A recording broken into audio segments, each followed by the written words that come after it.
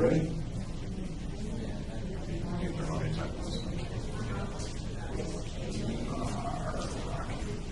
Okay.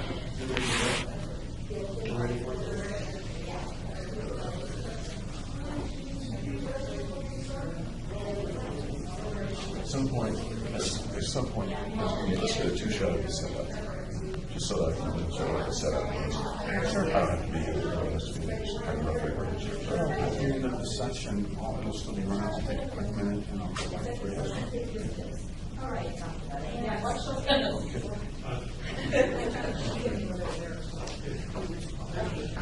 I'll check on it. Good morning, by the way. Good morning. How are you doing? I'm good. How are you? All right. Good. Good morning. Good morning. Okay, so what if you click on the door, you can see it? Have a seat. Have a seat. I think we've got you We somewhere. have sound now. We have better sound now. Before the sound was a little bit light, and I couldn't quite hear as well as I'd like. We got stuff on the sound, but if you want to pull out a little bit, that's fine. But whatever you're comfortable with. Okay. How was your night? Good.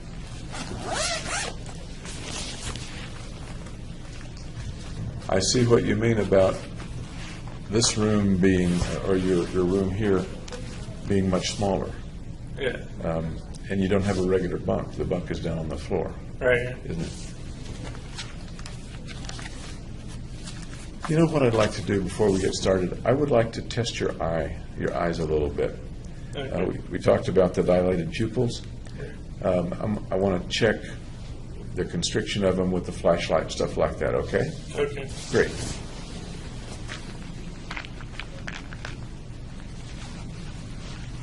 If I can get this little flashlight working. So if you just look off into the infinity there for a minute, I'm just going to look at your pupils a little.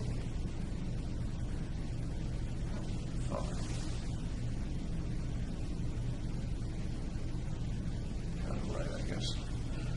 Now, I'm going to ask you to look off and focus on that restroom, or on that shower sign.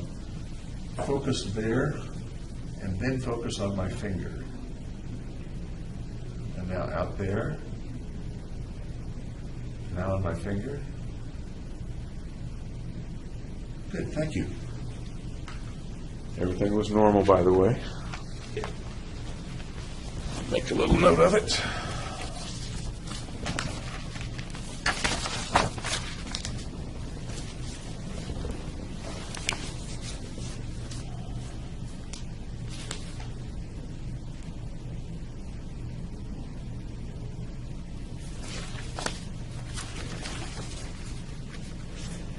Did you think of any questions or anything about our sessions yesterday that you wanted to bring up?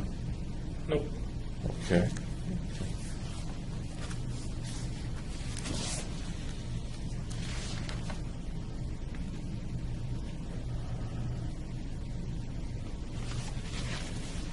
Do you remember what we were talking about when we left off? No, I don't. Okay. Don't feel bad because I'm not sure either. Let's just jump in here. I know we had talked a bit yesterday about the time that you were pretty depressed, particularly in December of 11, I think, right?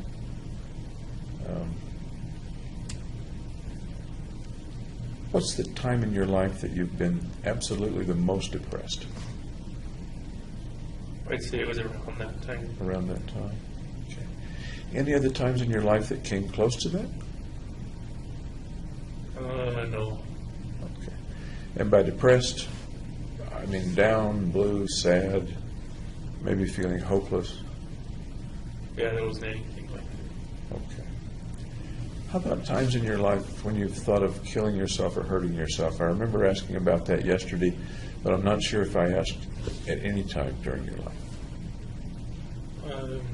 No, there weren't any other times. Okay. Have you ever tried to hurt yourself or kill yourself?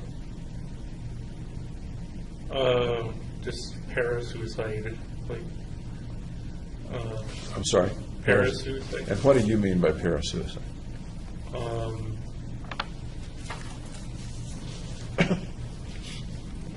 Not going all the way through with it. Kind of. Okay. And what was it that you did that didn't go all the way through with it? What was it that you did, may I ask? I was kind of sawed at my wrist. Okay. With what?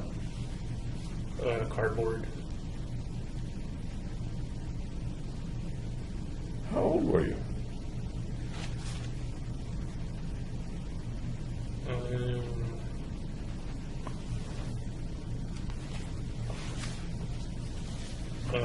Early teen. Early teens. Okay. Can you tell me what was going on in your life when you did that? Sounds like you probably felt very bad. It was when I had to move back to San Diego. And I recall you're saying you didn't want to leave your friends. Right. But did you do that after you moved back or before you moved back? On the trip moving back. On the trip. Yep. Where were you? Can you tell me more about what happened? I was in our van on the trip moving back. Tell me more.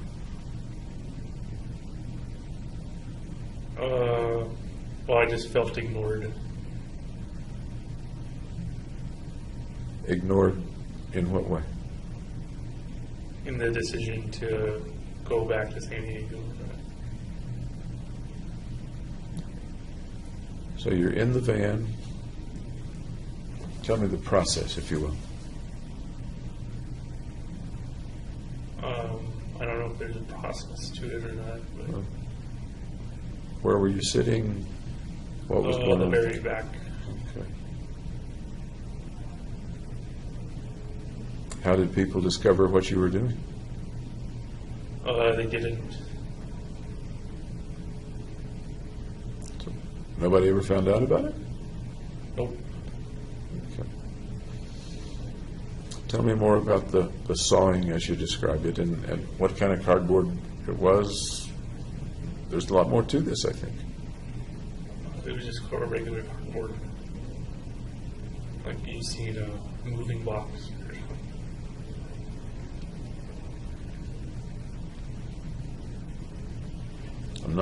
I'm not getting the whole video of it. Can you describe the video of it? Well, there's nothing else to say about it. Not for you, maybe, but I'm hearing some missing things. Like, where did you cut? How bad was it? All kinds of things like that. At the wrist. It wasn't bloody. It just broke the skin, though. You felt like no one was listening to you. Yep. Do you remember what you thought might happen as you were doing that?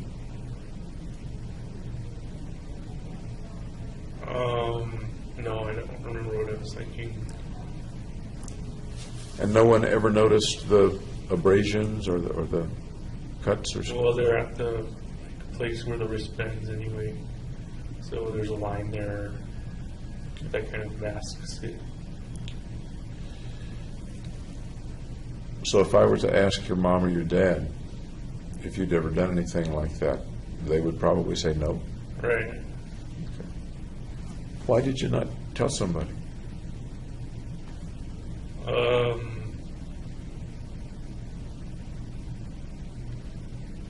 I don't know. Any guesses?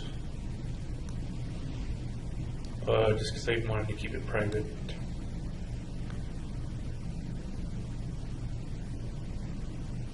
My thought is a private pain that you were feeling. Maybe that's not your thought, but that reminds me of keeping a pain inside.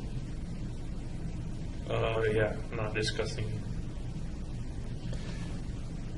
Did you do that with pain a lot over your life? Keep it inside and not discuss it? Yeah, I didn't see any need to discuss it. What kinds of pain have you kept inside?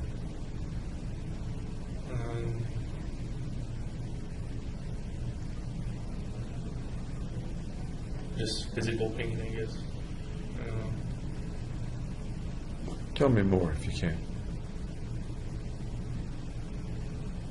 I don't know anything else. Sure you do. What kind of pain have you had that you've kept inside over the years?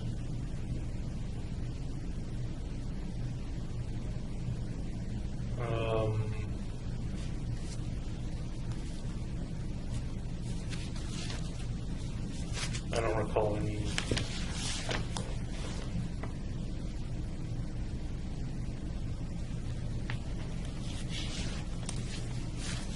No pain over the years?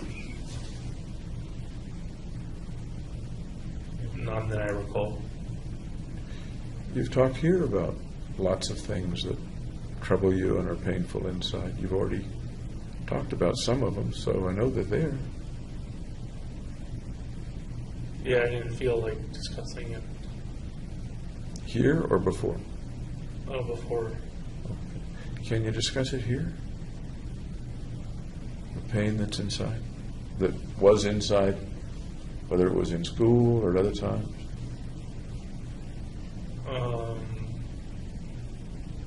Well, there's nothing to discuss. I disagree. I think there's a lot to discuss. Okay. What do you suppose is kind of keeping you from discussing? Well, that I've always kept it inside. Yeah.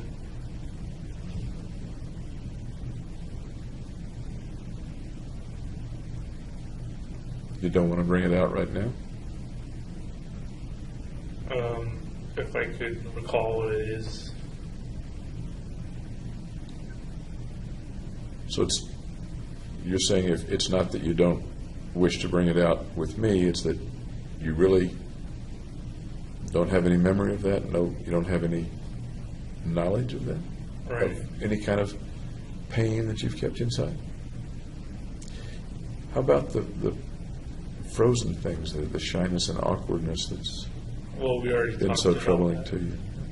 So that would be one example. It's okay to talk about things twice or three times. Oh, okay. Yeah. Shrinks like to hear things lots of different times in different ways. You've talked with shrinks before, you know that. No. How tough is it to keep the shyness and social difficulty inside you and not talk about it? Not difficult at all. Have you ever had the feeling that it might be helpful to talk about pain that's inside with somebody? I suppose it couldn't hurt. Did you ever wish you could talk with anybody about it? No. There were times in your life when I think your parents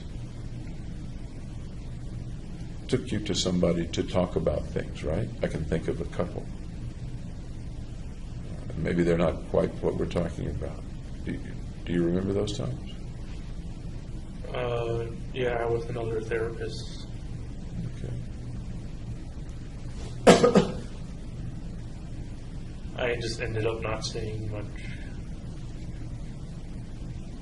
That's interesting. Your folks apparently thought that you were hurting inside, that there was something.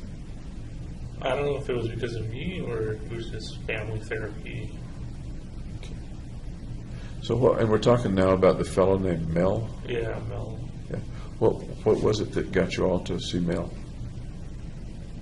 Well, I think it was my mom's decision. I don't know what made her decided to take us to family therapy. You were pretty young at that time, am I right? Teens. Oh, you were in your teens. Okay. So you likely had some idea of why she wanted the family to go see Mel. What do you suppose it was? Maybe build a stronger, more connected relationship with each other. Was there something that wasn't strong and wasn't connected in the family at that time? Not really, no. then why do you suppose she thought that that needed improving? See, I don't know why she did it. When you went to see Mel, what happened in those sessions?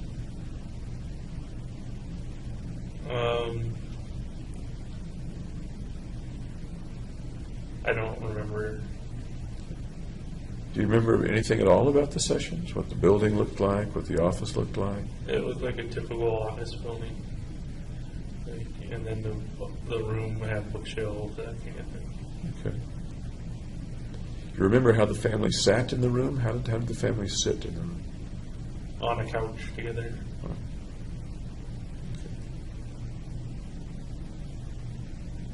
What might the family have been talking about? What is it logical to speculate that they might have been talking about?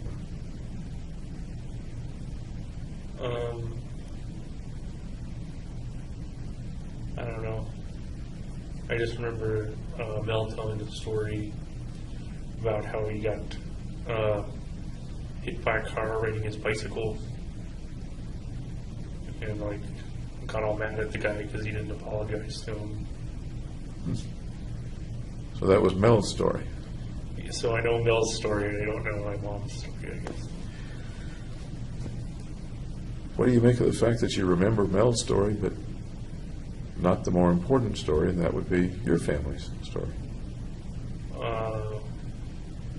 Because I guess our story never came out. Your story never came out. How many times did y'all see Mel? Like 10 times, I think. Lots of times. Yeah. There's lots of chances for the story to come out. What was it about the story that made it not want to come out?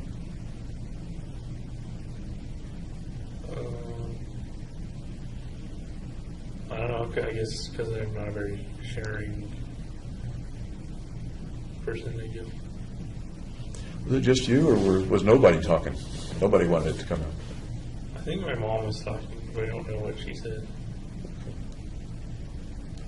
If you had been a sharing person, what might you have said? I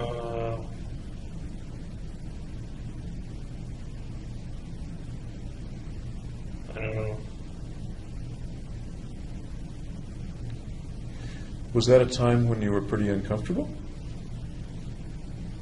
Uncomfortable in what way? I'm not sure because I wasn't there. But there was something that drove your mom or suggested to your mom that going to see Mel would be a good idea, and that was pursued for 10 whole sessions. Yeah, I didn't really see the point. What was going on in your life and your mind and yourself at that time? Just same old routines. Like what? Like games, sports, that kind of thing. And refresh me, if you will, what games and what sports? Video games and soccer. That was a while after you came back to San Diego, right? Or was it just after you came back to San Diego? I don't think it was a long time after. Just kind of a medium amount after.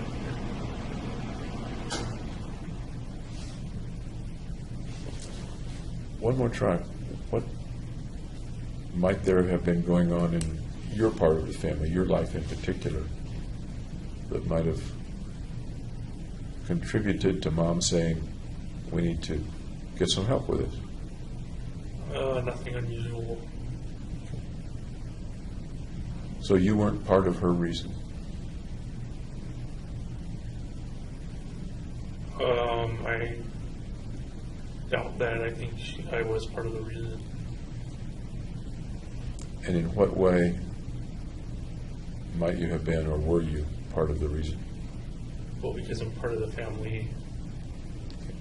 We're getting into kind of a tautology here. Yeah. It's getting circular.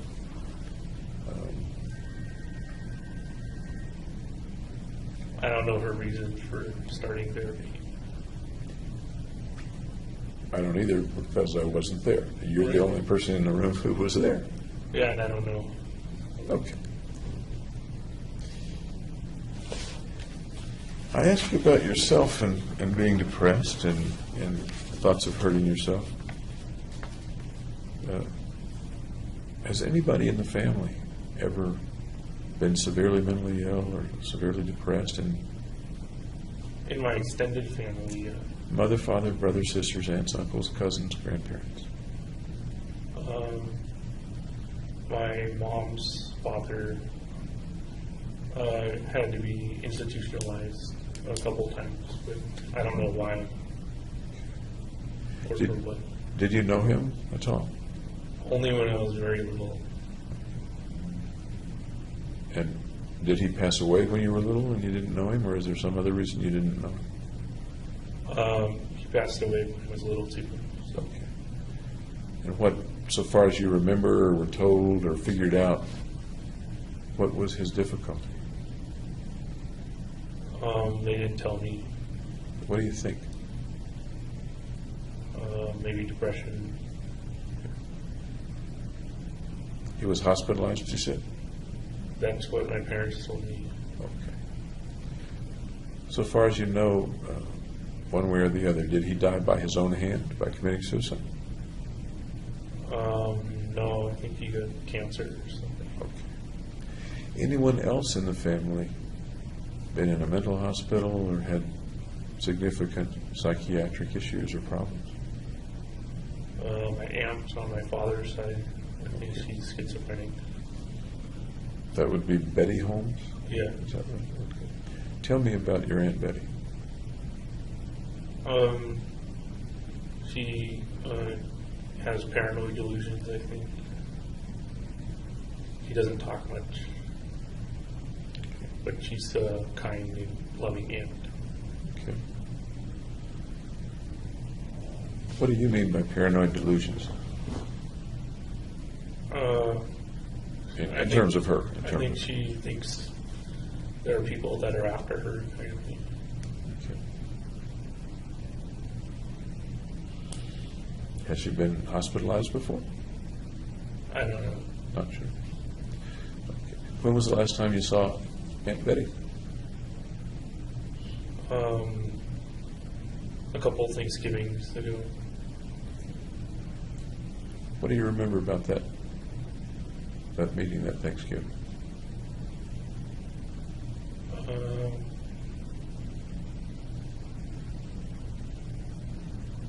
don't know, it's just a normal Thanksgiving. Do you remember anything about Aunt Betty? Excuse me. No. When you say a couple Thanksgivings ago, it was before you were arrested, right? Right. Okay. Would it have been the Thanksgiving before you were arrested? That is, give or take November of 2011? I'm not sure if it's that one or the one before. Okay. After you went to grad school? It was, okay, so it was before I went to grad school. Okay.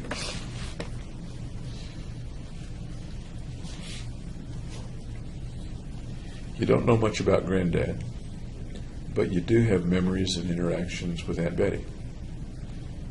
Are there any ways that you're similar to or quite different from Aunt Betty?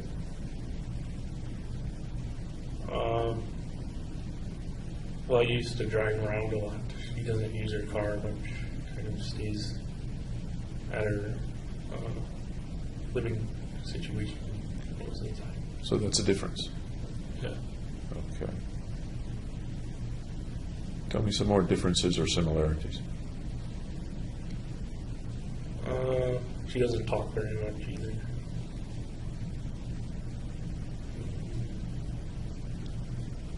She goes to bed like at 7 o'clock, which is really early. Okay. Any other differences or similarities? Not that I can think of. Any speculation about why she doesn't talk very much?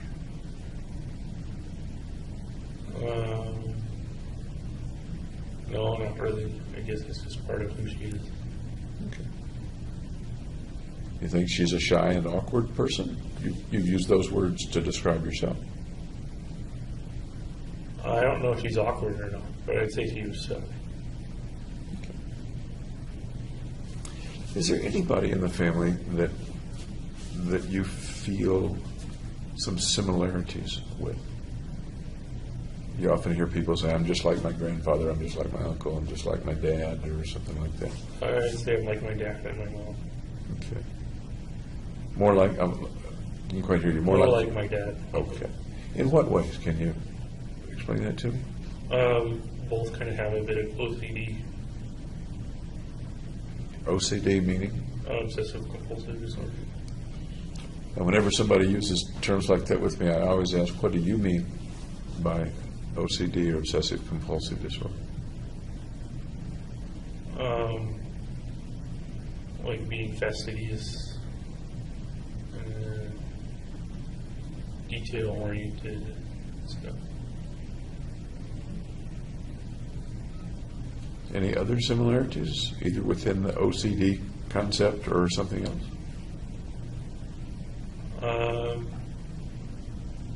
My dad's more introverted than extroverted, kind of like me too.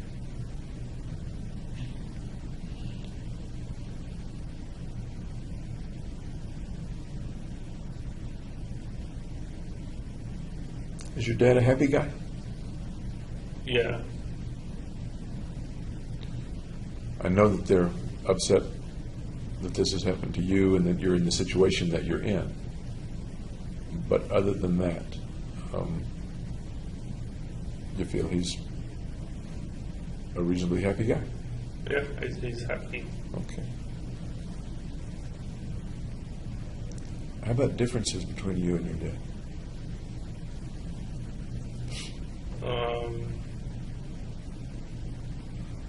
He's very mathematical.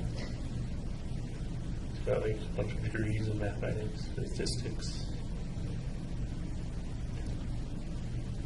You're not mathematically inclined yourself, even though... Not solely mathematics. Okay. Are you a happy guy? I know the situation is very, very difficult. But Not say- right now. No. Not right now. That's fair. Let me kind of rephrase. Before you were arrested, say as you were in graduate school, were you a pretty happy guy or no?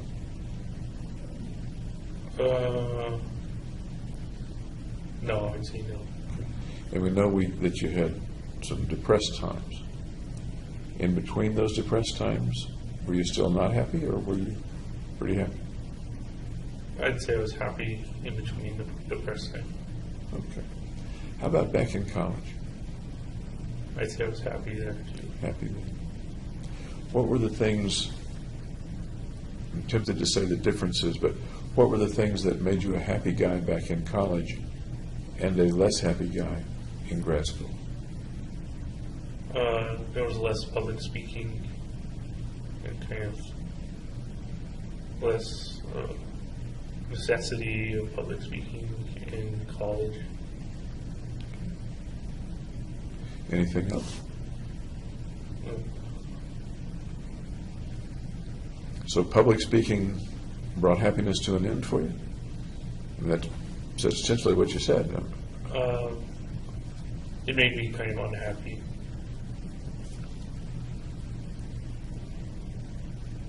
How is public speaking so powerful that it brings an end to happiness for James Holmes? How is it that powerful or that distressing for you? Because I worry over saying the right things.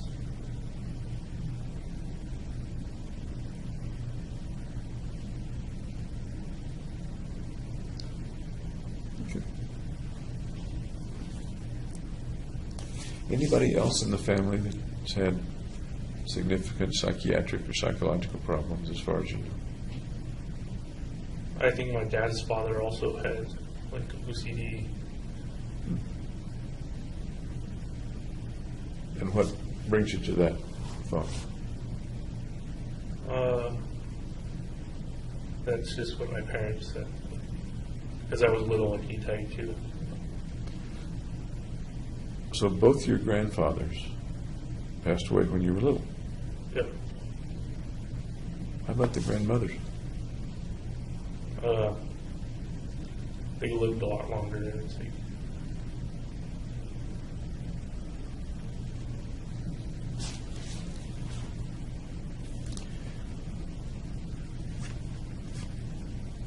Any difference between the way your dad has relationships with people and the way you had relationships with people up to the time that you were arrested?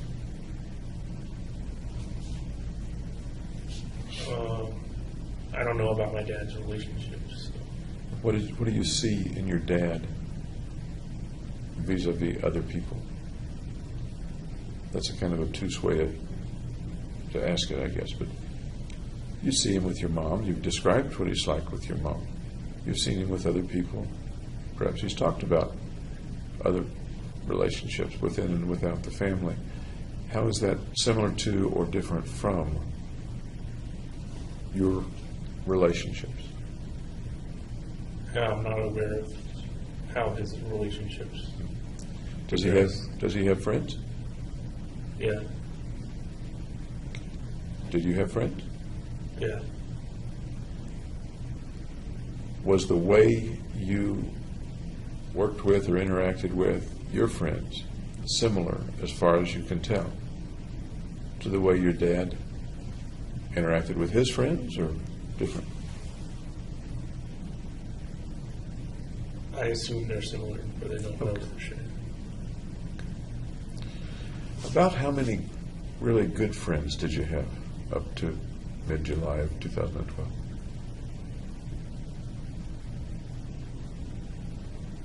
About 5.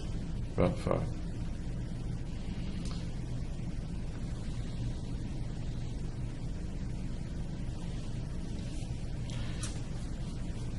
Here's an odd question. How old do you think your dad was when he married your mom? Do you happen to know or no? Late 30s, I think. Late 30s. Okay. Do you know if they knew each other in their 20s? I think they met at UC Berkeley during a tennis game, or introductory tennis. Okay. What was the story of their, if you know it, the story of their relationship and their courtship and eventual marriage? I don't know that much about what happened after that. Okay.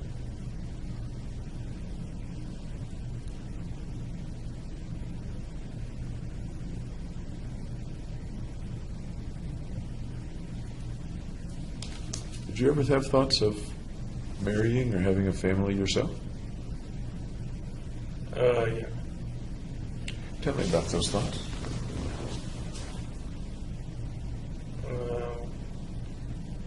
Just get a good job to pay for a nice house and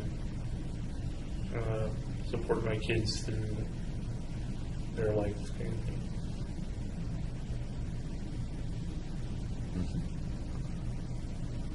What other pictures or fantasies or thoughts did you have about a future with a wife and family?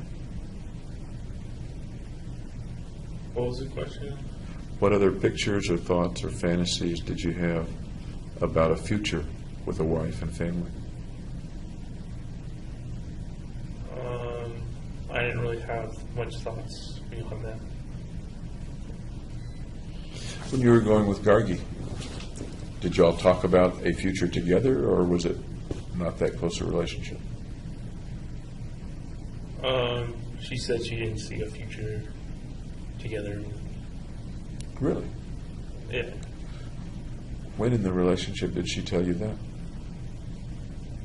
When she broke up with me. Okay. What would go into her saying that to you and breaking up with you? I don't know. She didn't give a reason why she said that. Speculate for me. You're a smart guy. Speculate for me. I guess she couldn't picture family life for me. What would have been lacking in a family life with you? If anything, what do you think? Probably ample conversation. When you were with her, was there ample conversation? There was enough. You've said before several times that people you're close to, you're much more facile with conversation than people that you're not close to. Right. Okay. You were pretty darn familiar with Gargi. Right. Yeah. So what was the conversation with like, or rather, what was the conversation like with Gargi? It came easy.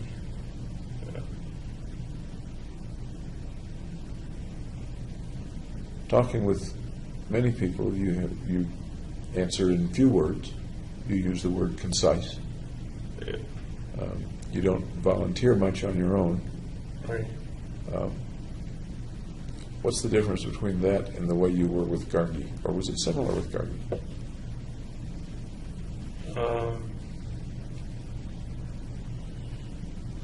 I guess it was similar.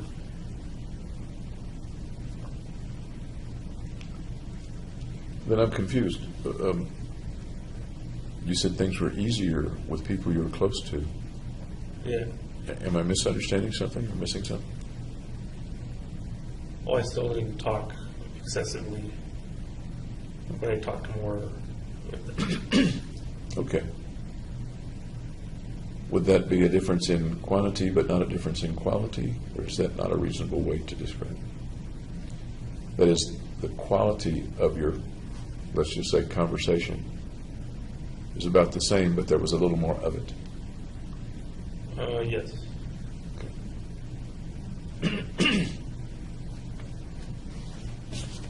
Is there anything else about you that you think might have caused Gargi to say, I don't see a future with you? Not that I know of. Did y'all ever talk about a future together at other times in your relationship? No, that was the only time.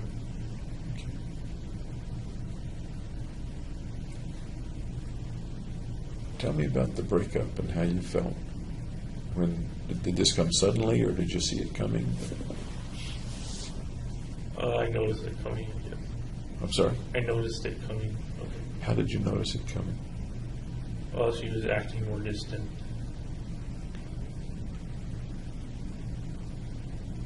How did that make you feel? Sad. Sad. Tell me about sad. Well, sad that the relationship is ending.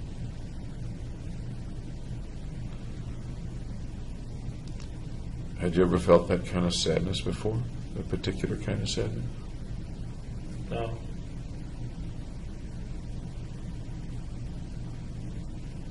This was the first time you'd had a relationship like that. I think you told me, right? Right.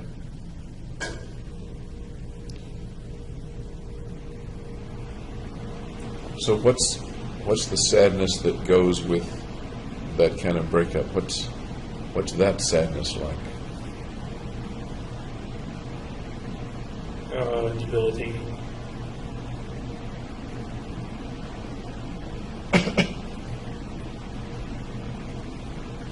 Debilitating?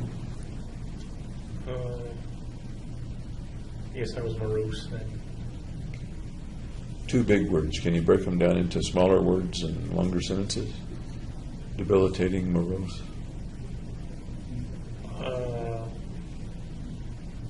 Just that I didn't feel as energetic as usual.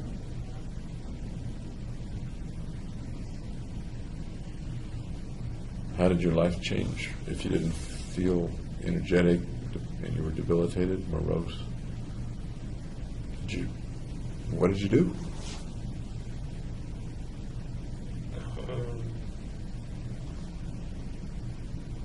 I did more escapism, watching TV, that kind of thing. Watching TV, anything else? Listening to music.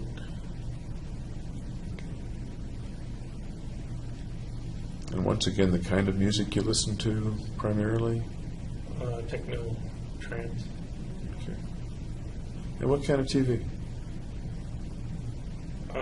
Comedy. Tell me what comedies. That's interesting.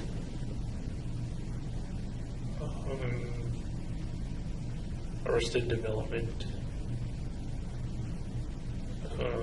Big Bang Theory. Louis C.K. The first two I'm pretty familiar with. I've never watched Louis C.K. He's kind of a pessimistic comic.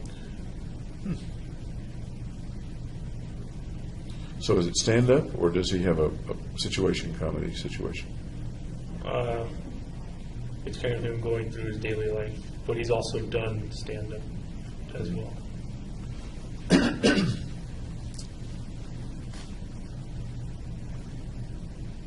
Do you think there's any significance or, excuse me, lack of coincidence about those three comedies? A pessimistic comic, Big Bang Theory, and Arrested Development. Any particular reason you think you like those three comedies? Well, they're humorous. Well, sure. Anything else?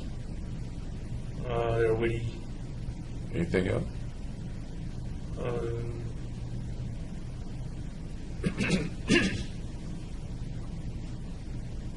I guess they kind of mirrored my situation sometimes.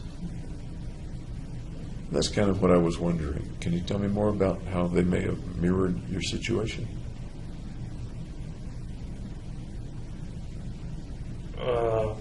Well, the Big Bang Theory is about how this guy named Leonard interacts with Penny, and they have relationships that start and end too.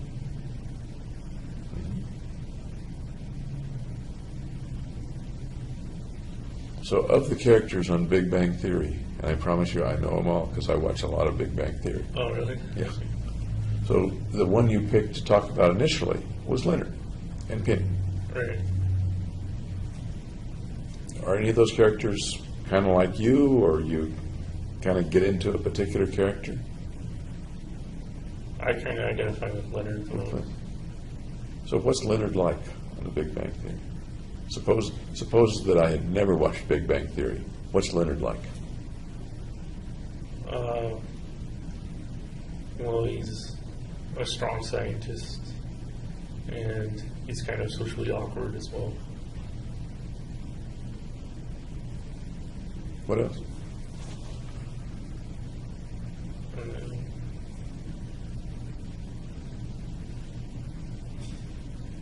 He's also humorous. He's funny.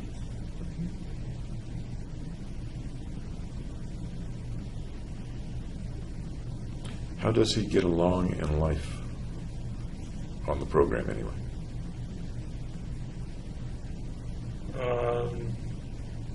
Well, usually has adventures with his friends. Do you have adventures with your friends? Did you? Yep. Tell me some of the adventures with your friends. Well, we went hiking at Dino Ridge. We went to the History Museum, I think, Natural History Museum. We toured like beer factories. Really? Yeah. Where's Dino Ridge? I'm not familiar with Dino Ridge. It's close to Red Rocks Theater. It's just got fossilized imprints of dinosaur feet. Okay. And the friends that you're speaking of, can you name them for me? Well, they're in Colorado. They're Gargi, Ben, Tim.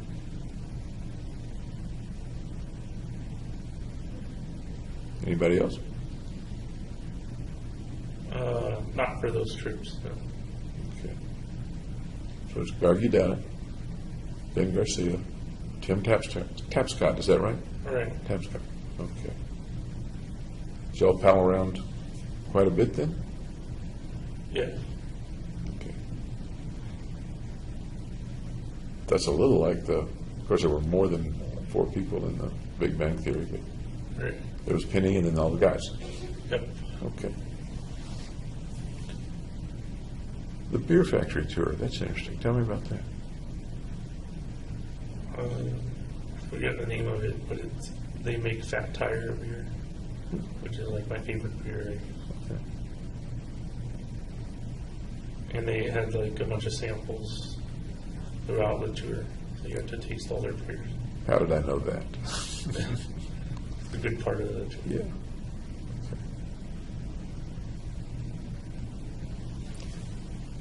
The adventures on Big Bang Theory are often social, very social adventures, going to a bar and where the folks, particularly Leonard, I guess, are not sure what it's going to be like. Does that resonate at all with the adventures and things that you do with your friends? Yeah, it sounds similar to it. What's the most adventurous one that you can think of right now?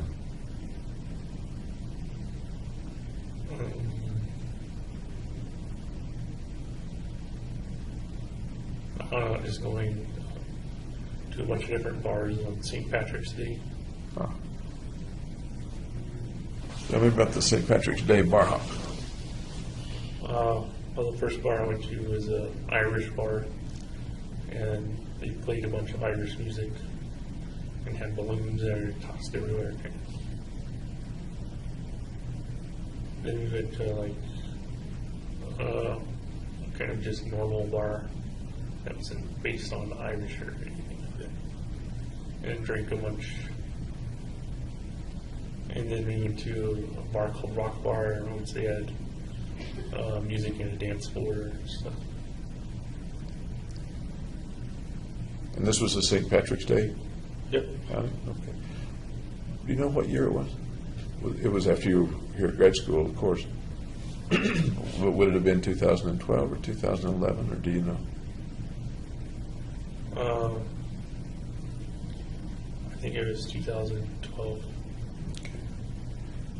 So would that have been toward the end of your relationship with Gargi? I'm trying to put the calendar together.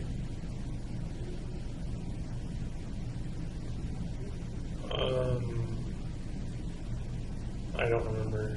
Okay.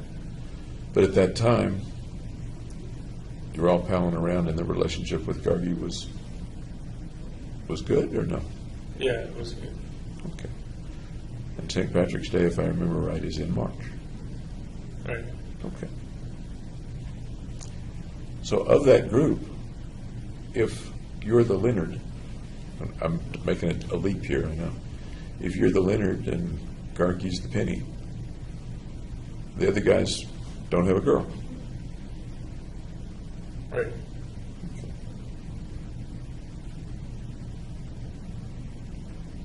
Does that bring up any thoughts? Did Ben and Tim not have a girl and James did?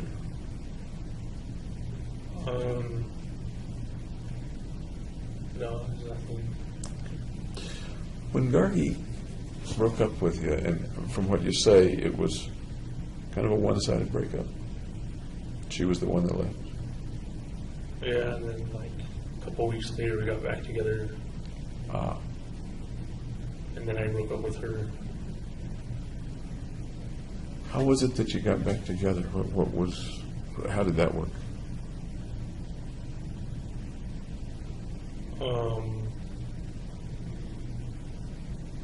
I guess she wanted a non-committal relationship. So I figured that was better than nothing. Okay. So what happened between you two? What was the relationship like in that second relationship, if you will? It was just like the first, except I knew there was not going to be a future between us.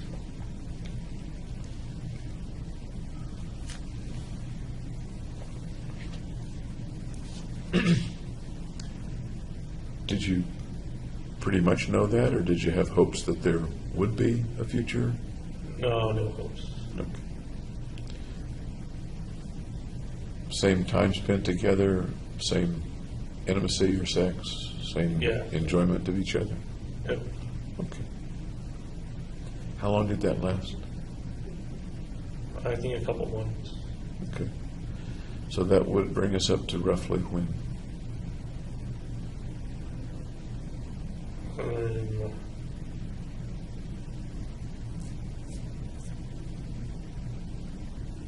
May, I think.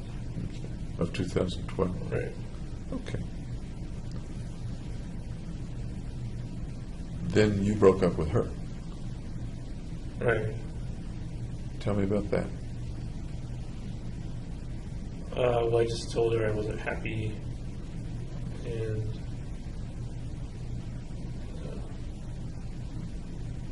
I didn't want to do the relationship anymore. Was that the truth? Was that the case? Yeah. In what way were you not happy? Why did you want the change?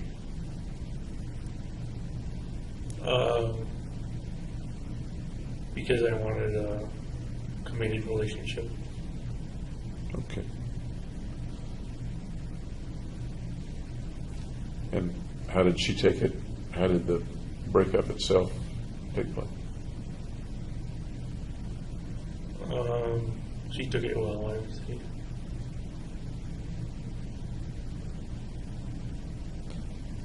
Did you miss her after that breakup? No. What did she go and do? I mean,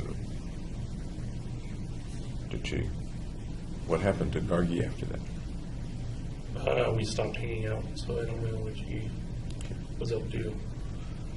Did you stop hanging out with all that group, or just stopped hanging out with Gargi? The whole group. The whole group. Tell me about stopping hanging out with the group.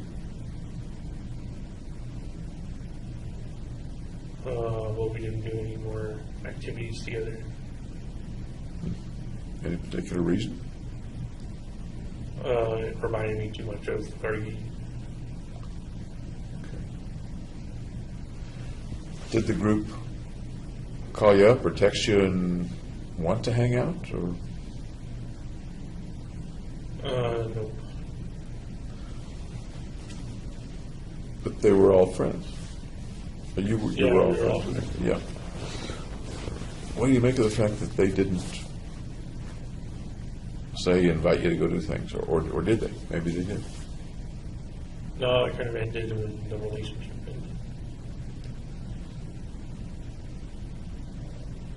ended. That's odd to me that you have 3 friends, and the breakup with one of them cuts I things. guess Gargi was kind of the glue that kept it together.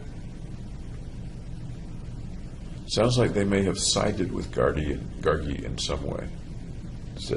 Or maybe that's not the right term to use.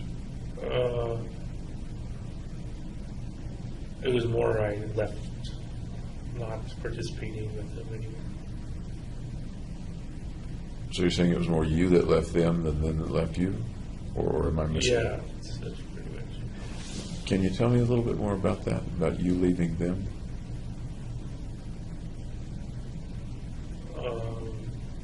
Well, I just didn't do any more stuff with them. Did you do stuff with other people besides, rather than them? Yeah. What other people? Hillary, I went on a hike with her. That's Hillary Allen? Yeah. So how did Hillary come into your life? Well, I texted her to see if she wanted to hang out. And you knew her from what? She's in the same neuroscience class. You texted Hillary, and what'd she say? Sure. So tell me about the things that you did with Hillary and what she was like. Well, it was only that one hike, so there wasn't much else. Is there a reason there was only one hike? Only one interaction? She asked to see if we wanted to do anything else, but by that time I had red hair and was kind of out of it.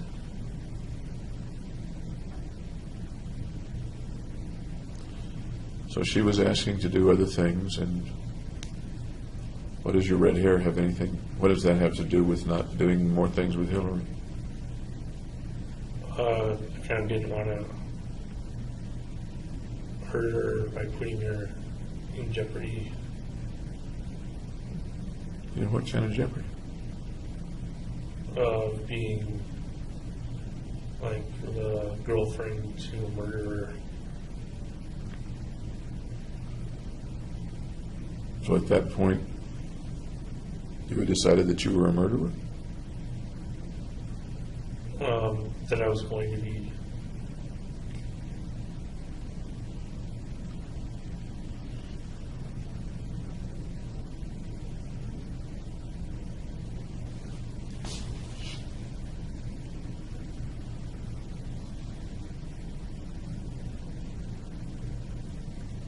Setting aside, and maybe that's the wrong thing to do, the part about you wanting to protect her, was she a pretty nice person, tough to give up? Yeah, she was nice and friendly.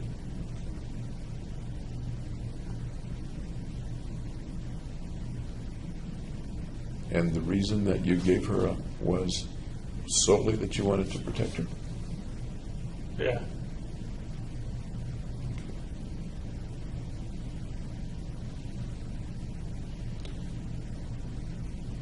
Sounds like that becoming a murderer was very important to you at that point. To give up friends, to give up the possibility of the relationship with Hillary. Yeah.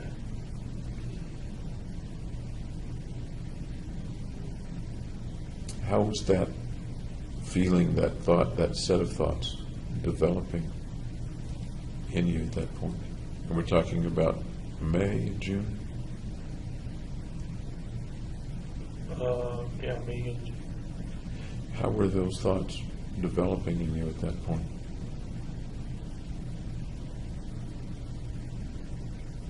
Kind of consuming me. It's an interesting word. Can you tell me what you mean, consuming you? It became the main focus.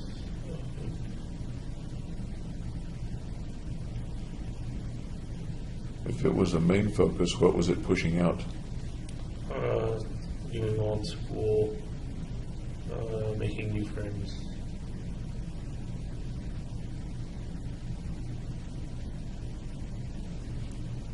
So it was pushing school away from your life. It was pushing making new friends away from your life. And again, I don't want to put words in your mouth. Is that That's what correct, yeah. Okay.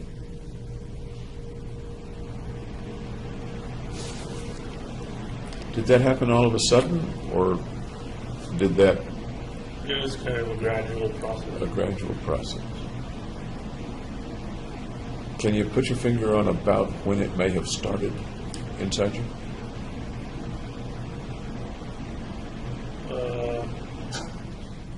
When I first bought taser, the knife. And I've got a timeline here about your buying stuff, but can you tell me about when that was? I think it was in May. I'm not positive. Let me look at the timeline.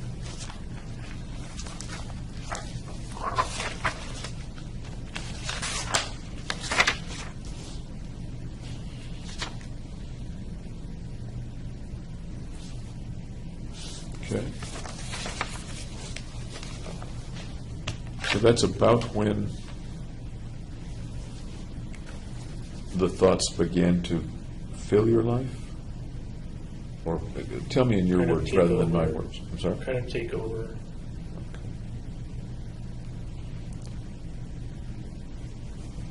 What was the process that led to your buying the taser and the knife?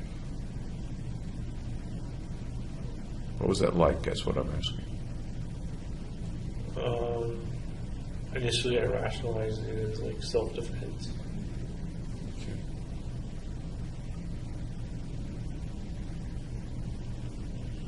Did you think about the purchase very long, or did it come to you kind of all of a sudden? No, it was just all of a sudden. What did you know about tasers and knives up to then? How did you pick a particular taser or that particular knife?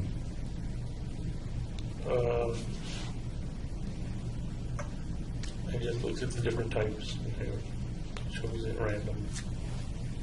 Chose it at random? Is that what you said? Did you research it at all? I looked at the different types and the different prices. Where did you look at it? In the store, online, Online. magazines? Online. So what did you choose? I chose a taser that looked like a cell phone. Okay. Remember the brand name or the model? No, And where did you acquire it? Where'd you get it? Amazon. Okay.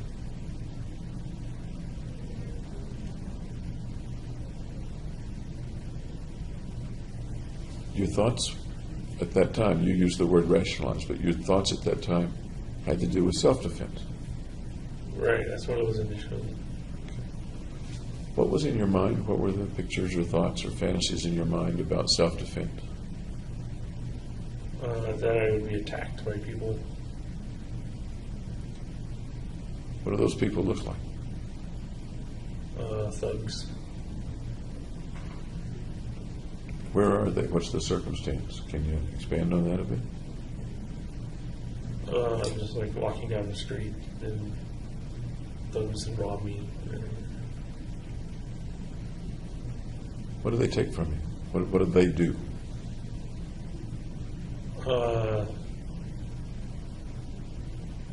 Beat me up. How? What's the video there? Just with their fists and then steal all my money and stuff. What happens to you after that? They can't because I taser them instead. If you don't taser them, what would happen? Then I'd have to go through recovery, the hospital.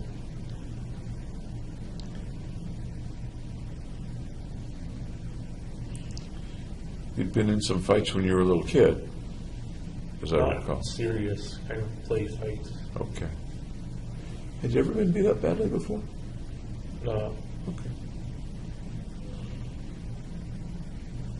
So the taser comes in a box marked Amazon, and the knife with it.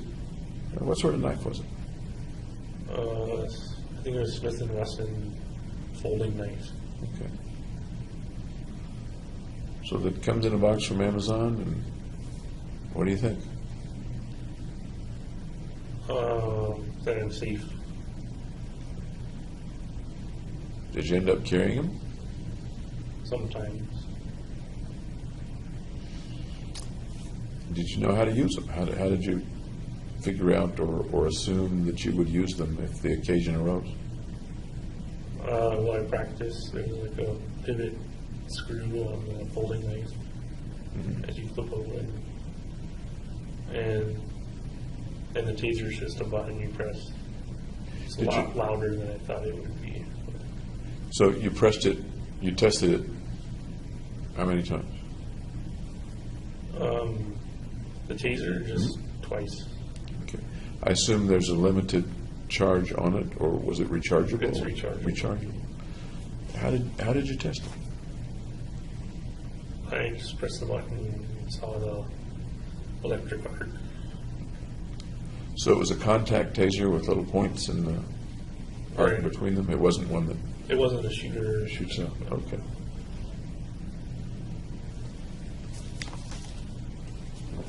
You said that the idea to purchase those things came quickly. Were there any thoughts about needing to defend yourself or wanting to assault other people before that? Not that I know of. Yesterday you talked about the frozen situations, neither fight nor flight, and kind of frozen in a social situation.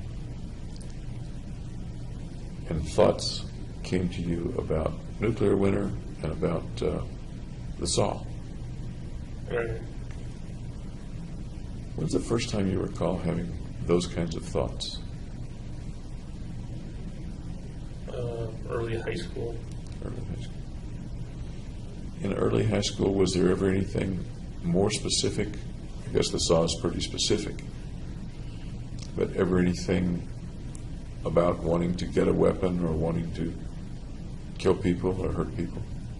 No, it wasn't realistic. It was just kind of obtrusive thoughts. Okay. Was anybody particularly troublesome for you in high school or college for that matter? Somebody that picked on you or had it in for you or made you very uncomfortable? No.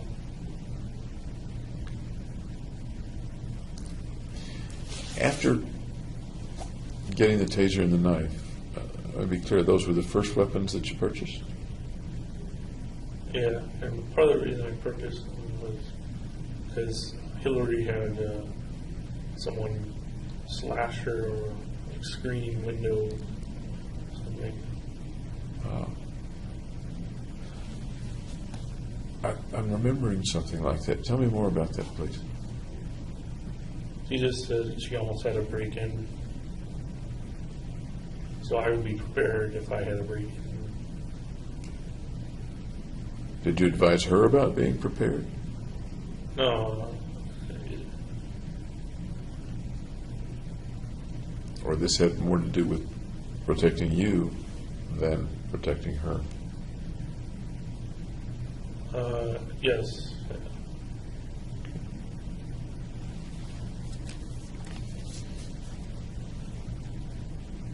What's the next thought that you had that you can recall about getting a weapon or something like that? Defensive or offensive? Then it was offensive when I got tear gas, I think. Okay. And that was about when?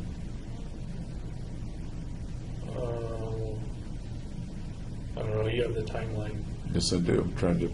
Okay. I would like to verify the timeline and see I'm not sure. if you remember it similarly now to when you were.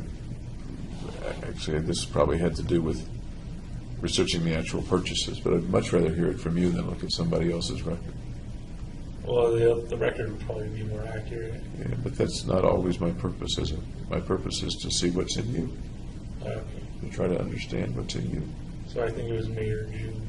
Okay. Remember the thoughts about buying the tear gas? What came to mind? What pressed you to do it? No, I don't know how it changed from self-protection to aggression, offensive. I suppose tear gas can be both offensive and defensive. But you're saying offensive is what Yeah, you just said. I primarily thought it as offensive and a crowd control. Okay. Remember what your thoughts were at the time of Of what situation might arise in which you might use it? If there was a riot, or if I started a riot, kind of thing. And how would tear gas come into that? It would disperse the crowd. And how is that an offensive move? Because you're forcing someone to move.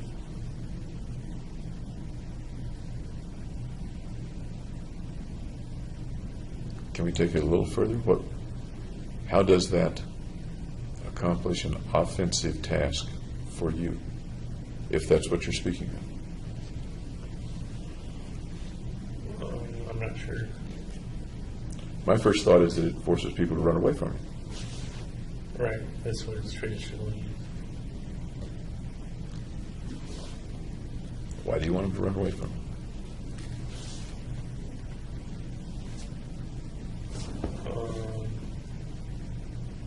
So they wouldn't attack me.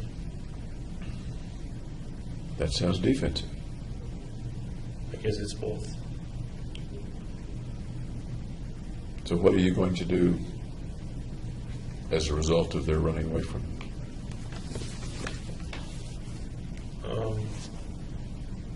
Avoid being attacked. Anything else you're going to do? No. Okay. You recall roughly what the next things that you bought were?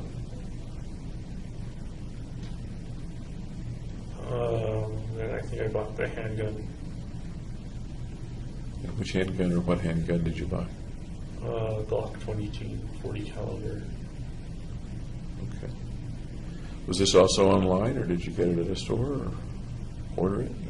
I tried to buy it online because it was cheaper online, but there's firearm transfer. There's a bureaucracy to it you have to go through.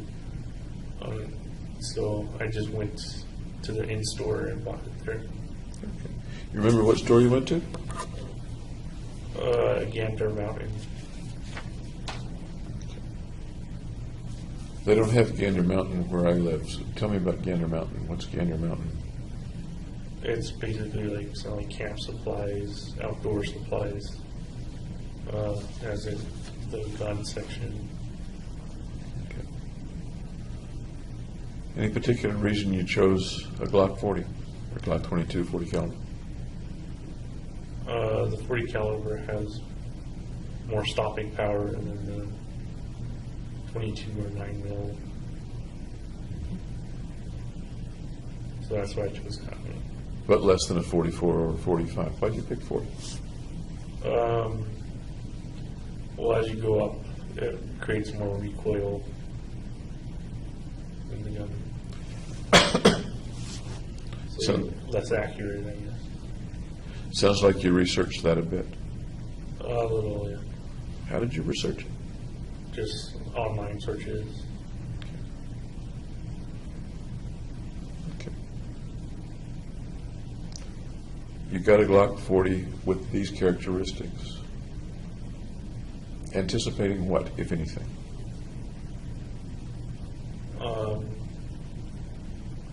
That I could use it for self-defense initially.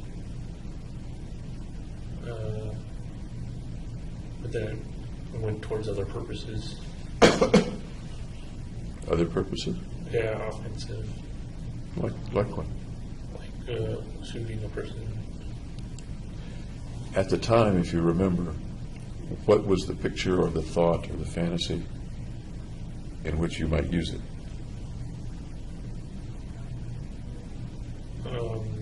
Well, just in a mass murder situation. That's different, at least in my mind, from shooting an individual person, a single person who's near you or in the room with you. You said mass murder. Tell me what the thought was. Just shooting into the crowd instead of picking out people. Okay. Did you have a particular crowd in mind, or particular setting in mind at that time? No, not at that time. So, going back now over 2 years, what do you think the crowd looked like? Where was it? What were they doing? What was going on?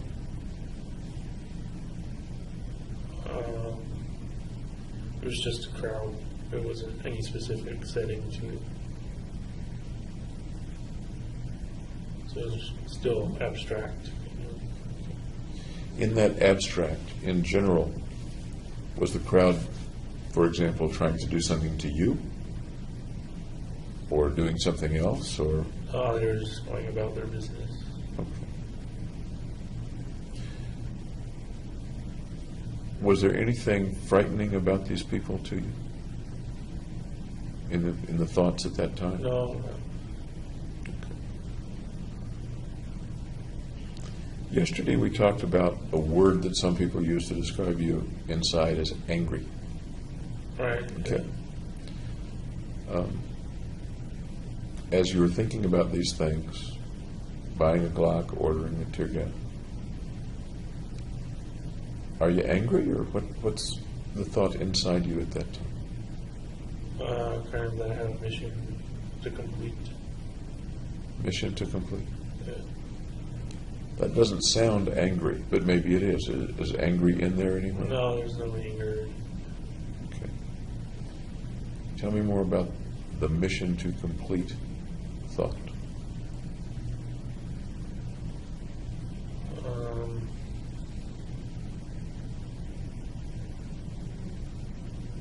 Just that it was something I had to do.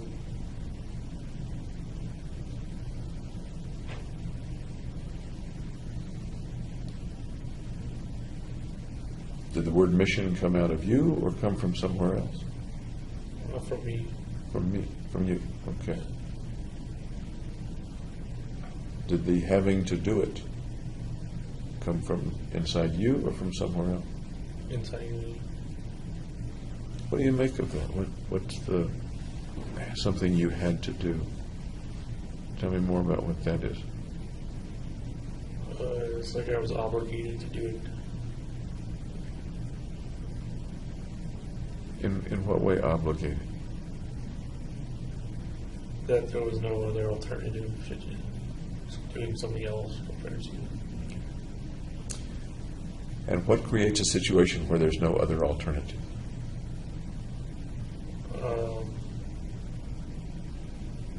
A depressed situation where I transfer my feelings from suicide to homicide.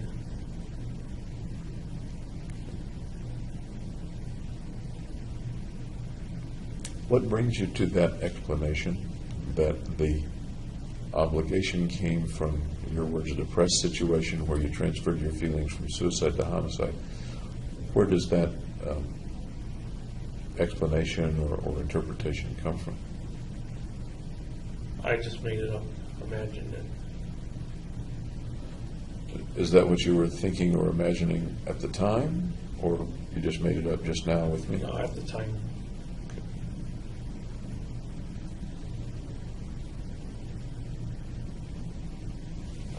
That's interesting to me, and a little confusing to me. You just made it up and imagined it, that it was a transfer from the suicidal to the homicidal. Yeah, so I take my suicidal thoughts and make them go away by having homicidal thoughts. Had anyone or anything taught you that that was a possibility, or what brought you to that conclusion, that my suicidal thoughts will go away if I have homicidal thoughts or do homicidal things? That's just what I figured would happen. What you figured would happen. Yeah.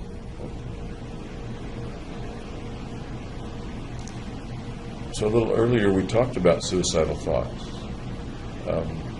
What were the suicidal thoughts like, if you remember?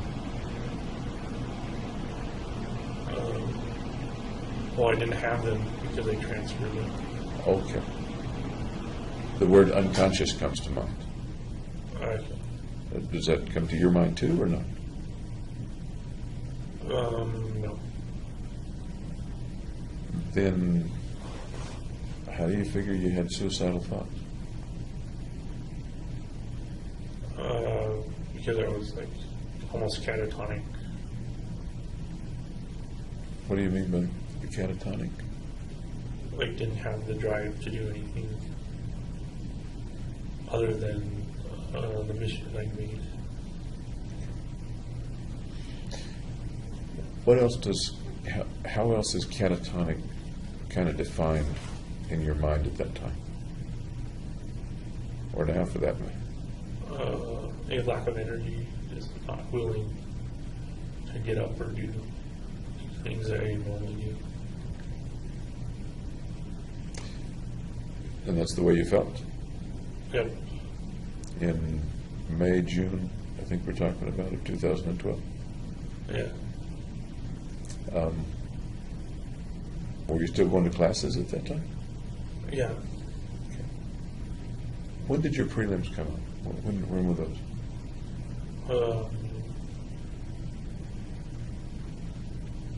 June, I think.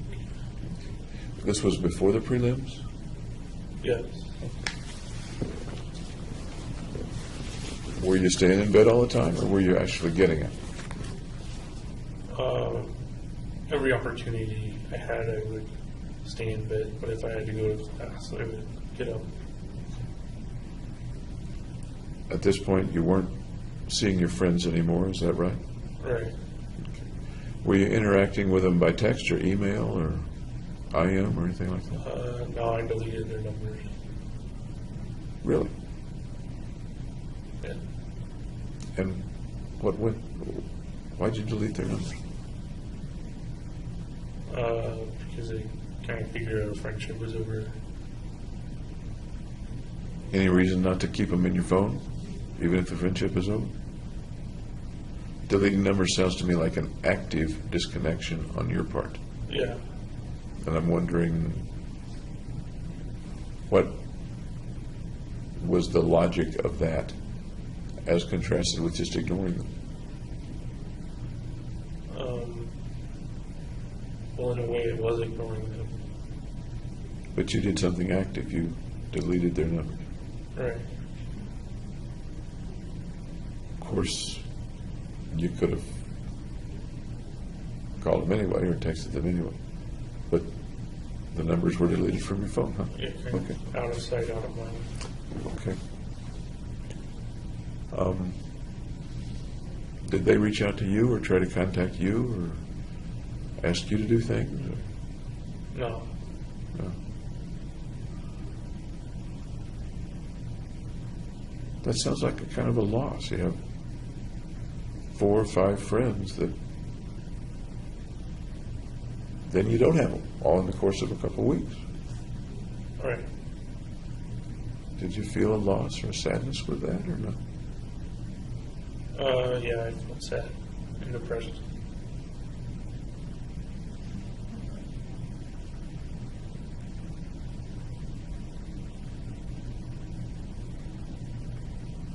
Tell me more about the sadness, depressed at that loss. Well, they've been my friends for a month, so I was sad to see them go. If they didn't go, you dismissed them. Is that right? Yes. It sounds like a small distinction, but it also sounds like a significant distinction. Well, it's kind of mutual abandonment. How did they abandon you? Well, they stopped inviting me to activities and stuff. Why do you think in their mind they stopped inviting you to activities? Because Gargi didn't want to see me anymore.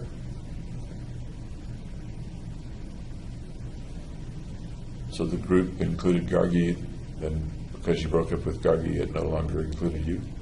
Right. Did Ben continue to text you or call you or contact you? I don't think so. Did you try to keep in contact or get in contact with any of them?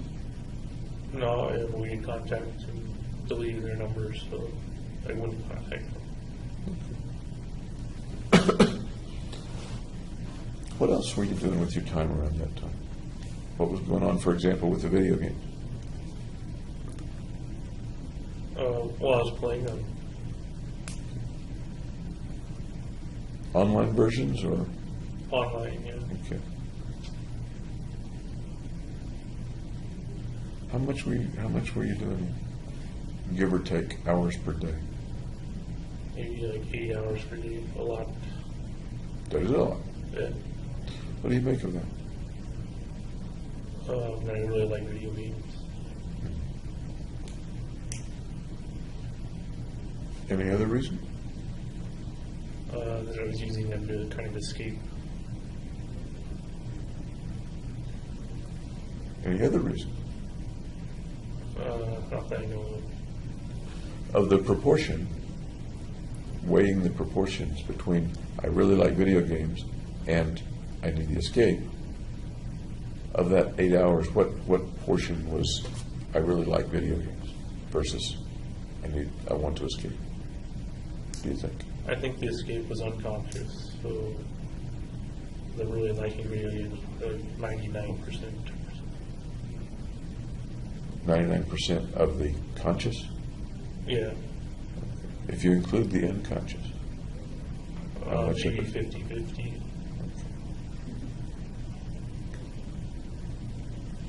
Do you remember the opponents or colleagues online that you, They're usually just random people, so there wasn't a particular nemesis or something. log-on name or something like that that would come up that you would interact with in the games? No. Is it the rule, and I don't play online games, so you'll have to educate me a little bit. Is that the rule that there are so many people out there playing the game that you don't notice the the players appear random? Or is it more the rule that you would see this one in the game environment at your particular level over and over again? You can create guilds and clans, or add friends, so that you play with them over and over again. And you're talking about a particular game, I'm not recalling the name of it. Yeah. The main game I was playing then was Diablo 3. Diablo 3, right, okay. I looked that up. Very confusing to me. Okay. So, were you in guilds and clans with those folks? Or No, not? I was just playing randomly. Okay. We started this chain of conversation about the suicidal thoughts being converted to homicidal thoughts.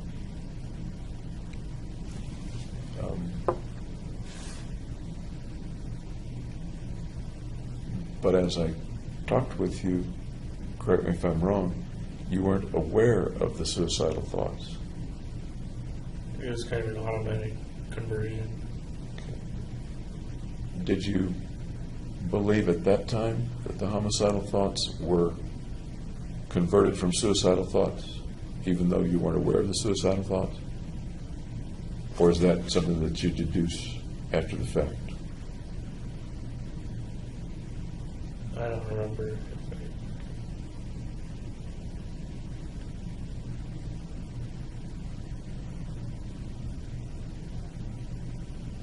I guess it goes to the question of where's the mission coming from? In your thoughts at that time, where's the mission coming from? As a kind of coping mechanism. Is that really the way you thought of it at that time? I'm having a coping mechanism, and so I'm No, on at a this time mission. it just happened. Okay. Okay.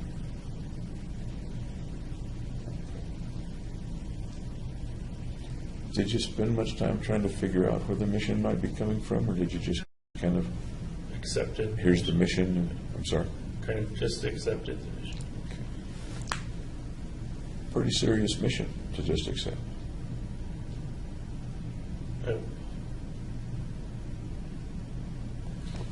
What do you make of the fact that you just accepted a mission of that seriousness?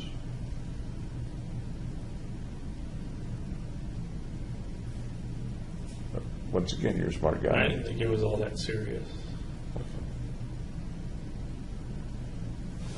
Tell me about that. I didn't think it was all that serious. When you've bought the tear gas, you bought the Glock at that point.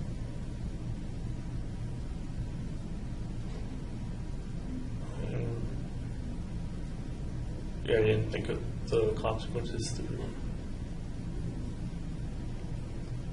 Of which consequences? Of completing the mission.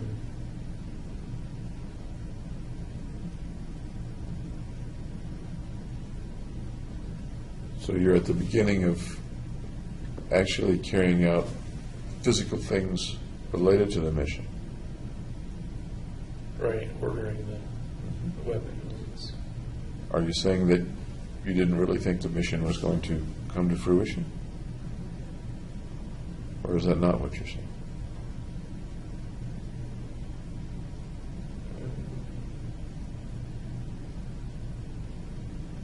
I just didn't know. I was preparing. Okay. As you got items, did you have any particular feeling or experience once the item was gotten? Well, I formed an attachment to it, learning how it worked, practicing with it. Okay. And I guess I'm asking, it sounds like you're saying there was a pressure or a pretty strong, maybe impulse is not the right word, to get the tear gas canisters, to get the Glock. After you had gotten it, was there any change in that pressure or that push? No, it just kept escalating to get more and more weapons. Okay. So getting the weapon didn't satisfy the, let me say, thought. Correct. Okay. And I'm not sure I'm conveying that very well, but let me just ask you, what do you think I'm asking, so we kind of get on the same page? Were the weapons kind of fulfilling the mission on their own?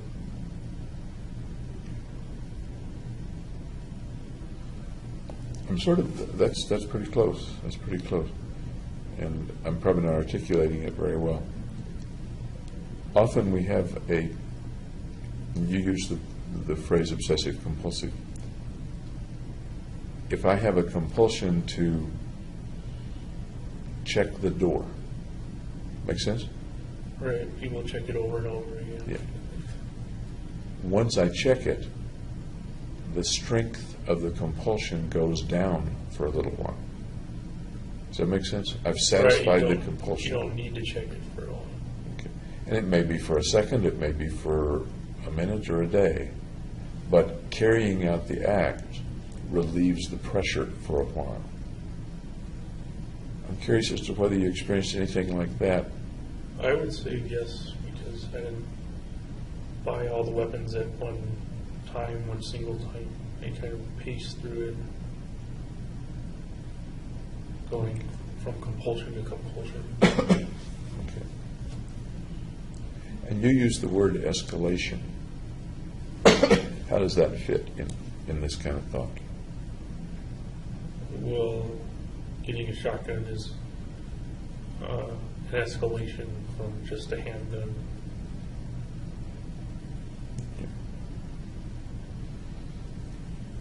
As you got more of the equipment, and you mentioned, you didn't use the word fascination, I don't think, but attachment, that's the word you used.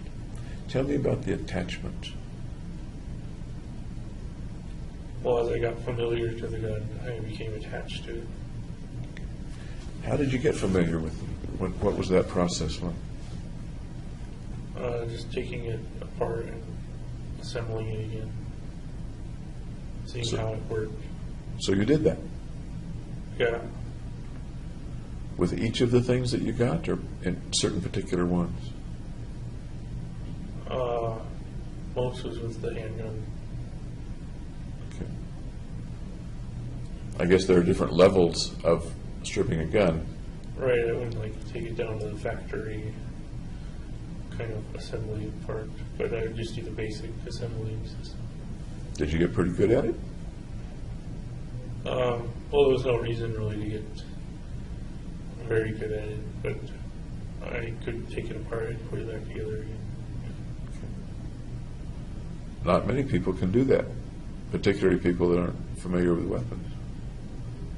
Well, I wasn't disassembling it to its like base state or anything. Okay. Okay. Do you recall what the next things that you bought were? I think it was a shotgun. Okay. And where did you get that? Locally or online? I ended up getting everything locally. It was at like Bass Pro Shops, I think.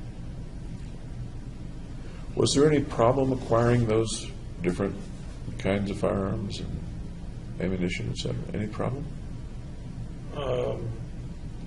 They had it listed on their like kind of checkoffs list that people who are mentally ill can't buy them. I guess you have to be committed to like an asylum or something to be termed mentally ill in their words. That wouldn't have presented a problem for you, right? I thought it might be a problem. In what way did you think it might be a problem if you'd never been in a... I thought that Fenton and Feinstein may have diagnosed me as mentally ill, and then I wouldn't be able to buy the guns. Ah. And the first time you went to see Fenton or Fenton, first it was Roth. And then Right. Fenton. What was the earliest you saw them? I don't remember the month. It was before I started buying the weapon. Okay. And you thought maybe you were in some database or some record or something like that? Right, it was a possibility. Did it turn out to be a problem? No. So I could order the gun and get it basically an hour later. How much ammunition did you buy at the time? I buy it in bulk, so like thousands and thousands Mostly local or mostly online? online. Okay. Was that ever a problem, ordering bulk ammunition? Nope. Okay. What else did you buy? Assault rifle. Semi-automatic? Yep. Did you try to convert it? No, I didn't have the knowledge to convert it to automatic. Okay. Did you think about it? I thought about buying an automatic, but there was a law that said like after a certain date, you can only own the automatic weapons you have. You can't buy new ones in the States. Did you think about conversion kits? No, I didn't, because I thought that would be too technical. Okay. What else did you buy? Another handgun, And what kind this time? Glock 23, also 40 caliber, Okay. and body armor, kind of interspersed with all this stuff too. So you have two Glock 23s. I misspoke earlier. I said 22, but I do. No, the first one was a Glock 22, the first one was a Glock 23. and the second one was a Glock 23. What's the difference between a 23 and a 22 for the same caliber? The 23's got a shorter barrel, I think. So they're almost essentially the same. At around that time, did you have any picture in your mind of what you would look like using those weapons? Yes. When I took a picture of me holding the weapon, wearing the body armor. Tell me about that. I don't know why I took them. I just to be remembered or something. To be remembered. Yeah. What were the pictures like? Typical camera phone selfie pictures. To be remembered. What will people looking at those pictures think or see when they see those pictures? You'd have to ask them. No, what do you think? What do I think? Yeah. Okay.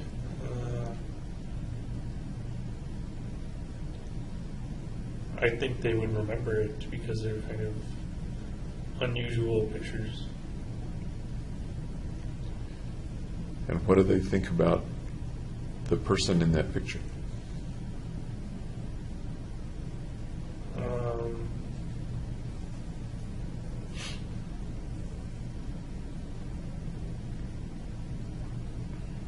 That they're familiar in the ways of weaponry and body armor. Familiar in the ways of weaponry and Body armor. body armor, okay. Anything else that they infer from the picture? Not that I can think of. What might they infer from the picture?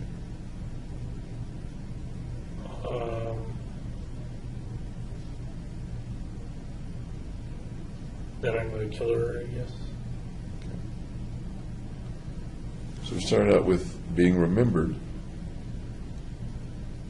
and some of the inferences are, this is a person who knows how to use it, and this is a person who's a killer. Any other inferences from the pictures that a person might have? No. I just happen to have the picture.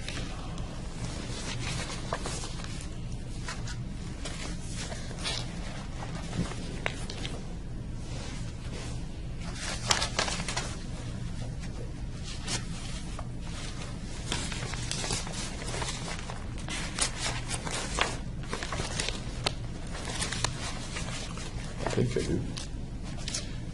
And what I'm going to ask you is, what do you infer from the picture?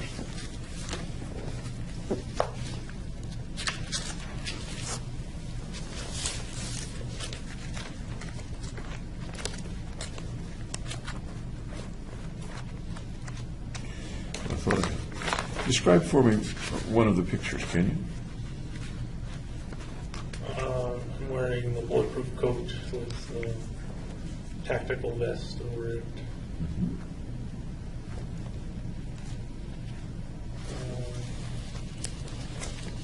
I'm wearing the possession contact lenses Okay. and holding a gun. And holding a gun. And they're in color. I mean, all pictures nowadays are in color, black and white. It's very passé, I suppose. Here we go.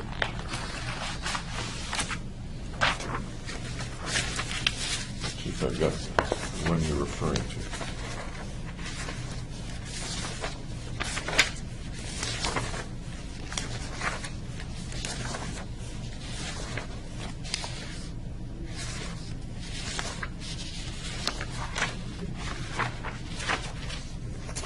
You know, I don't have the one of you in the armor. Tell me again things that you infer from the picture of you in the armor. With which weapon is it that you're holding? I don't think I was holding one. Or if I was, it was assault rifle. Tell me again what you just said about the inferences you would make when you see that picture. Well, they're the same as inferences I think other people would make. And they are? This is a guy who's familiar with these things. And this is a killer, what a killer looks like. At the time you took the pictures, was that a guy who was familiar with these things? I would say basic knowledge-wise, yeah. At the time you took the pictures, was this a killer? This is what a killer looks like. Is that what that was? That's what I thought. Tell me more about thinking of James Holmes as a killer Who knows what he's doing? What else is there to tell? How does it feel to be that person when you took the picture? Not today, but when you took the picture, how did it feel to be that person? Or were you trying to convey that and didn't really feel it? I don't know. I didn't feel anything. It was just taking a picture.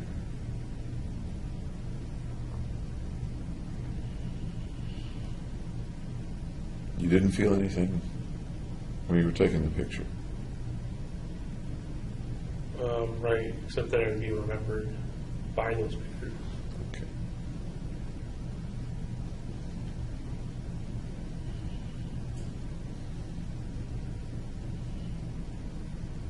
There's a little disconnect. Do you feel a disconnect about, I didn't feel those things, but I wanted to convey, but I knew that those things would be conveyed? Does that make sense? A little bit. Okay. What might it have been about the way you were then that you wanted to convey that even though you didn't feel it?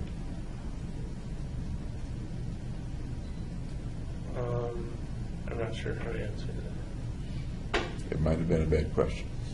Thank you. But sometimes, very often in fact, people want to convey to others something different from what they really are or what they think they are. People want to look better, they want to sound better. They spin up a tale to tell strangers on a bus that's different from the way they really are. You ever do that? I'm sorry? So I don't think that's like an accurate depiction of who I am. It was just a moment, capturing of the moment. Okay. Did you take other pictures? Yeah, All at the same time or over time? over time. Okay. Over roughly how much time? A month maybe. A month, maybe. Other selfies, other pictures of the weaponry? Is that what we're talking? Pictures of the movie theater entrances and exits. Okay. Focusing right now on you, pictures of you, pictures of the weaponry, pictures of things in your apartment. Those were over a month or so? No, those were pretty much the day of and a couple days before, I think. Okay. Here's one of the pictures that I've got. That one. Remember that one? Yep. Tell me about the guy in that picture. He definitely doesn't look normal. Tell me more. Looks scary. More. I wouldn't want to run into him. He's not the guy that thugs should mug. Yes, that's true. He looks more like a thug. Oh, he looks like a thug. Okay. Tell me Not more. a typical thug. Not a typical thug. What kind of thug does he look like? Crazy thug. Okay. Go into that a little, will you?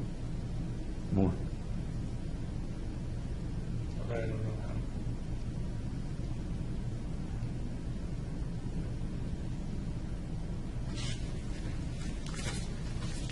Okay, it's a guy, you're holding one of the Glocks.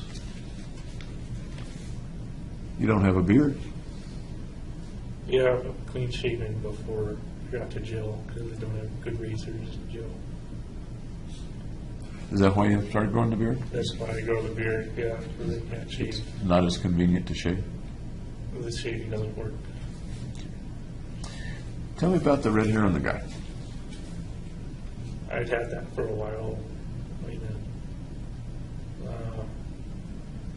It's artificial. Any particular reason that you dyed your hair a while before that? People dye their hair all the time, sure. I think to stand out, I guess. To stand out in what way? What's the thought? To stand beside normalcy, to be like, exotic, I guess. Ben had dyed his hair around that time, as I recall, right? I think so. This wasn't quite as exaggerated as Okay. Had you ever dyed your hair before? no. Why'd you pick red?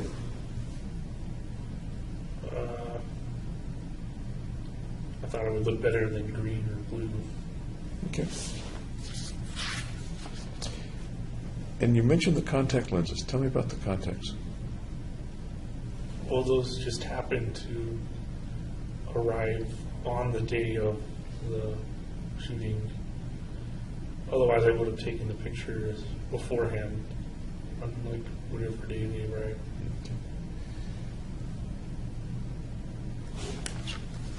I've never noticed it before. Are those contacts tinted a little red, or are they black? They're solid black. They're solid- They cover solid. the sclera with black. Okay. How well can you see through those? Not at all, because my contacts, my normal contacts are prescription. Okay. How opaque are they, or translucent, or transparent? Oh, well, they have the hole where the retina is, so you can see.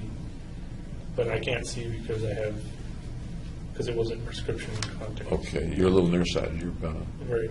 about a -4.5 or something like that, myope, aren't you? I don't remember. Okay. So these particular cosmetic contacts have a little pinhole in the middle to look through. Yeah. Is that right? Yes. Okay. Interestingly, that might serve to focus on the retina if it's a pinhole, mightn't it? Probably neither here nor there. I'm assuming that you weren't wearing those contacts at the theater, is that right? That's correct. Any particular reason that you ordered them? I thought they looked cool. Okay. And they arrived just the day of the Yeah. of the incident, or the day before, the day before the night that you went in. Right. Okay. That reminds me of something else I was going to ask. There were a number of things that you ordered that arrived kind of at the last minute. On the last day or the day before the last day. Were you worried that some of that stuff wouldn't arrive? What kind of stuff are you talking about? I'm trying to think which things, but the delivery time on some of them was within a day or a few days of the incident. Yeah, well, it had my mind set on the Batman premiere of when it was going to happen. So I guess I kind of got squeezed for time a little bit. Were you worried that they might not all arrive in time?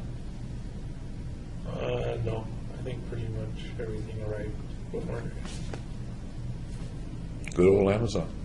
Yes, good shit. Another picture.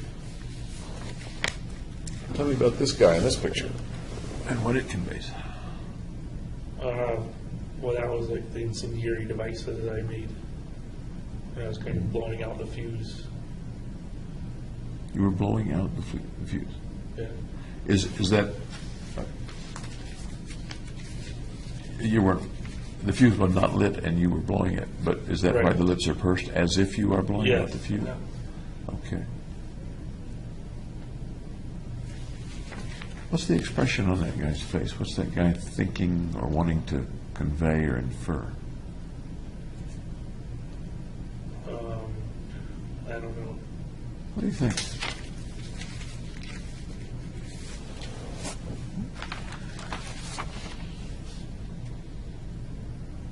And I get a similar feeling myself anyway from this one as well. What's that? What feeling are you getting? I don't know. Yeah. What feeling are you getting?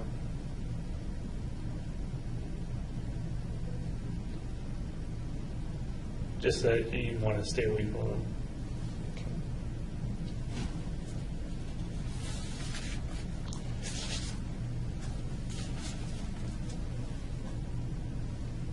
One of the things that comes to my mind, maybe I'm just odd, is impish. Impish? Impish. What does that mean? As an imp, there's a certain dangerous quality, but a light-hearted dangerousness. A smiling. That's not a good way to put it. Maybe like a little devil. An imp is a little devil. Okay. Does that resonate at all, or is that just me?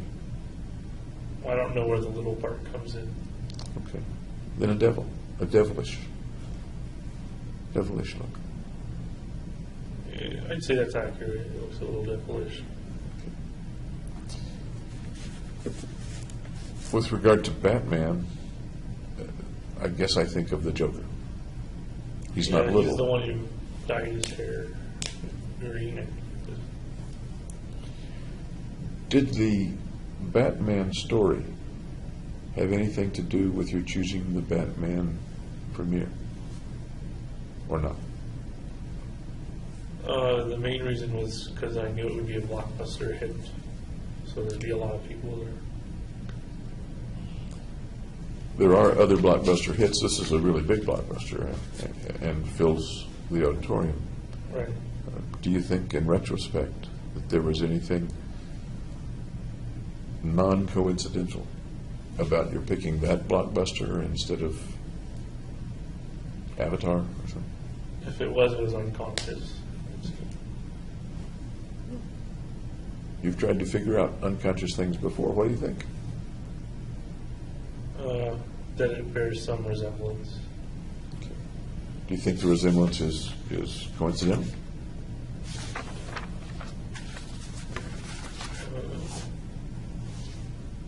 I'm not sure. There's a similar selfie.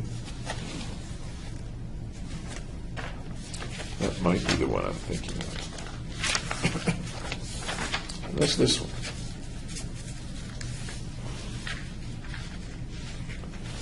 You remember that one? Nope. Tell me about that one. What's that guy? It also looks devilish. Anything else? Anything make it look additionally devilish to you? Tongue sticking out. Okay. What about the tufts of hair on the side? Kind of like horns. Is that on purpose, do you think? Or was it on purpose? I don't remember doing it on purpose. Okay. Because I agree with you, there is an impression of that adds to the devilish thought. And I was wondering whether you did it on purpose. Intended or not. Beg pardon? It was intended or not. Yeah. And your answer is? I don't think it was intended. Okay. This picture also has the tongue sticking out. Tell me about the tongue sticking out.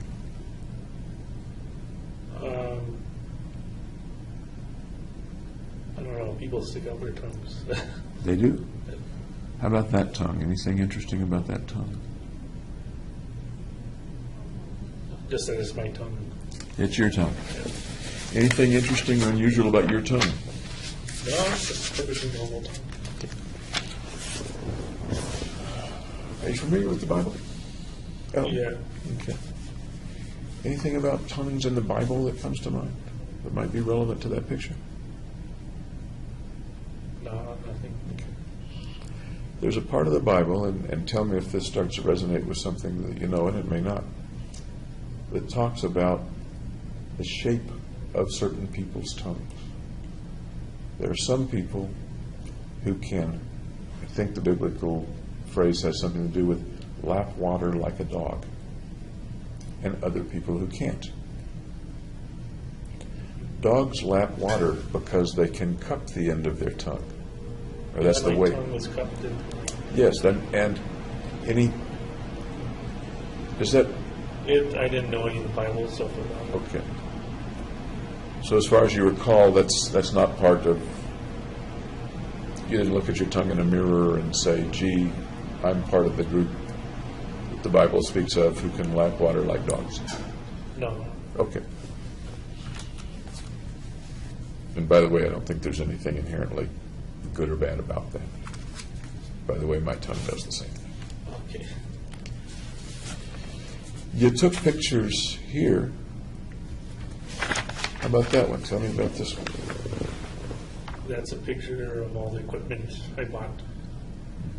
When was the picture taken? I think it was the day of. Tell me about the thought and the purpose in that picture.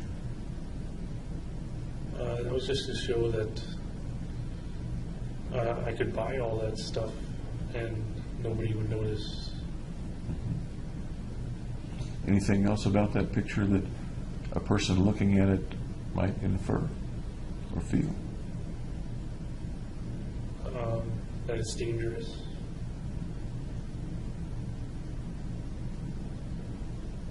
That it's a lot. It's almost like overkill.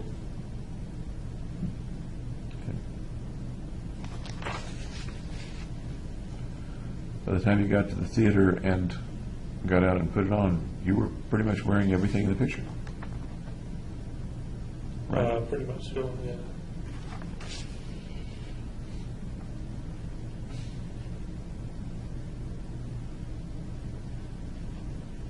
Okay.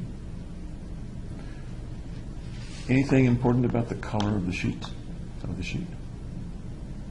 That was, I have two pairs of sheets, kind of silky red and a silky black. And if it would have been black, you wouldn't have been able to see as well. Okay.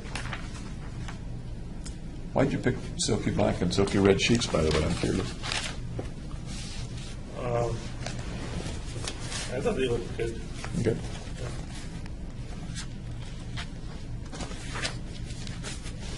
Tell me about, these were in your apartment. That reminds me to kind of ask, tell me about your apartment. Was 800 square feet, I think. Complete kitchen.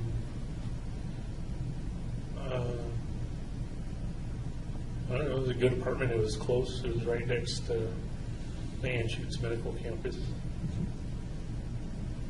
And that's where your classes and labs were? Yeah. On the Anschutz Medical Campus. Okay. So you didn't have to drive? Right, You I could could walk. just walk or ride my bike. You did ride a bike sometimes. Did you ride the bike a lot? Or? I would ride it every day to work and back. Okay. Bring it up to the apartment at night? Yeah. Okay.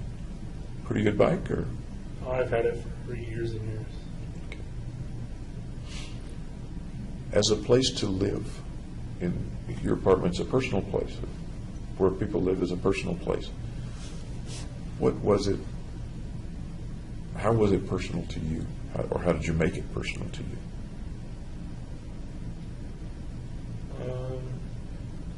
I guess by changing the lighting,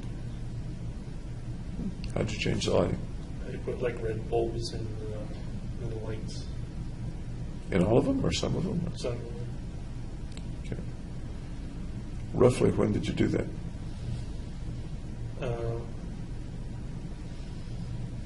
towards the end of graduate school, I'd say. We're talking Like May? June, I think. In June, okay. Any particular reason that you personalized it with red light bulbs? Other than I just thought it looked nice. Okay. At that time, did you know or anticipate or plan that the police would be coming to your apartment? I figured they would go to the apartment on a noise complaint. Did the red light bulbs have anything to do with what people might find when they No, that open the didn't door?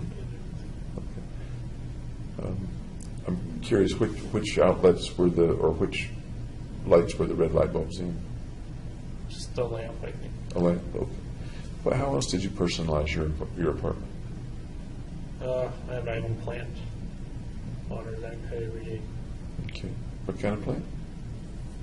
I don't know. Just a plant. Just my plant. Just your plant. Did you name your plant? Plant D. Okay.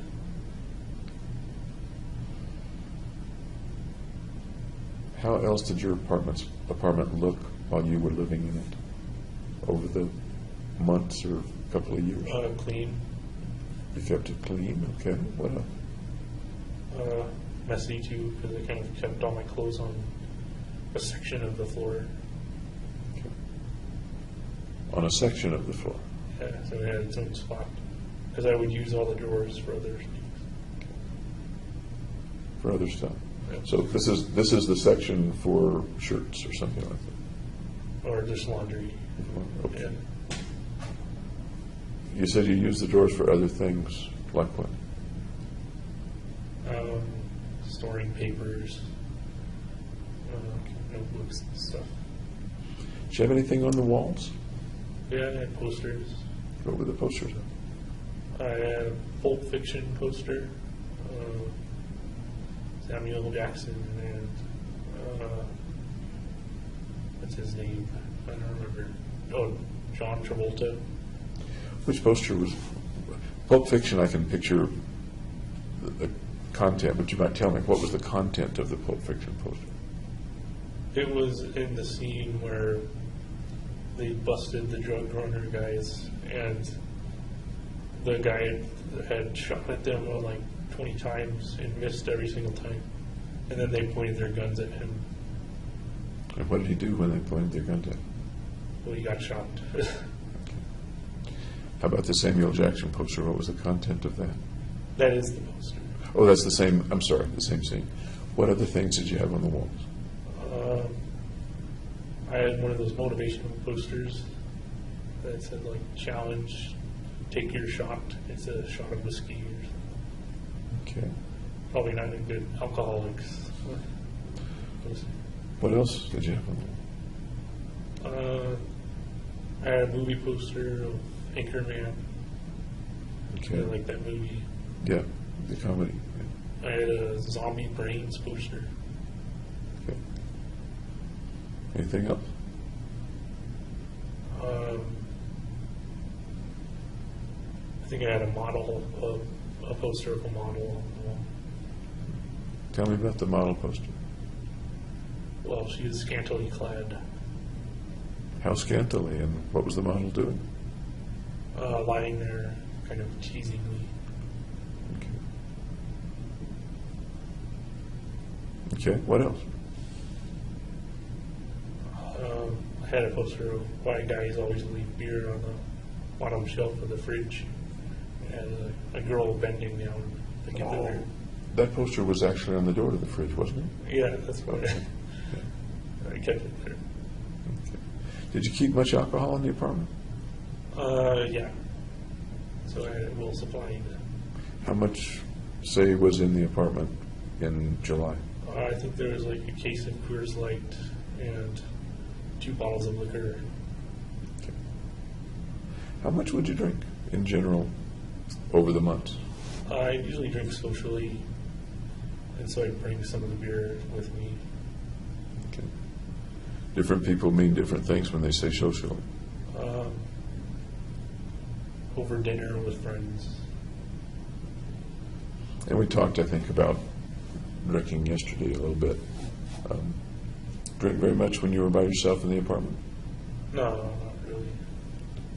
As you were getting ready for this event, to the July 20 event, did you drink very much? No. Okay. What else is in the apartment? My computer.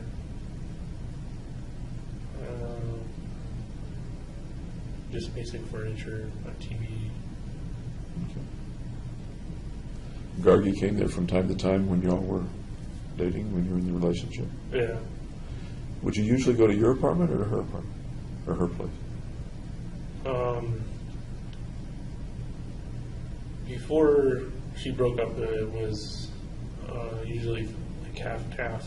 But then after we got back together, it was all my apartment. What was her place like? A little messier than mine. Apartment or house? She shared an apartment with another gal. Nearby? No. Yeah, it was nearby.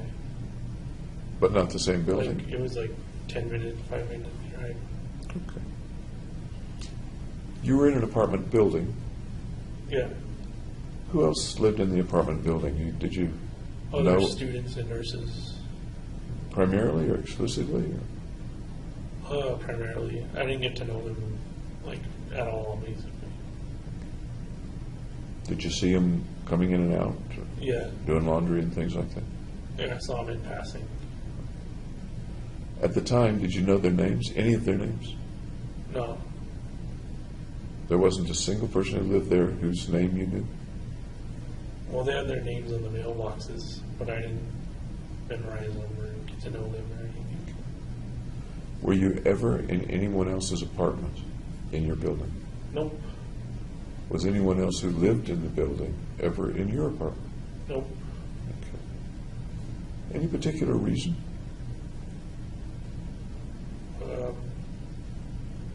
No, not really. It wasn't a very social apartment. Kind of everybody had their own rooms. Okay. You mentioned the posters on the walls and the scantily clad young woman. There's another selfie that was on your phone of you with a woman right behind you. Do you remember that one, that picture? That's the scantily clad one. Was that the scantily clad Yeah. poster? Okay. I got to tell you, the first time I saw it, I didn't know It was a poster. that it was a poster. Okay. Tell me about that picture and when you took it and I don't remember the condition. Okay. so far as you know, roughly when was it in the course of all this? I think it was June as well. Okay. If I were, I don't have a copy of it here. If I were to show it to you, what would you say about the guy in that picture? I wouldn't be noticing the guy. I would be noticing the gal. Okay. When you took the picture, it looks very much like you meant to have it look a certain way, with her resting a head on your shoulder or looking over your shoulder close to you. Looks like it was purposely framed that way. Is that fair to say? Yeah, it's fair to say. Okay. Was the picture manipulated at all, or were you just standing by the poster? I think I was just standing in front of it. Okay. That doesn't say much about my powers of observation, does it? No. So, if the picture was framed that way on purpose, what does that convey to, what does that framing convey to somebody or imply to somebody who's looking at the picture? They're undesirable. Can you say more about that? No, not really.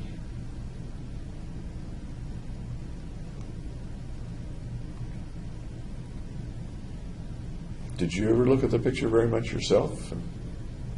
No, I kind of took it that one time and then forgot about it. What might you have been thinking when you took it? Speculating into.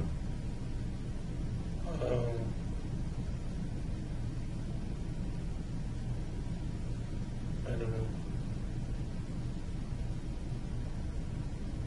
Were you a pretty desirable guy in January, February, March, April, May, June of 2002? Or 2012, rather? I would say so, yeah. Okay. There were two women that wanted to hang out with you, at least. Yep. Okay. Did you think or feel that you were a pretty desirable guy at the time?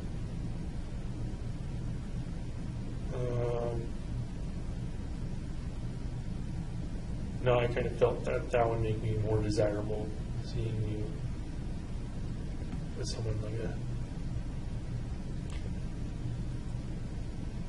You think you wanted to feel more desirable yourself? Probably, yeah. I don't want to just feed you answers, because then I just get back what I get from a mirror. Yep. But I'm wondering whether you needed some help feeling desirable or good or competent or positive things about yourself. I don't know if you can surmise all that from the one picture, but I was trying to feel desirable. What's going on inside your mind that you are trying to feel desire?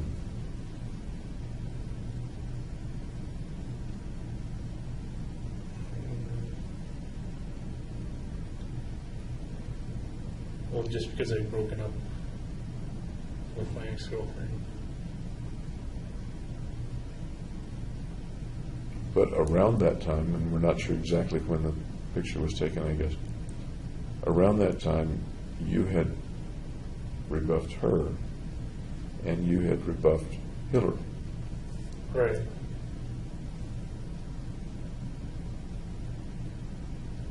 Now, the reason you gave, at least with regard to Hillary,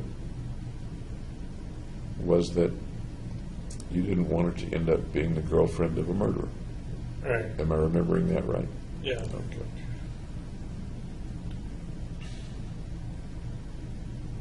Tell me about wanting to be desirable after that. Well, not wanting to be alone. Wanting to start another relationship. Were you a pretty lonely guy?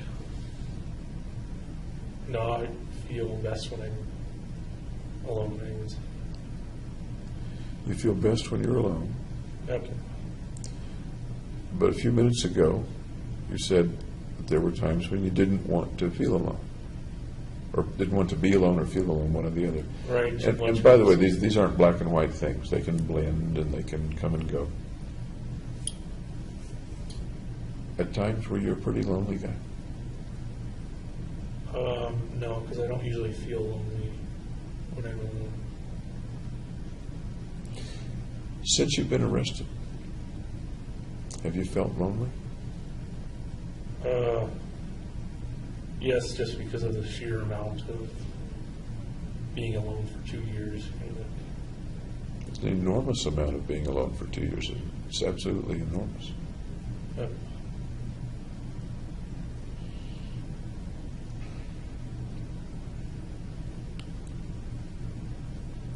Has your sister deserted you? Nope. She and I are both kind of living separate lives, but she still cares about me.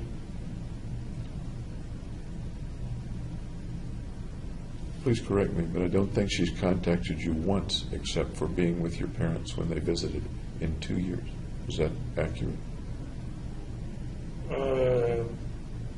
I can't remember if she wrote a letter or not, but she certainly doesn't do it like every week or month. Think she's written you any letters? I don't remember if she has. Let me ask it again. Has your sister deserted you? Abandoned you? Nope. Where's the evidence that she hasn't abandoned you? She came with my parents on the visit. Does that strike you as pretty scant evidence for 24 months? Well, my parents only were allowed to visit twice, so that being one of the times, And that's not their fault. They were only allowed those visits. That's my understanding. But they've written you scores of times.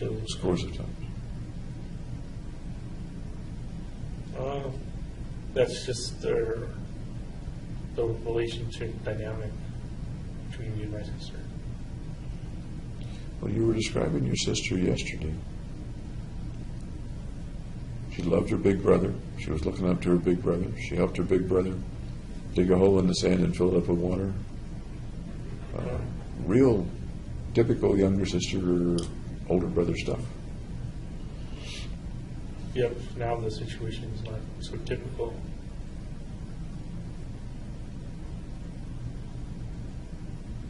There are people who don't even know you who write to you and send you pictures. Yeah. And your sister doesn't. I don't see a problem with that. Do you see anything unusual? Do you see anything that doesn't, I'm not sure how to phrase it without using triple negatives. It wouldn't take much for her to send you a damn postcard. Right, but I'm not demanding it of her or anything. Have you abandoned her? Well, I haven't written her either, so it goes both ways. Have your lawyers asked that you not write to people? That was kind of a stance I took early on, just to be on the safe side, On the safe side with regard to, because all the letters aren't recovered and can be as admissible as discovery. okay. So it's logical and natural that lawyers recommend that people not write, or that they be very careful what they write pre-trial. Right. I understand that part. Yeah. But I don't know if that's stopping me from writing her. Exactly. Thank you. Exactly my question. Absent that, would you be writing to your sister? Probably not, because I don't have much to talk about. Okay. There's books I'm reading and TV I'm watching, and that's about it. So, Absent that, would you be writing to your parents? I would probably write to my mom, just because she writes so often. Okay. So far as you know, have any of the friends that you had, Ben, Tim, Gargi, Hillary, anybody else, have they written to you or tried to write to you? Not that I know of, no. What do you speculate, and it would be pure speculation, what do you speculate they think about you now? They're probably moving on with their own lives, and mine's not interspersed with them. Right. What do you think they think of you now? Think about you, that's better put. What do you think they think about you? That I was a good friend. What else? When somebody says to them, James Holmes, what does that bring up in their mind now? That they knew me before I was the incident, Before you were... before the shooting incident. You started to say something else. Before I was blank. What were you going to put in that blank? Mentally ill, like outright showing mentally ill. What feeling do you think they might have toward you, or feelings do you think they might have toward you? They probably want to distance themselves from me so they don't get lumped in as related to a killer. That's close, but not quite what I asked. What do you think their feelings are toward you? I think they care about me, so I'm not sure. Okay. Mom and Dad, feelings toward you? Warm feelings. Okay. Sister, feelings toward you?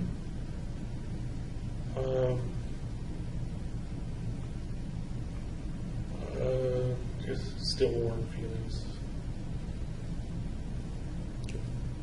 And that's an inference, not based on data, right? It's an inference, That's my assumption. an assumption, okay. Okay. Is there any chance that your friends would be really pissed at you? No, I don't think so. No. Unless it interfered with their lives, the press interfered with their lives. Any chance that they might be disgusted by you? No, I think they'd be supportive. How about Sis? Any chance that she might be disgusted or repulsed or angry or have any real negative? She certainly didn't show it in the visit. She was my typical sister. Okay. What do you think the public feels? And they don't know you. They know the incident based on the media. That's all they know. What do you think their feeling is? Or feelings? dislike, I would say. Anything else? Misunderstood. How do you mean that? Tell me more about misunderstood. Well, they don't have the full picture of my life and what's happened.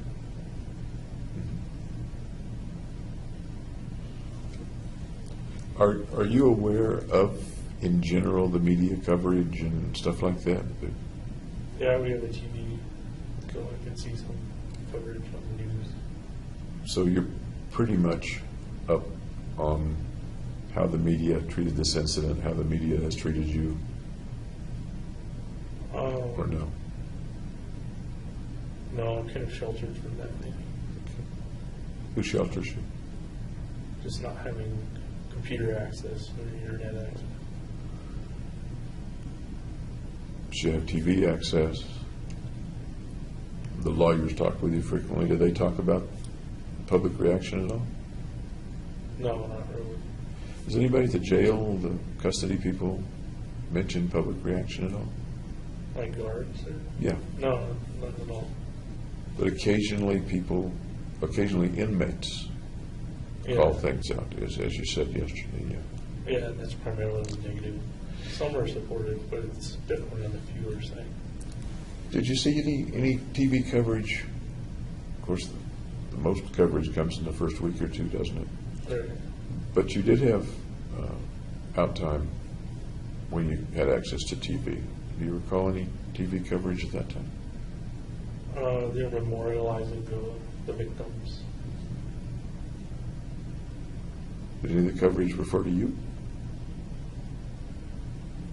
Well, those refer to me as the theater gunman or whatever. Is that the guy in these pictures? Yeah, basically. Is the theater gunman similar to the guy that you see in these pictures, or different from the guy you see in these pictures? Akin to those in the picture. Okay. So your access to news on TV is not particularly filtered. I'm sure they choose the channel or choose certain I channels. usually don't choose to watch the news. The news. After the event, do you remember choosing to watch the news? That was a long time ago, but I saw some news on it. Was it of interest to you? Do you remember or not? Yeah, I found it interesting. Just see the different perspective.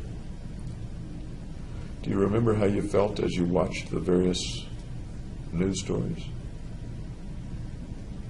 Mainly that they get a bunch of stuff wrong and everything. Or biased. What sorts of things in general would they get wrong, or would they be unduly biased about? I'm not sure. Speculate from what I know it was 2 years ago, but it was a real big day in your life, a real big week in your life. Yep. So you just said they got stuff wrong and they were biased. I'm asking what's in general that they got wrong or what they might have been biased about. Well, they didn't take it from my perspective, right? On the mentally ill perspective. If they had, what would they have been reporting? What would they have been saying? Kind of psychological reasons for why it happened the way it did and everything. Anything else? Maybe that relates to your word misunderstood. Anything else about misunderstood? No, not really.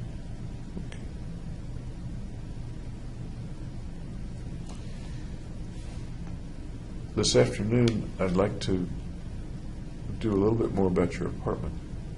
Okay. Interesting place, especially when you left. I'd like to learn more about that. Anything that you'd like to ask me, or No, anything that I didn't ask today? no, it's okay. we'll continue this afternoon about 2, okay? All right. Thanks again.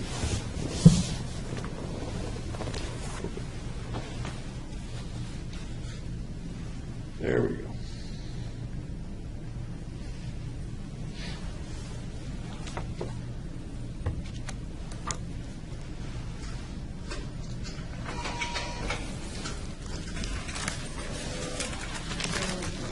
Oh man, Okie dokie.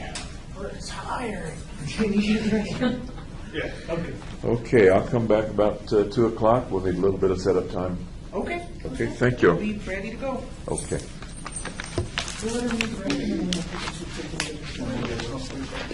Yeah, I don't like Do you need anything else? Nope. You okay?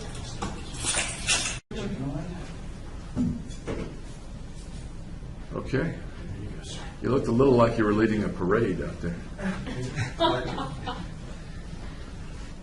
Okay, did you have lunch? Yep. Good.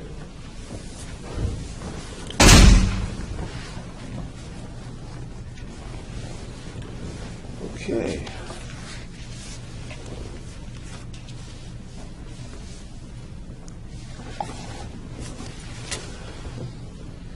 Let's see, you remember where we were when we left off this morning?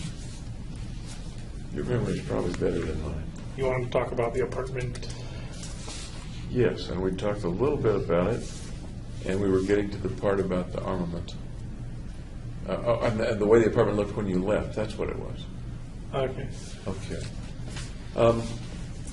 Got a picture of that. I'm sure that you remember pretty well. Oh.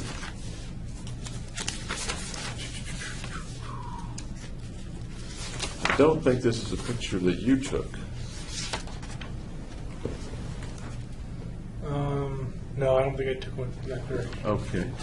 And I'll just show the camera a little bit.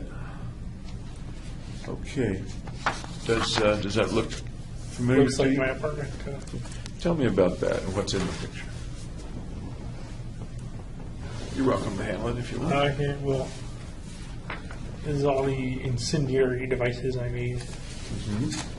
So I ordered a bunch of fireworks, like cannon shells, in like 3-inch and 6-inch diameter. So the spherical things are firework cannon or firework things that get loaded into cannon and shot up for fireworks. Is that? I assume that's how they work. Yeah. Okay. Tell me more about the picture. What's in it?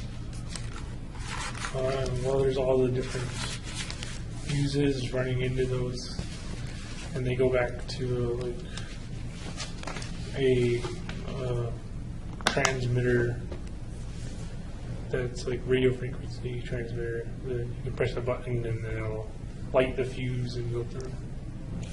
And the transmitter is RF or wireless. It's battery. It's on a battery. You get 12.8 volt battery. But the operation is wireless? Yeah, there's a little tiny remote that you press A, B, C, D, and then like 1, 2, 3, 4. Tell me where you learned all that stuff. That sounds pretty complicated. No, you just put the wires in their correct spots and then attach them to the fuses, and they'll light the fuses when you press the button on the remote. Okay. And the ignition is like a piezoelectric ignition, or It's what like is it that generates the heat? a little circuit that like short circuits and catches fire, and then it's gunpowder fuses go out from there. Did you ever test that stuff? No, I didn't get to test any of the incendiary devices, or so I was figuring they wouldn't work. Really? Yeah, and it was just made to look bomb-like. Like, that's really scary. But we have to divert attention to over here. So was the idea that it wouldn't work and it would just look that way, or was the idea maybe it will work? Or There was like a small possibility that it would work. And So So tell like, me- enough that they would be interested in stopping it. And what was your thought about a purpose, a reason that you would want them to be interested, or something you would want them to do? To get them away from the theater, so kind of divert their forces over to the apartment. Did you think, and it sounds like one possibility is that they would be diverted to the apartment before the shootings began. Yeah, that's the plan. That was the plan. And how were you planning to accomplish that? Through a noise complaint from the neighbors to bring them there. I heard about the noise complaint idea. I didn't realize that you meant prior to the shooting. And how was that set up? That was just set up to my computer where loud music would play after 15 minutes of silence. So it was like, there was just silence on the timer. So you left, the computer was on, and 15 minutes later the loud music was supposed to start, is that right? Yes. How did you set that up with the 15 minutes of silence? What sort of track was that there?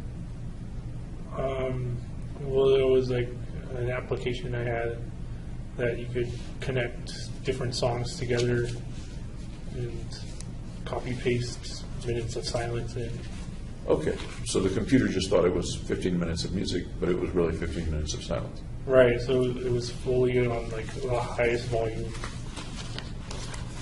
And how did that work out in terms of attracting somebody to the sound? I think they made the complaint, but there wasn't a big response by the police, if there even was a response by the police. Where was the music coming out? Where were the speakers? In the apartment itself? Yes, just right next to the monitors and then the bass on the floor. So a person would complain in the plan to the police, and the police would go to the apartment, bang on the door, open the door. Yeah, I left the door unlocked. Okay.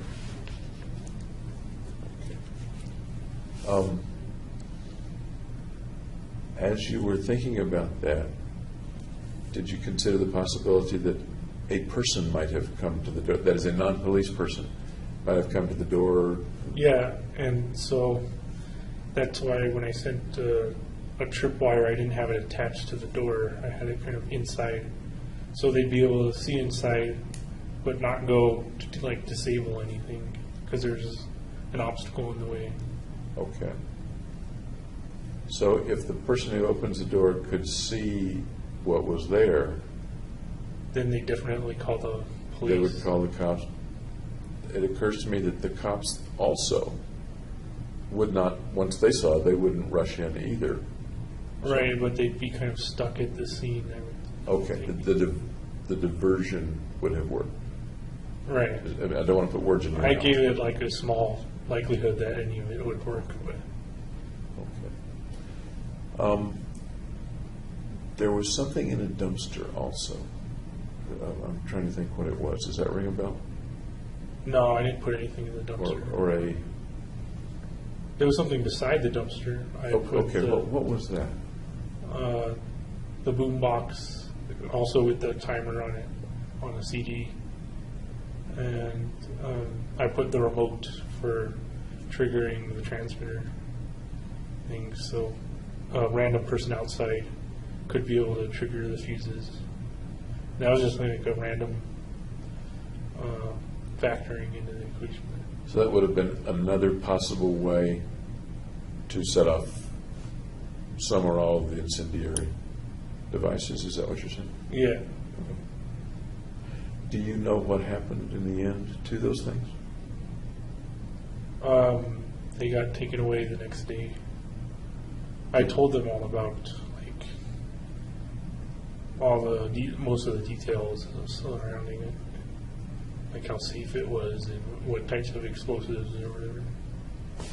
And I want to ask you about that interview and that conversation as well, but sticking for the moment with the apartment, did you have any experience with incendiary devices or launch capabilities or fireworks or things like that? Just your like most very basic fireworks, like the fuse and step back. But Okay. Did you ever, and this is coming to me from a different source and I'm not sure about it, was there ever a time when you helped with a fireworks display? no, Okay. Doesn't ring a bell that family or somebody was lighting fireworks and you were there or helping, other than black cats and cherry bombs? Things like rockets and stuff like that. no rockets. Okay, thank you for clearing that up a little bit. Okay. Add that back if I may. Some of the things that we see in the picture, the big jars, a couple of liter jars, full of a liquid and some rifle shells and other things. Can you tell me what was in the jar? The liquid is gasoline, and it kind of dripped down from the styrofoam. Styrofoam and gasoline make napalm. Okay. So I thought the napalm might trigger the bullets to go off if it caught fire. But I never tested any of it. You mentioned that you think there was a low probability of it going off. Is it reasonable to say that you thought there was some probability that it would go off? There was some level Yeah. of probability. Okay. What would have happened had they gone off? It probably would. The most damage probably would have been caused by fire, and if it spread to the other apartment. Think anybody would have been hurt, or was that part of the picture in your mind, or no? No, I didn't think anybody would get hurt from the incendiaries. The situation at the theater, as I'm understanding, you had to do with a plan and thoughts of killing people. The situation at your apartment, please correct me if I'm Was wrong, the other purpose of diversion. it's a different purpose and not specifically having to do with hurting or killing people. Right. Okay.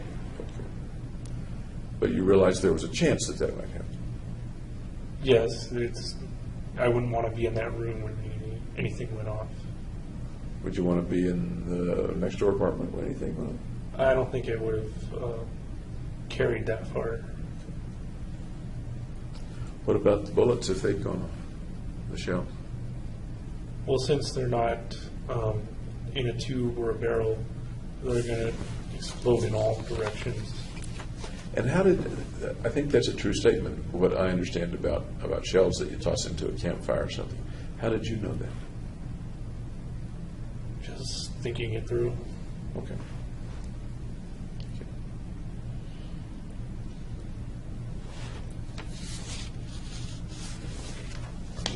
Just a minute.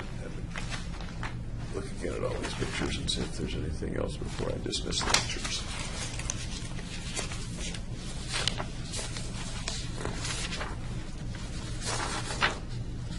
Oh, I was going to ask you about this. You got a passport, Yeah. and do you recall when you got the passport? When I was an undergraduate. Okay. Did you need it to go to Mexico at that time, or I was going to need it to go to Mexico because they passed the new law where you had to have the passport to walk across or go through the car across. did you ever need to use it with Mexico? Or No, I didn't. when you went down, I never went to Mexico with it and when you did the orphanage thing, that was before. before. Okay. Did you have any other thoughts of leaving the country? No, I didn't have any realistic thoughts of escaping. Ever any places you wanted to visit? No. I'm fine with staying at home. So the purchase of it pretty much had only to do with if you wanted to go to Mexico, you could go to Mexico. Right. Okay. Just to visit Mexico, or to go there and live, or escape, or No, if I would probably go to Canada because I have relatives up there. If I was going to escape. nowadays, do you have to have a passport to get into Canada, I'm not. I think so. or to get back in the U.S.? I'm not sure. I don't remember either. Okay.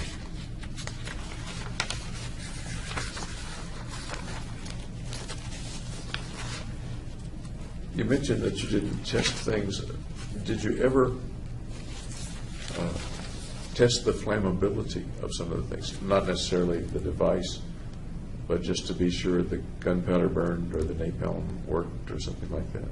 Yeah, I like cut a piece of the fuse off and kind of lit it over the bathtub. That was like the safest place. As you're doing those things, what thoughts went through your mind? Do you remember what fantasies or thoughts might have gone through your mind? When you're building this stuff, when you're setting it up, when you're testing the fuse? Just getting it done.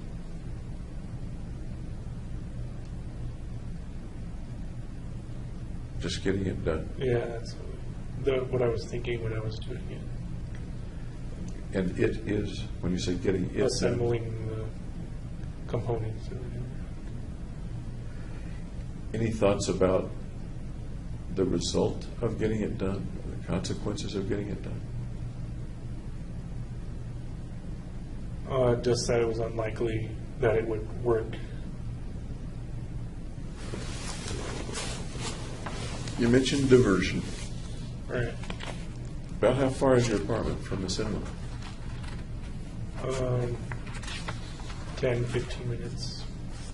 Okay. As far as you know, it was in the same jurisdiction as the police. Of course, I guess.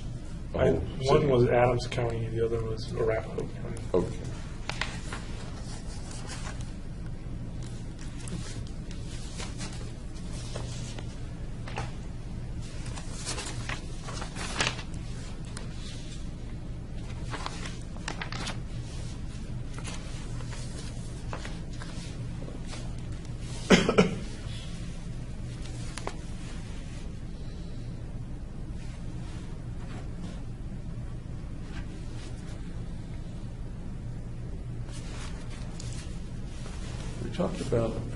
You talked about the idea of a mission earlier. And if I'm remembering right, the mission came from within you, not from some other place outside you. Is that accurate? Yeah. Tell me more about the mission and what the mission might accomplish, what it might do.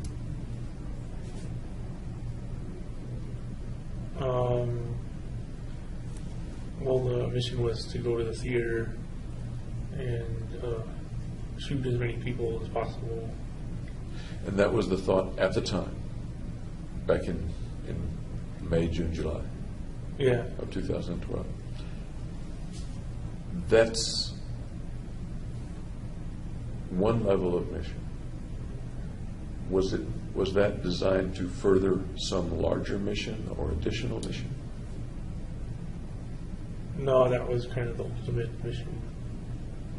So that was the whole end. Yeah. Any thoughts about why something inside you said this is your mission? What was it that made it important to do that thing? Made it so important that you did it? Because the alternative was suicide.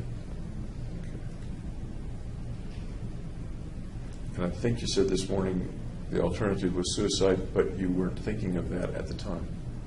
Right. You weren't thinking of suicide. Because I was focused on the homicide.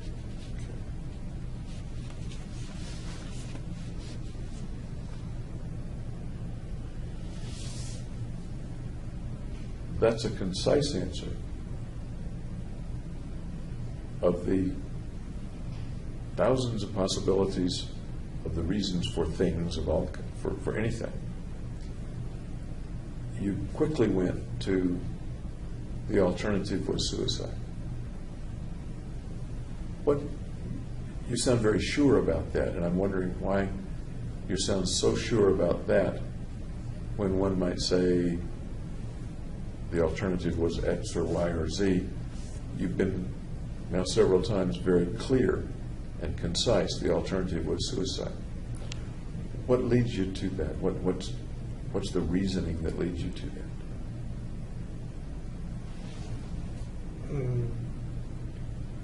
Just that doing the homicide got me out of the depression.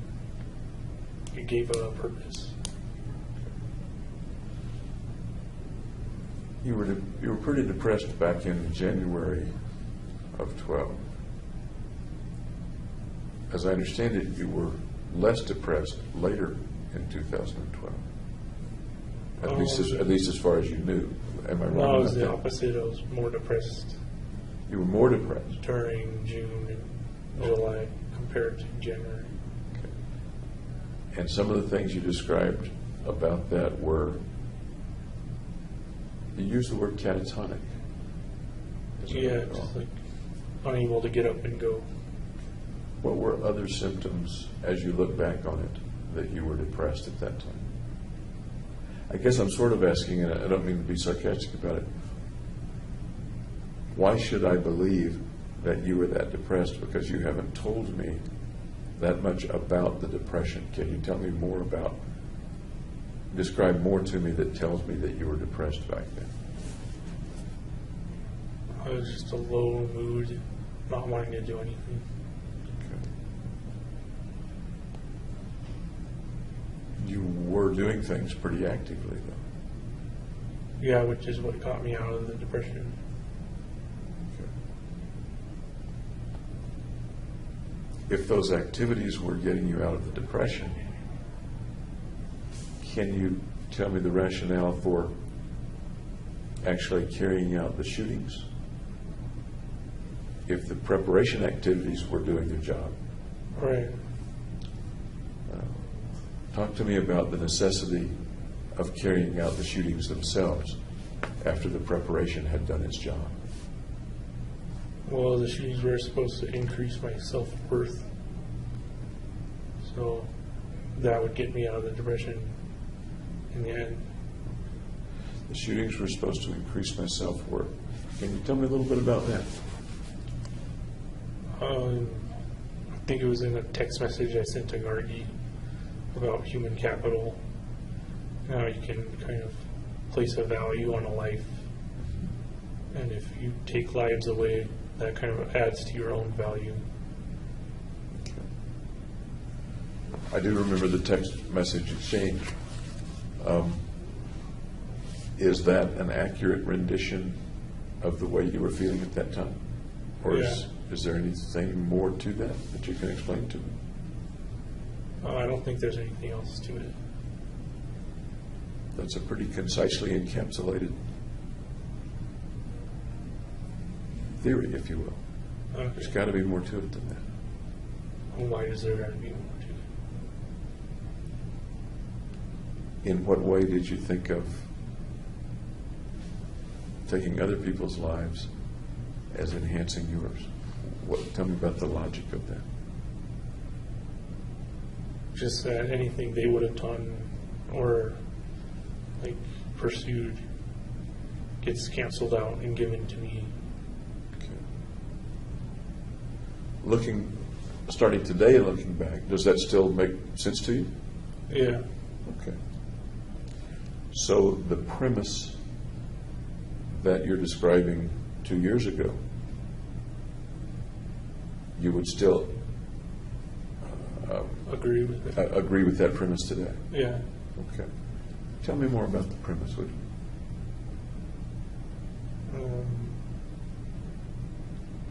Well, there's nothing else to say about it. Sounds like there's a lot to say about it. It sounds like there could be books written about it. It would probably be a boring book then. Does it appear in any of your readings, or how did you come upon that premise? I just made it up.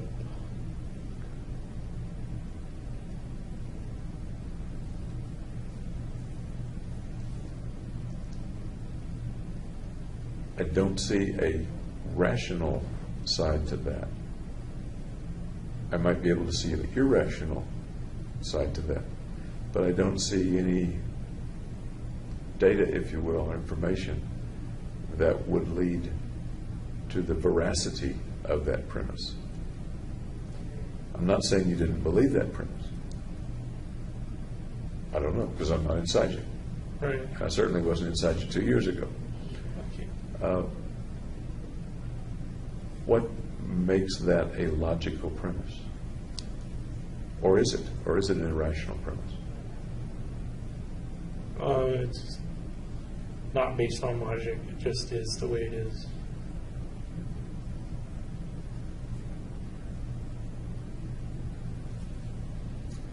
Did it appear in anything that you ever read or saw, movies and things like that?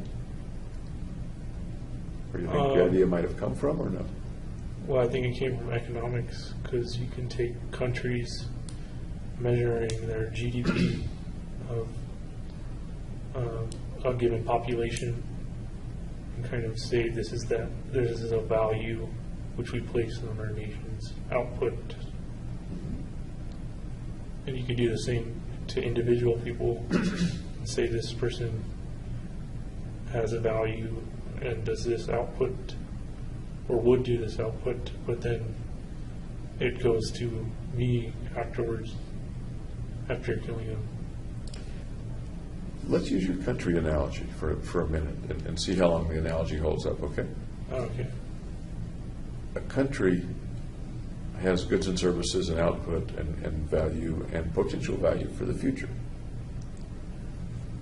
How might you, person or another country, acquire the value that you see in the first country?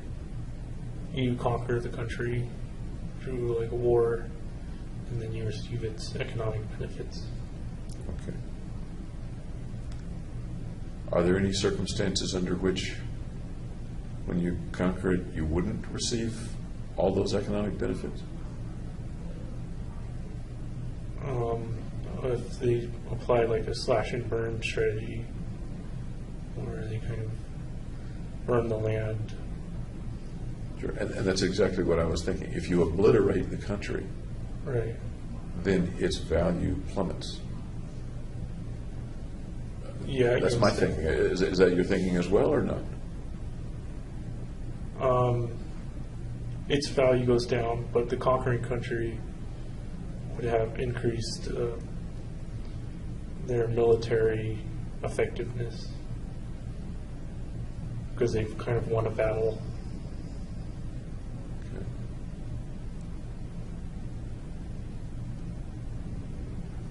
They've won a battle and they get to put a mark on the big scoreboard in the sky, I guess, in the win column, so to Right. speak. Is that what you mean? Yeah. And Because I don't see much other advantage to conquering the country. they get to reap the rewards of the land. So even after the slash and burn, the land is still there. Yeah. They've expanded their borders, if you will. Right. But in the situation of killing the individual, it seems to me that that's akin to obliterating the country, not just slash and burn, but obliterating the country and its borders, and there's nothing left to bring to the conquering country. Does that make sense, or does that not make sense as an analogy? Does the analogy break down, or no? No, because essentially you win the war by killing them. So you're no longer in a state of war. Some of the other folks that you've talked with have referred to some writings that you did, some references to Nietzsche, things like that, right? I simply said I've heard of Nietzsche to my psychiatrist, Fenton. Okay. What is Nietzsche and his writings have to do with all this, if anything? He believed he was God, I think, and then he went crazy. And that's like the main points that I took away from Nietzsche. Okay. And once again, I'm talking with you in the here and now, and I'm trying to refer to how you felt and how you were 2 years ago. And we both understand that, right? Yeah, those were the feelings 2 years ago. Nietzsche thought he was God, then he went crazy. How does that relate to you and what you were thinking or planning or feeling? I never related it to that. Okay. This is something they connected the dots with. So it sounds like what you're saying is that they may have connected some dots, but the connection's not really there. Is that I never made a connection. okay? Looking back intellectually at it, do you think there was a connection there that you just didn't realize? No, I don't think so. Okay. Highlander comes up in some of the interviews or writings or something. Yeah, another made-up connection. I said, like, there can be only one in a text message, and then they got interested in Highlander from that. If you recall, is that kind of what you were referring to in the text message? The famous quote from Highlander? I don't remember any of the surrounding information. Do you remember the text message itself? No. Can you picture that? No. Okay. So, as we're sitting here, we don't know. Let's assume there was such a text message, and there was. But as we're sitting here, we don't know what you were thinking when you wrote the text message. Is that accurate or not? That's correct. Yeah. Okay. Have you seen Highlander? Yes. Okay. Series, the movie, both? Movie. What do you think of it? It's an interesting concept. Do you think that concept is akin to your concept? No, because the main thing in Highlander was they're trying to become mortals, and they have to kill other immortals, behead them, and then the very last one, it becomes immortal, a mortal. I didn't remember that. Is that right? I didn't remember that the last one became mortal. Yeah, I believe that's how it went. Interesting. I didn't remember that. Okay. And they were specifically killing each other rather than random civilians, if you will. Yeah, they As I were remember. beheading each other with swords. Yeah.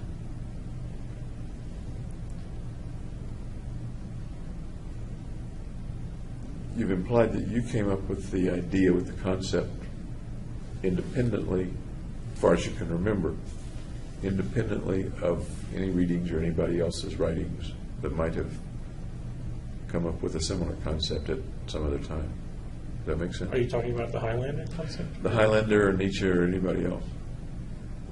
What I think you've said, and again, I don't want to put words in your mouth, is that wherever the concept of assimilating others' powers or value, looking back on it, you believe that that came solely from within you and not from any suggestions outside you. Well, there's always going to be suggestions outside of you that influence you. So I wouldn't say it was a fair statement to say it was solely me, because I interact with my environment. Okay. Fair enough.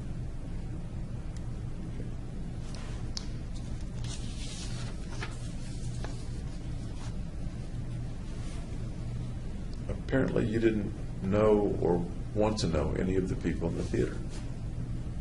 No, I kept it very impersonal.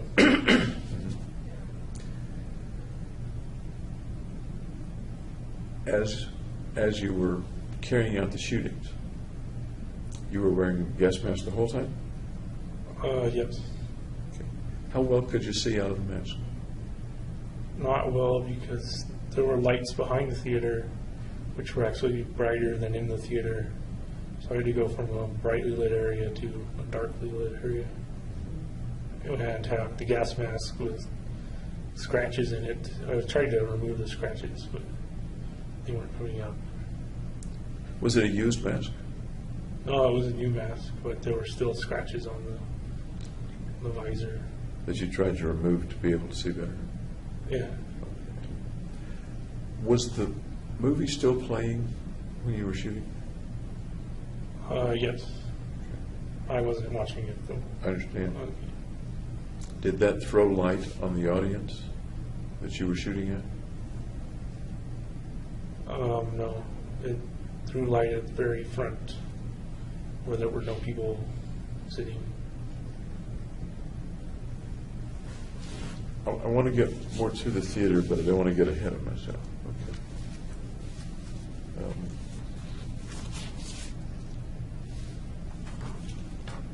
I guess I want to stick for just a minute on philosophy stuff.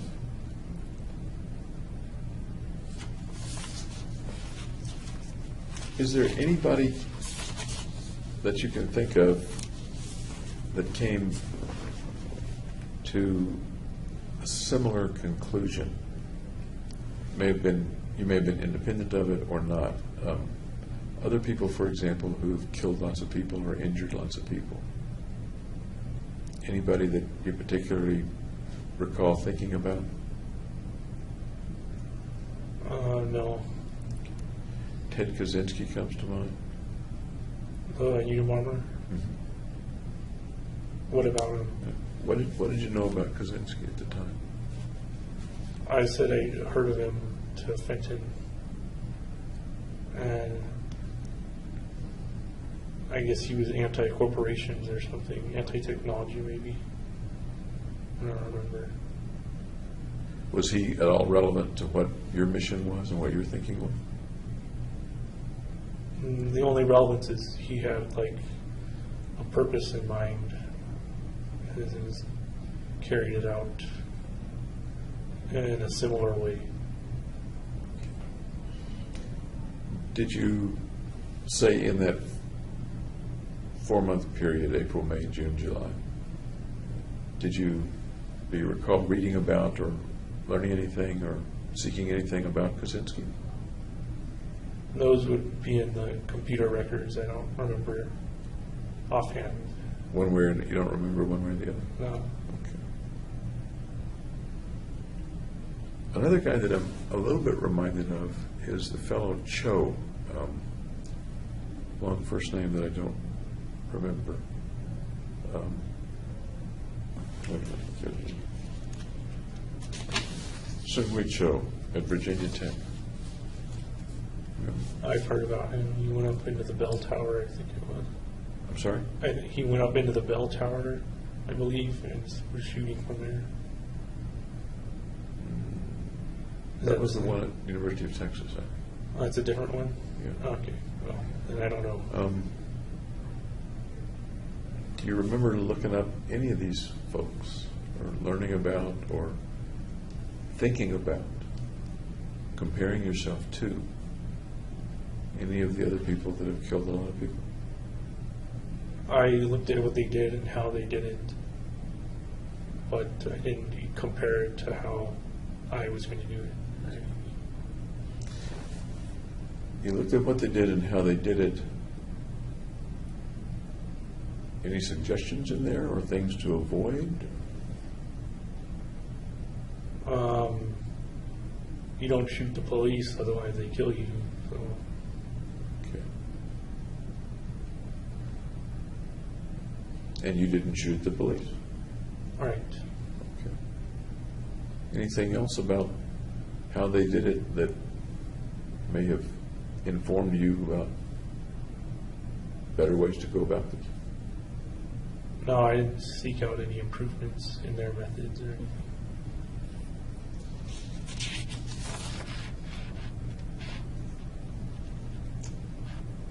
Did you see any similarities?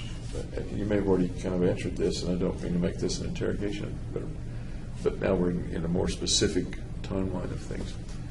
Any similarities between you and any of those people? Kaczynski, Cho, anybody else? All had mental problems.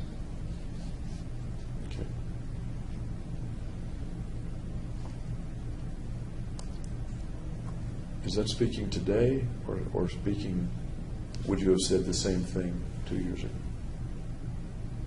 That's speaking today. What would you have said 2 years ago? Or 2 years and a month ago, in June? We all had violent delusions.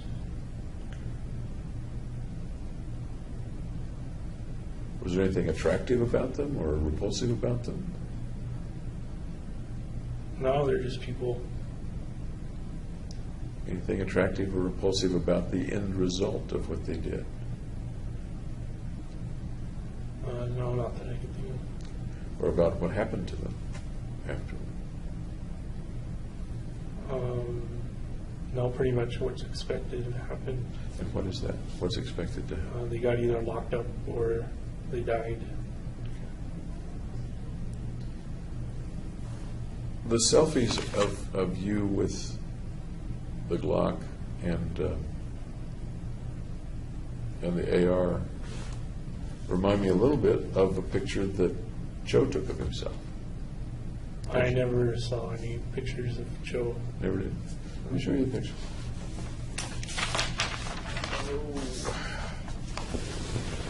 Remember that at all? No. Okay.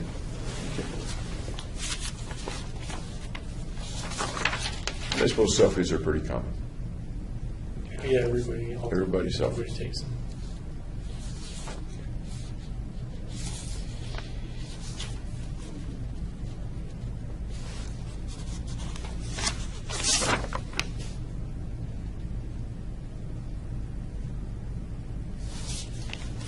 Try to go a little bit, if I may, through a chronology, and I think we've covered a lot of it already.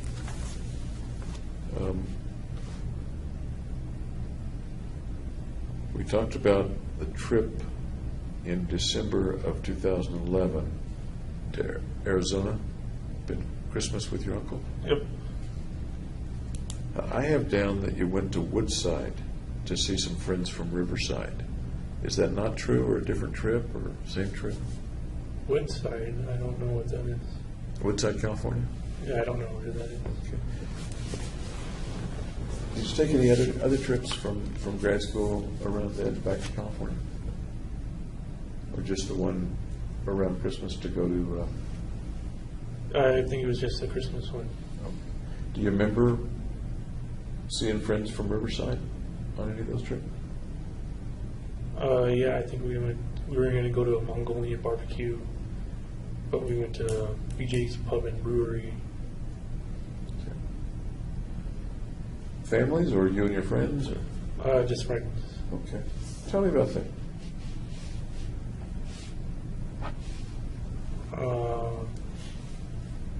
We drove up to LA, carpooled, and just had dinner together. So you're getting together with people that you knew you hadn't seen for a while. What was that like? Kind of like a reunion. Tell me more. What did you guys talk about? What to do? I don't know. We didn't talk about just normal stuff, I guess. Nothing stands out. How long did you spend together? Hours, days? The day. Okay. And how did you hook up with them? How did you meet up with them? Text messaging. Okay.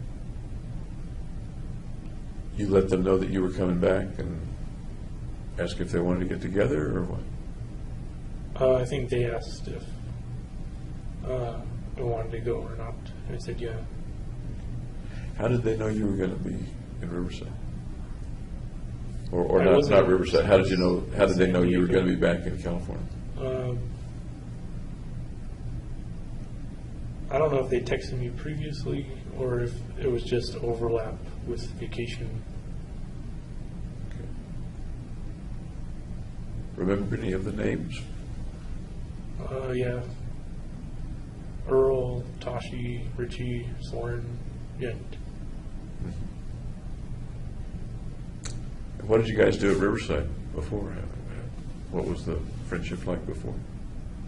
I've been friends with all of them in Riverside before. for all 4 years. And as friends with them in Riverside, can you tell me a little about what the friendships were like and what you guys would do? We'll go out to dinner, or we would go to the apartments and play Super Smash Brothers, Super Mario Kart, that kind of thing.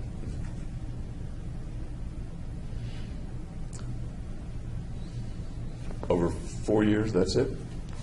We also watched Lost together every episode. Okay. Did they know that you were in Colorado, or did you let them know you were in Colorado? How'd they know where you were to text you? Which you may have had It doesn't matter where you are. You may have had the same phone number, sure. Yeah, I had the same phone number. I'm with you. I'm just too old for that concept to get into my brain. Oh, okay. But to actually meet up, they need to know that you're going to be in California. And I'm kind of wondering. I think I told them, but I don't remember exactly. Okay. So you went out and you. What did you do again? You hit a bar or No, just a restaurant. restaurant? Okay.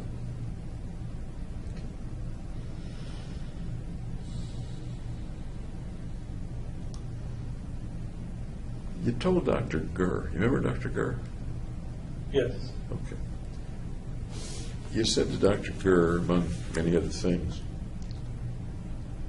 that you remembered looking into a mirror and seeing something. Do you remember that interchange? You remember that picture in your mind? No, was there something unusual about the mirror? Well, I'm kind of asking you that, I guess. Anything to do with the mission or with what you were contemplating? I don't know what the mirror event is. Okay. You've said several times that the mission and the concept came from within you and not from outside you. You've never used a phrase like an outside power or a master power or a God talking to you or anything like that. No, there wasn't command voices. Okay. No command voices. But how about just the feeling that there was some master of you that was moving you in a particular direction to do certain things? No, I'd say I was my own authority.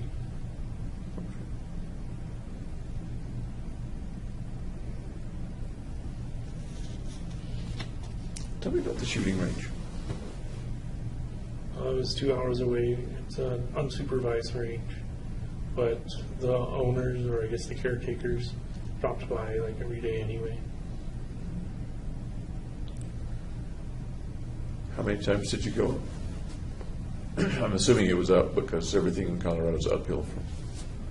It was off the 40. I think. It was maybe 5 times I went Okay.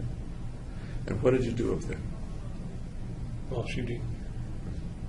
There are lots of ways to shoot, but Right. how did you do it?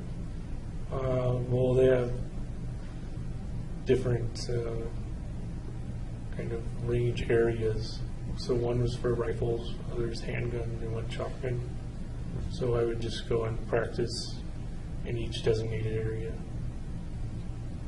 Were other people up there when you went? Would it be likely that there would be other people shooting as well? Sometimes there were other people, yeah. Cost anything? Nope, it's free. Free. Except the cost of your ammunition, I suppose. Yeah, ammunition and gas to get up there. So how long would you stay when you went up? Until the ammunition run out of my magazines. Okay. Do you recall when the last time you went was? The last time before the July 20th? No, I don't recall like what I did each specific time. mean, the timing, was the last time just before July 20th, or 2 weeks before, or a month before? There's probably a record of that somewhere. I because imagine of so. the cell phone. What do you say? A week maybe before. Did you get to be a better shot from the beginning? No, I to stayed the a end? terrible shot. Stayed a terrible shot. Yeah. Okay. And one of those times up there was when you saw the FBI SUV go by. Yeah. Okay. Okay.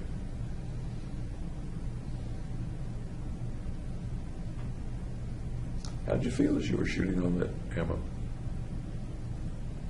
Just that I was familiarizing myself with the weapons. Any other feeling? No, not really. That sounds like going to a job. It was kind of like work to be done, yeah. There wasn't any pleasure involved in going up and shooting off weapons? Not for me, at least. Do you recall that any pictures or fantasies came to your mind as you were doing it? No, I was more focused on the task at hand of learning how to shoot. Which of the weapons was the hardest to develop proficiency with? The assault rifle would be the hardest one. Okay. How good did you get? Well, I could hit paper, but I wasn't usually bullseye targeted or whatever. You weren't using a bullseye target? I wasn't really on a bullseye. I could hit the paper target usually, but miss the bullseye. Before you bought those weapons, how much shooting had you done? 0. I'd done paintball, but that's different. Had you ever fired a handgun or a long gun before? No. I recall that you went to one of the stores, Gander Mountain or something, with Tim, and he was going to purchase a weapon. Is that right? You remember that? Yeah, I think he bought a Beretta. Okay. Do you remember that trip and what that was like with the group? I think you were with the group. I wasn't too interested in firearms at the time. Had you ever held a handgun before? Tim let me hold his handgun. Was that okay with you? Was that something you asked to do, or he said, "Here, hold this"? Or He was kind of showing just what the gun was.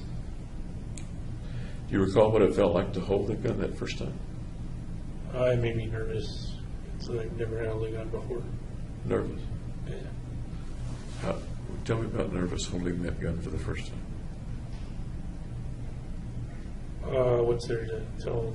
It just made me nervous Nervous about anything in particular? about the gun going off and hurting somebody there. Ever shoot a .22 at the fair?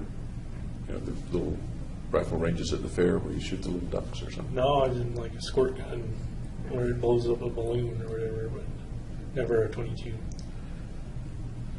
So the very first time you fired a gun, and almost the first time you ever held a gun, handgun or long gun, first time you held it was probably in your apartment, right? Or at the store where you bought Taking it? it back from the store. Okay. The first time you fired it was up at Byers, or did you go to a different range, a closer range the first time? No, I only went to Byers. Okay. Now the big question, how did you feel the first time you shot the weapons?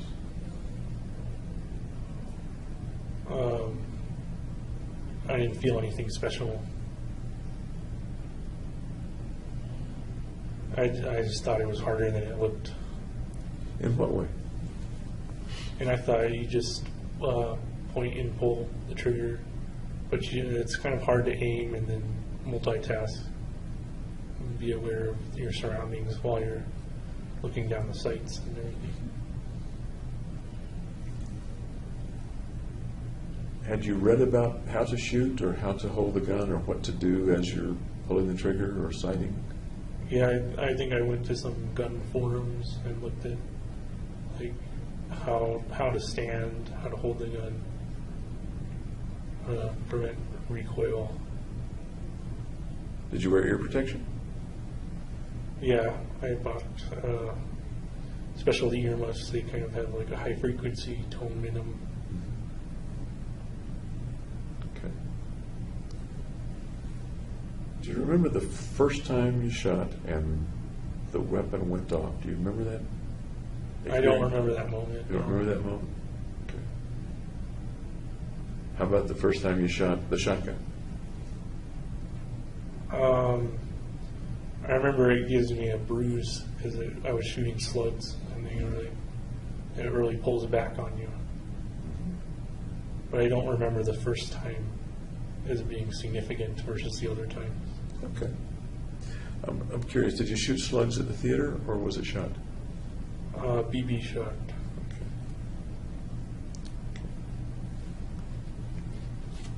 Did you maintain your guns after you left the range, clean them, things like that? Yeah, I had to look up how to clean them, and then about the cleaning kind of toolkit. Did you get pretty proficient at that? You mentioned taking them down, stripping them, and I putting them back. cleaned them in. once or twice. Yeah. Okay. At the range, do you recall whether or not you emptied clips, or would you shoot for a while and stop? Or? I'd shoot till the magazine was empty. Okay. Would you then practice replacing the clip, replacing the magazine? Well, yeah, to shoot again because I had multiple magazines. Tell you what I'm referring to is in the theater, apparently some of the magazines were overfull and jammed. Right. Was that a surprise to you, or had you experienced that or planned when you were shooting at the range? Did that ever happen? Ever happen? Yeah, there were misfires. Like it didn't spring all the way up. Okay. I forgot to take your pulse earlier. May I take your pulse? Sure. Thank you. That's fine.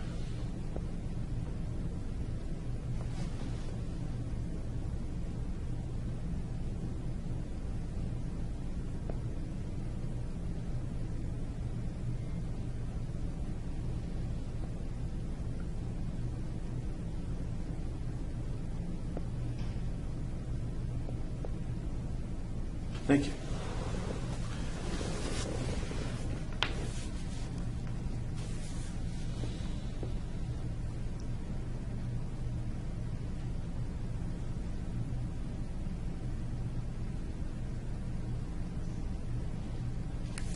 The stuff that you got, it cost a lot of money. Yeah, I had a lot of savings, so I was going to ask, where did the money come from to purchase it? savings over the years and money from the training grant. Okay. The savings were from your jobs and things like that? Yeah, summer jobs and stuff Where was that money? in my bank account. Checking or savings? I could move it all around as I wanted online. Okay. Some of the purchases were made with credit cards, Right. but paying for it came from the savings and the grant money? My credit card is connected to my bank account, so they can pay it off directly. So it was automatically debited when the I bill think it came was in? once a month, unless I did it manually. Okay. At the end of all this, were the credit cards all paid off, or was there still All my money? credit cards have always been paid off, Okay. so I always pay the full balance. So nobody was stuck with the bill after all the events and shooting and stuff? No, Did your parents send you any extra money that eventually went into purchasing the body armor or the weapons or the ammunition? they gave me $5,000 from the college 529 savings account, Okay. but I didn't use that money to buy anything.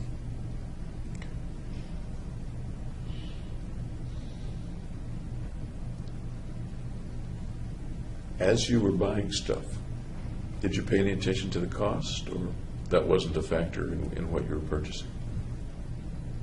Well, it was a little bit, but not too much. So I wouldn't buy like the most expensive thing. How about the body protection, the body armor stuff? How did you choose that?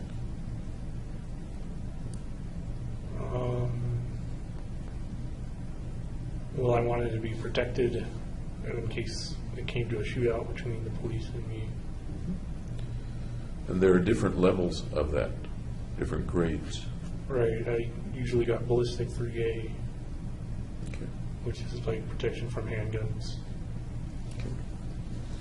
And you mentioned that you wanted to be protected in case you got into a shootout. Yep.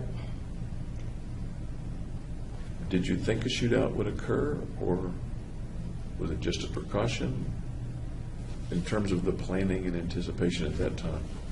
It was something to be considered.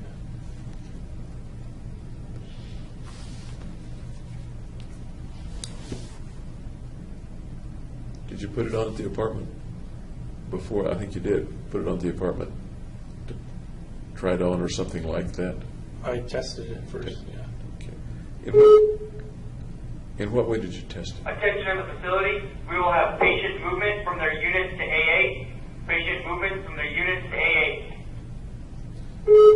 How did you go about testing? What do you mean testing? Just wearing it with all the magazines in their places and everything. And the gun slings on and on. Roughly how many times did you do that? Just once for all of it. And when in the course of the chronology did you do that? After I'd received all the body armor. How'd you feel putting it all on? Hot. It gets like sweaty. How else? Encumbered, so you can't like move around very fast. Anything else? No, not really. Did you look at yourself in the mirror, see what it looked like? Yeah, And what did you see in the mirror? I saw myself in body armor.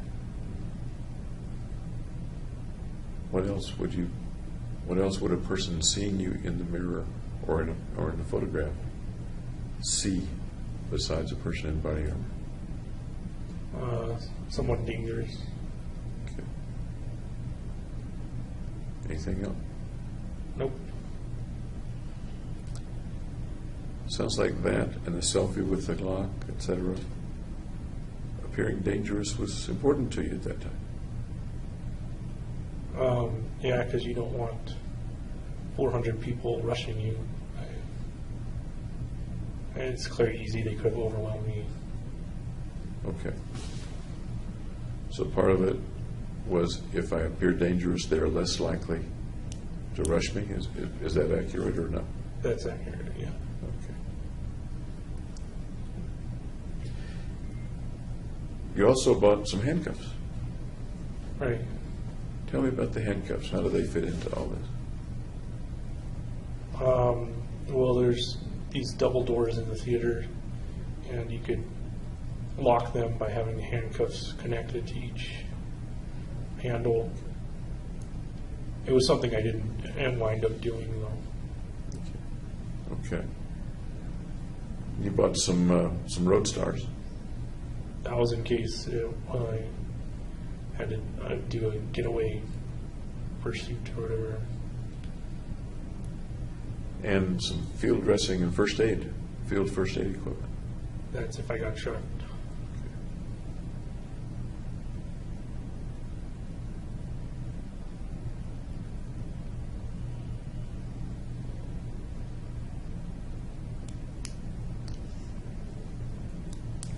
You've given a practical reason for each thing that you purchased or that you wore or that you took to the theater. Was any of it, particularly back at the apartment, was any of it more for show than anything else? No, it was function over form.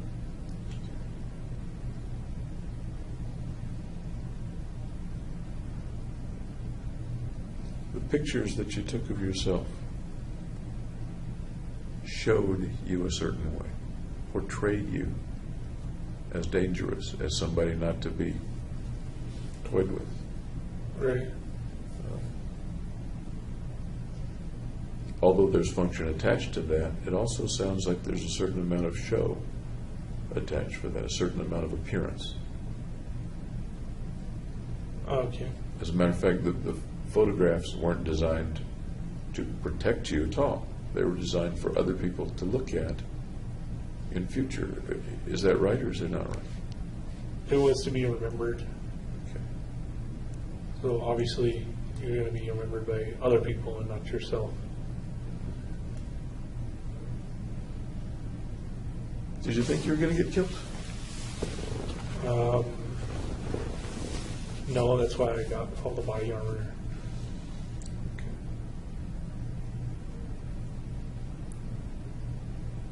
You knew that lots of police would show up. And very quickly, too. How did you know they would show up quickly? Just from noticing police presence in that area that's near the police station, too. Right across the street, what, quarter of a mile, half a mile? Yeah, pretty close. Did the proximity to the police station have anything to do with the choice of location? No, it would have been negative, a negative factor to consider. So why did you still pick that place? Because I was familiar with that place. I'm sorry? I was familiar with that place. I can recon there. You could have reconned some other place. Right. But why did you choose the one that was 45 seconds away from the police station? Or something close to the police station? Like 3 minutes away. Okay. 3 minutes.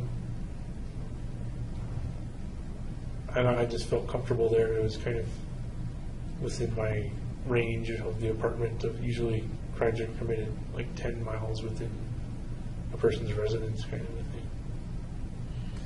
You said two interesting things. One, projects are usually within 10 miles or something like that. Tell me what that... They're usually close to home, is what the point is. Okay. What's usually close to home? Where somebody commits a crime.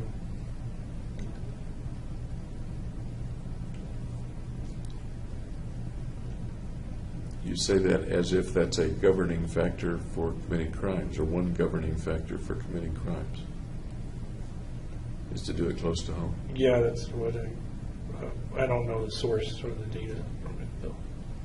Why would that apply particularly to you? You could shoot people any place within a 100-mile radius without much trouble. Right, but I had to keep it impersonal. And, 100 miles away, it would be less personal. 100 miles away, it's harder to kind of scout that. Then you said that the police station was, you corrected me, not 45 seconds, but 3 minutes. Did you time it in some way? No, that was just my estimation. Your estimation from before the shootings or after the shootings? Before, I think I wrote in the notebook somewhere. Okay.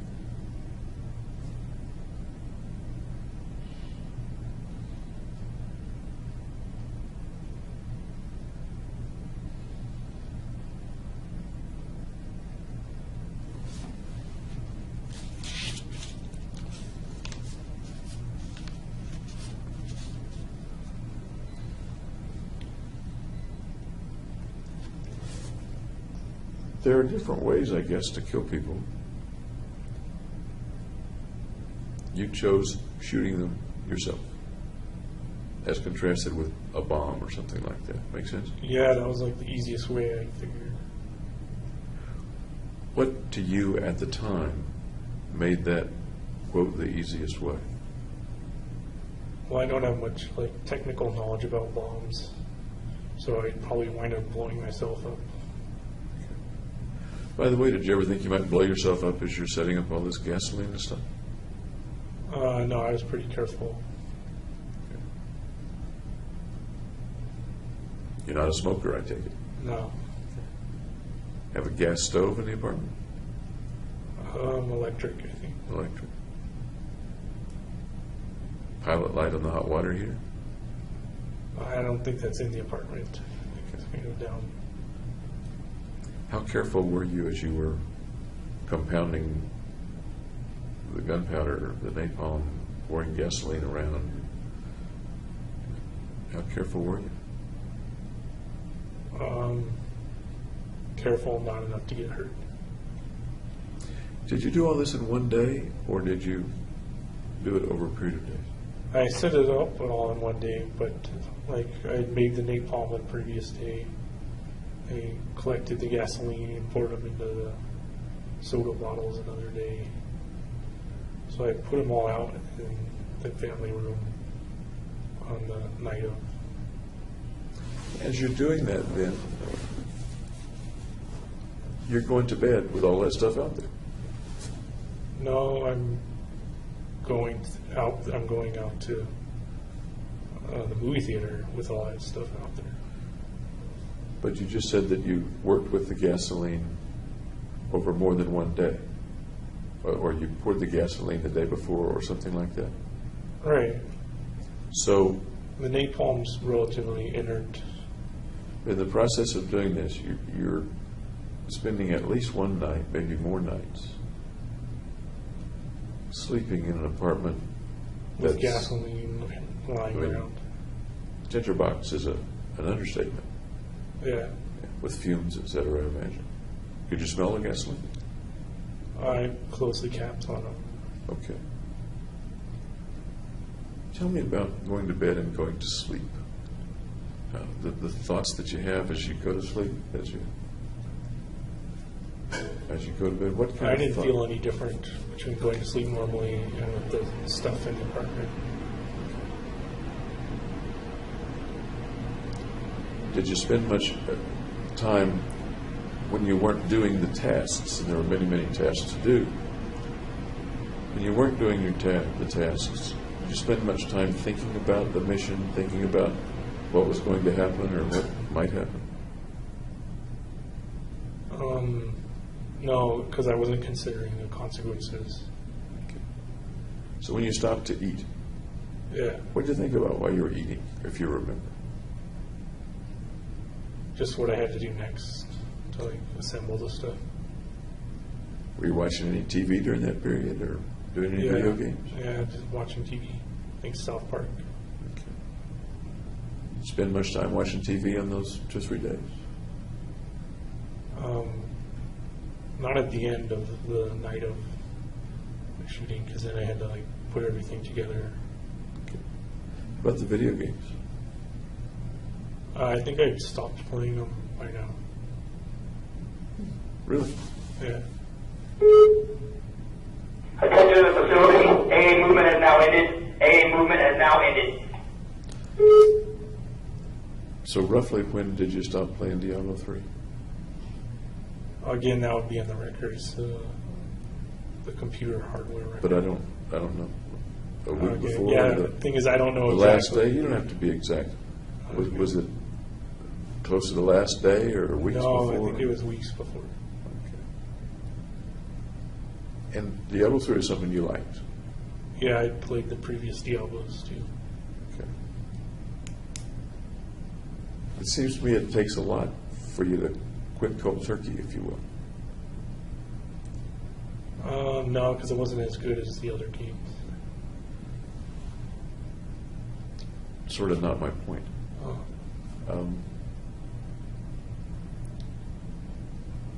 Something was relatively quickly more important than something you used to do 8 hours a day. Right, because I suddenly attached no importance to Diablo 3. And was the time completely filled with planning the shootings? No, there was eating, going to the gym. Okay.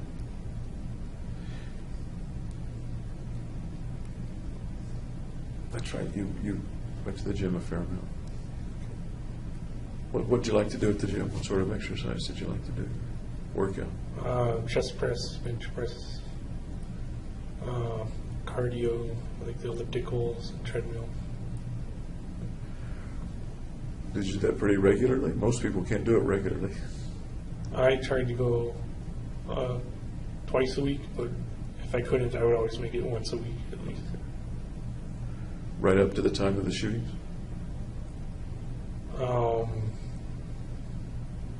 I don't recall the end of the last time I went. Roughly right up to the time of the shooting? Yeah, I don't remember.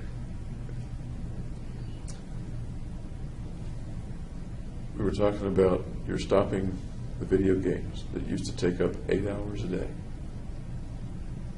And you said other things filled that time, including eating, going to the gym. Yeah. I'm wondering how much of that time between stopping the video games and the shooting, during how much of that time, roughly, did you still go to the gym? No more than twice a week. And did that roughly twice a week or once a week continue up until the time of the shooting? That I don't remember. I'd have to check the logs.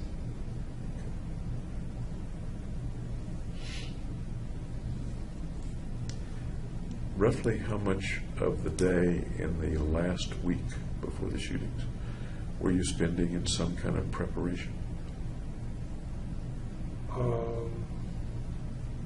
Probably around 4 hours a day. And the week or two before that, roughly how much time in preparation?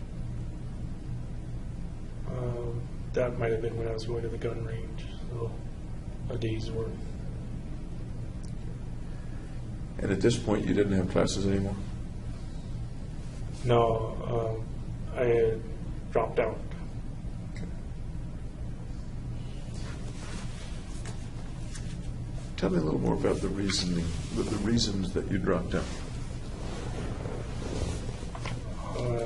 Well, I didn't pass my preliminary exams.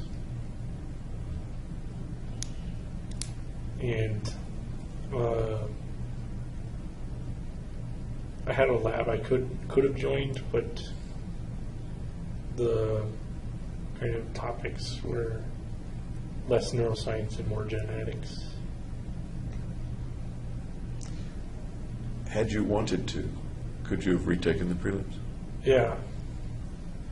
Tell me about the decision not to retake the prelims. I just made the decision not to take them, and then told my advisor that I was going to leave.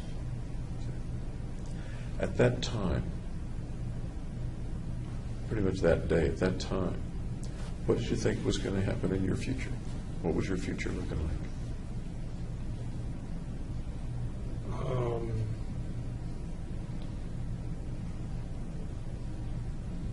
It was looking busy, I guess. I was busy with putting things together. Busy with putting preparations for the shootings? Are you talking about or putting other things together? I'm ordering stuff for the shootings. What else did you picture as being in your future at that time, at the time that you quit?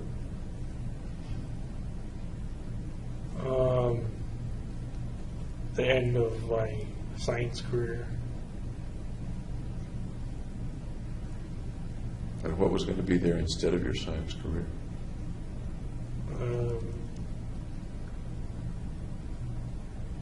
I didn't think about it. Not at all. As far as you remember? Yep.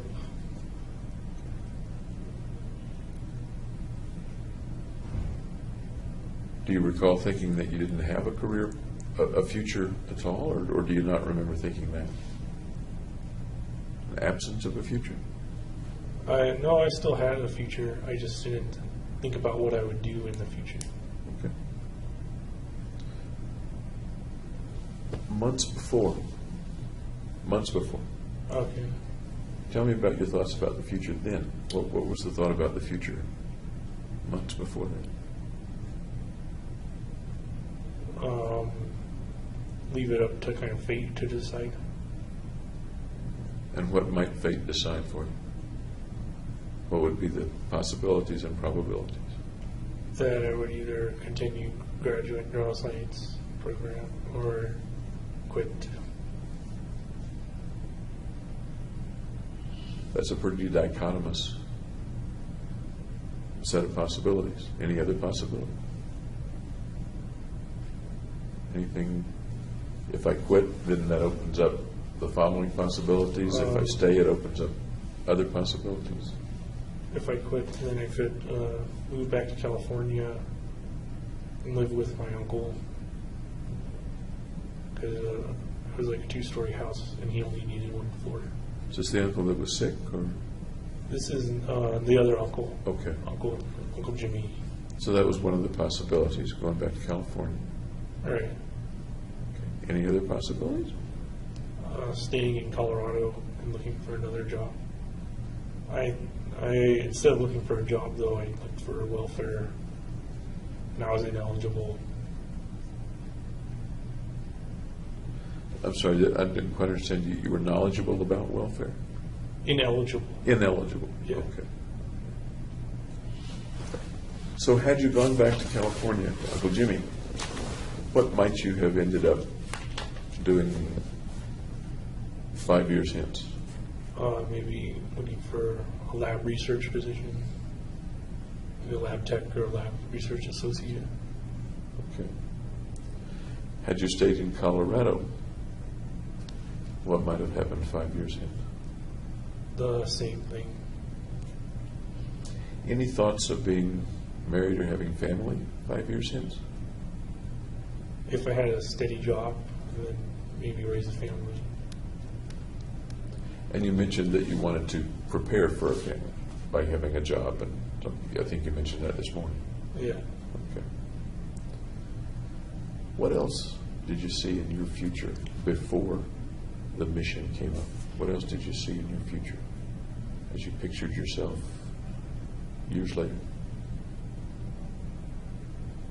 Just going on to a postdoc position, learning more techniques and stuff, and then keep starting the career. Was there any particular thought or fantasy about what kind of neuroscience career that might have been, or what sub-area you might have been in? Whatever was available. No burning desire in the direction of limbic systems or something else? No, not really.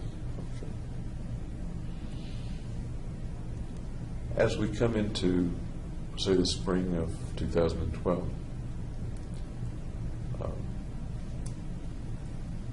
when does that future picture start to change? How does it start to change? It's just not there anymore. Anything take its place?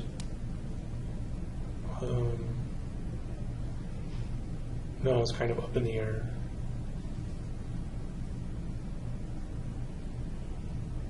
Anything vague taking its place?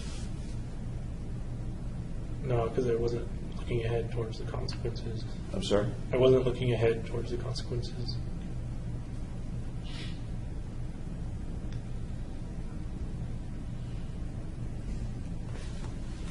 Can you estimate what the earliest point was at which you began to think about these killings? When I bought the shotgun, I think. The shotgun. So that was the second gun that you purchased, am I right? Yeah. Okay. Okay. Do you remember roughly when the earliest point was that you ever thought about killing anybody? Teens, in the teens. Tell me about those thoughts, if you would. They would just pop up. Tell me about the thoughts, if you would.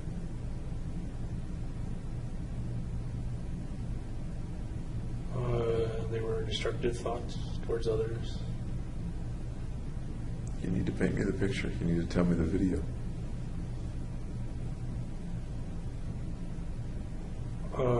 It was kind of that in an abstract way. It wasn't actually visualizing killing or anything. It was just kind of like a voice saying, like, kill people. You mean a voice that you could hear inside or outside your head, or something else? Like your own voice, your own mind's voice. Different people mean different things when they say voice. Sometimes they're referring to a strong thought. Other times they're saying, yeah, it was a voice and I turned my head and there was... No, it was internal voice. Sorry to push it so hard. Was it an internal voice that you heard as if it were coming through your ears, or an internal thought that you realized was a thought, not an auditory phenomenon? It was kind of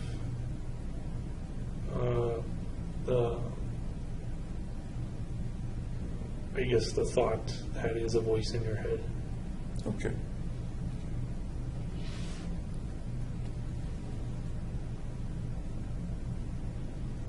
Even though you mentioned it was abstract, you did say that it would pop into your head and that there were thoughts of killing people. At least that's what I asked about.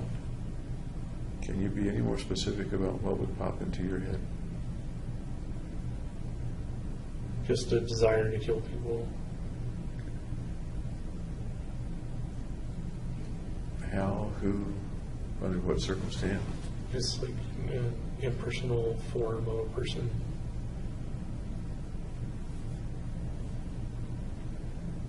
No particular person that you picture? Oh, no one in particular. Was it a response to somebody doing something to you or making you feel badly? Or It might have been a response to stress. can you be more specific?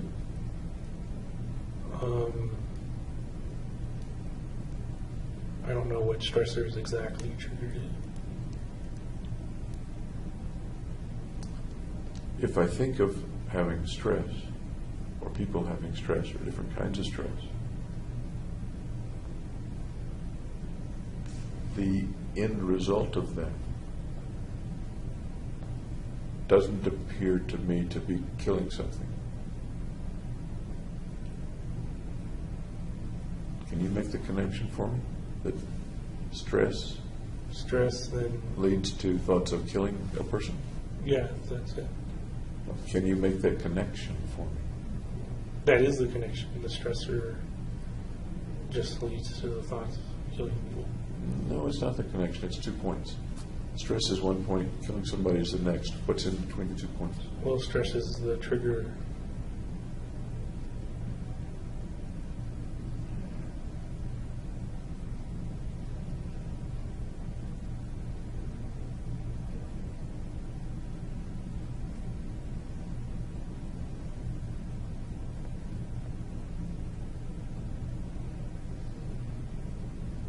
Is it that you don't understand connecting 2 points?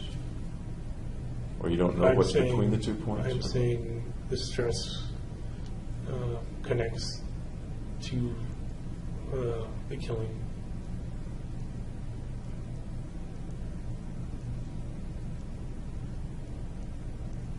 That doesn't make sense to me.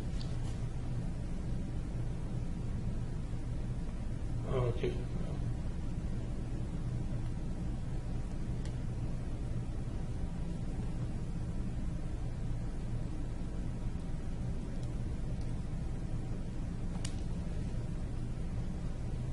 If I say hunger connects to eating a plate of food, there are things between hunger and eating the food. Going to the grocery store, choosing the groceries, coming back home, turning on the stove, Not if the food's preparing already food, prepared. all this. So what's You're between hunger and then you eat a snack. You've still got to go get it, choose it, and open it. So Not if what- it's already open and chosen. We're getting into a word game, and it's not really my purpose. I really want to understand that for you, there's a point of stress, at least as you described it in high school many years ago. Stress and thoughts of killing someone. And there are things in between those. You may not be aware of what they are, but there is something in between. Okay, if I don't know what they are, then. Okay. Otherwise, it seems to me sort of like the old joke of lots and lots of formulae and experimentation, and then a miracle happens, and Okay. something. You remember that joke? No. Okay. If you're doing a proof, or you're doing a paper about how you get to results of your experiment, Yeah, you have data. it's not fair to say the data's here and the miracle happens and there's my result. You need to understand or try to understand what's between the data and the result, the causation, if you will. I'm saying stress is the causation. So you're kind of removed from, you're already one step closer. What is it about you then that makes stress per se lead to thoughts of killing people that's not present in almost anyone else? That's just my coping mechanism. It sounds like psychobabble to me. I'm sorry. It just does. What do you mean your coping mechanism? That's how I deal with it.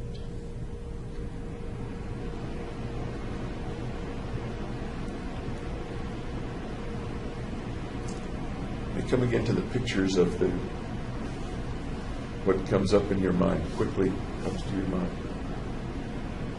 What was that? I know there's noise back behind me. Let's come back to the image that comes to your mind about killing someone. Once again, is there any clearer picture of that you can see? Can you fiddle with the focus knob? Well, there's and kind of two clarify? pictures. One Okay. is with when I'm with someone, I have a picture of killing them, and then the other is an abstract. I get this image of just a formless person who I can't really make out, and I'm killing them. Okay. Let's go to the one that you mentioned when you're with someone. What might be a circumstance in which you would think about killing a person that you were with at that time? If they're being very annoying. Can you draw me a hypothetical situation?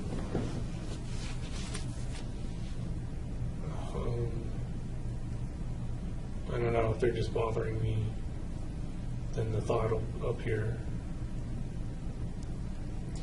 How might they be bothering you in this hypothetical situation for the thought to appear?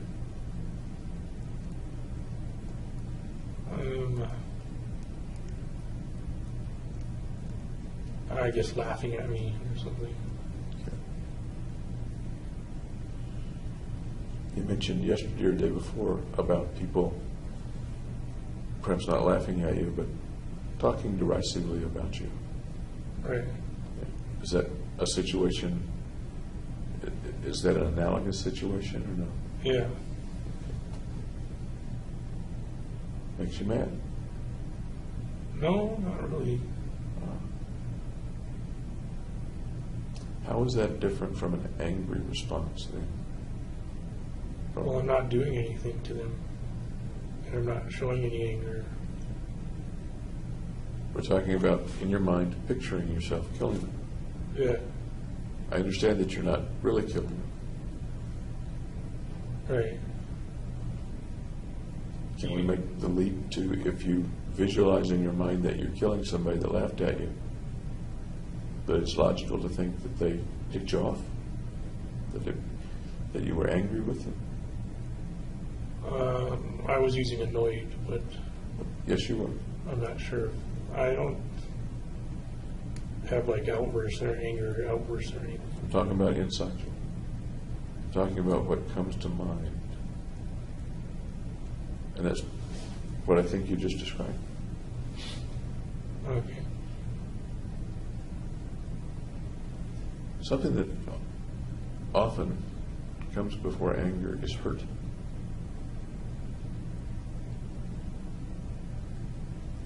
Did you feel hurt when people would talk derisively about you?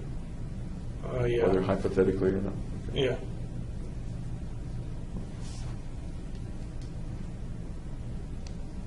Is that one of the situations where the fantasy might appear or no? The fantasy of killing the person? Yeah. And what happens in the fantasy? What happens when you kill the person? And they're not bothering me anymore. Okay. So the bother goes away. Right. The annoyance goes away. Or the thing that's hurting you goes away. Right. Seen from the other person's viewpoint, the person who's annoying or hurting you, did they feel that they've been punished or eliminated? No, because that was all going on inside my head. I know, but in the for the fantasy person inside your head, do they feel anything? Or is this something you can do without fear of having them feel something? There's no fear to it. And again, I maybe kind of putting words in your mouth, and I don't mean to do that.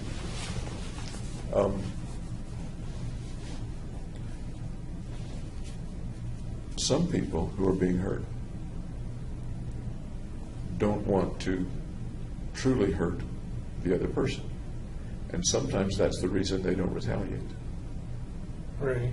or call them on it. Yeah. Because for one reason or another, they don't want to escalate the situation or they don't want to hurt the other person. One can do that in his mind without hurting the other person. Does that thought resonate with what you're talking about? Yeah, I don't intentionally want to hurt them. I just have the thought of hurting them. Okay.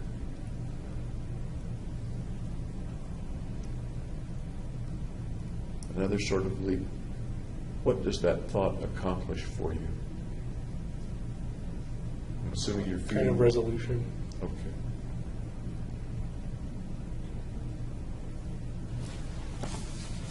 Is there any relationship between that fantasy situation in which you've already said you don't want to actually do damage to the other person? Is there any relationship of that situation with the situation in which you did grave damage to people at the theater?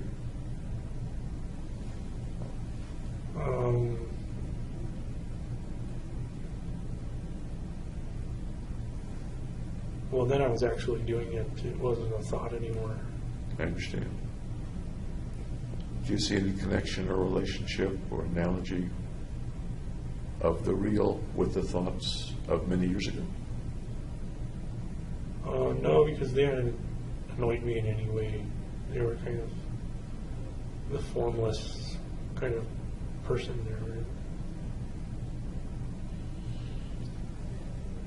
I'm thinking, and please tell me if my thinking is correct or not correct, that there are two kind of categories. One in which someone is doing something to you or in some way making you uncomfortable or annoying you, making you feel badly, and you deal with that in fantasy.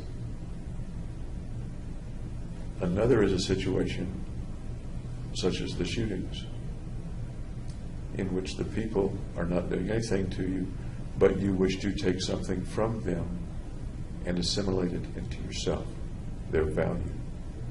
Yeah. They're two separate things. Okay. Tell me what's right or wrong with that interpretation of things. Is it 100% right, 50% right, 10% right? And correct the things that aren't right, can you?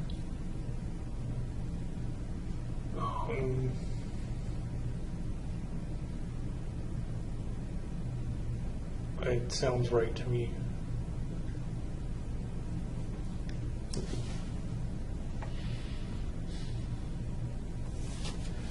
What was your first experience with people dying?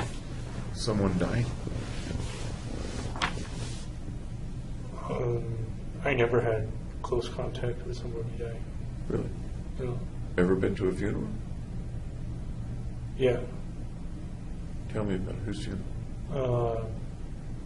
My grandma Helen's.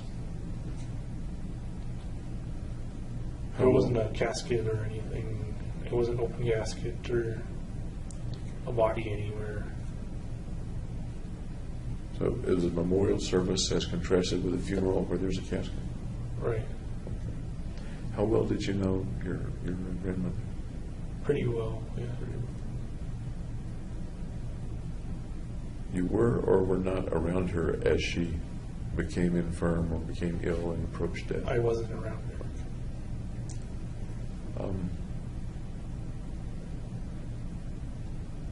But you were close to her.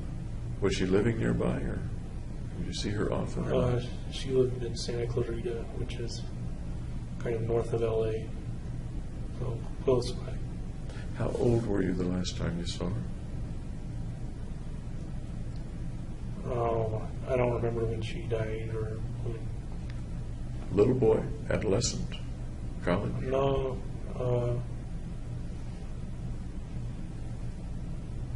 I think it was undergraduate. Okay.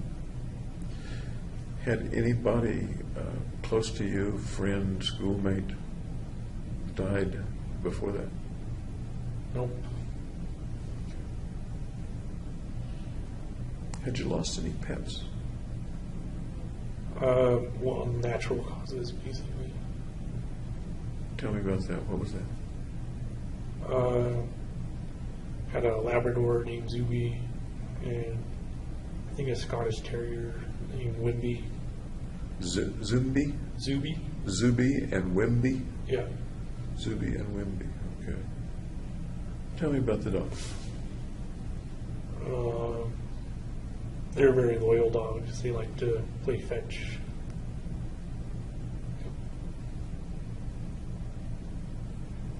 You're picturing those dogs, aren't you?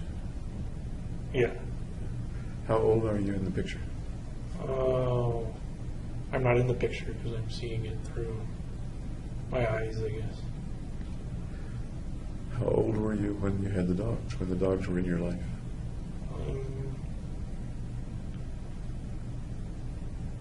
I guess like 7 or 8. And how did they leave you? How did they die? Well, Zuby couldn't get up anymore because he had like bad hips, so we had the vet put him down. And then Wimby, I guess, got sick.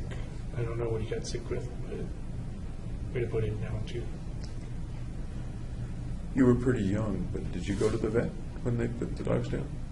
No, they actually like brought the vet to the house. Were you there when the vet euthanized the dog? No. How did you learn that the dogs had been put to sleep?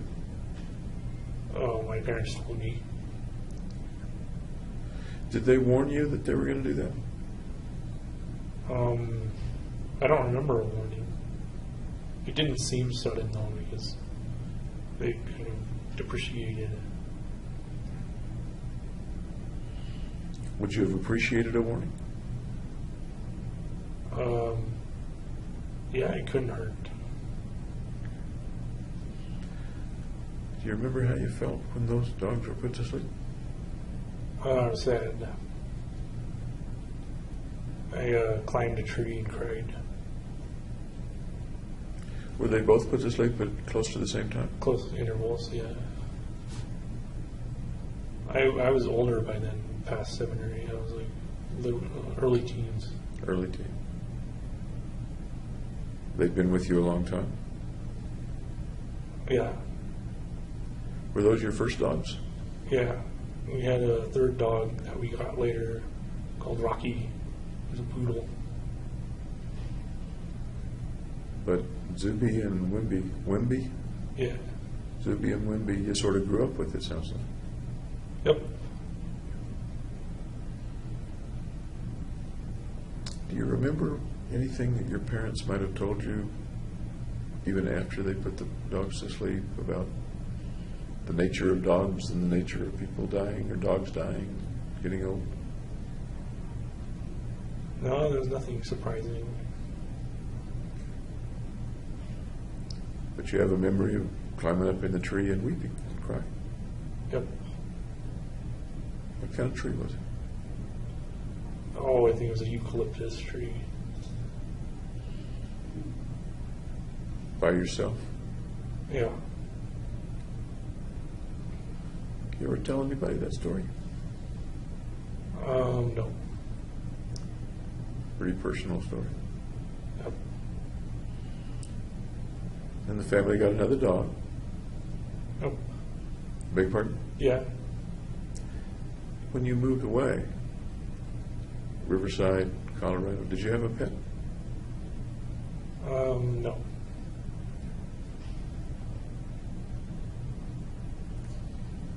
Any other experiences with death, animals or people?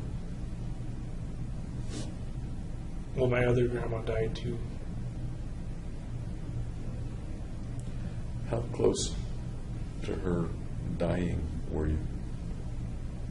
I was in San Diego and she was in Carmel, so like 8 hours away. About how old were you?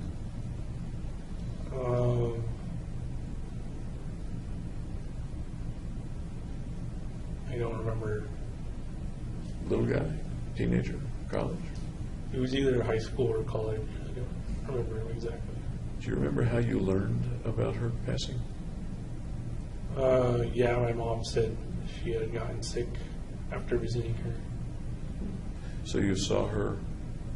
I didn't see her. My mom had visited her. Okay. You remember how you felt when she died? I was sad. Have some good memories with her? Or not? Yeah. Christmases together. Do you remember whether you cried or not? No, I didn't cry. How about for the other grandmother? No, I didn't cry for her either. What do you make of the fact that you cried for the dogs and not for the grandmothers? I was younger. Anything else? Oh, By the way, I don't think it's unusual that a boy cries more for the dog than for grandmother. okay. You were with the dog every day? Pretty much. Yeah.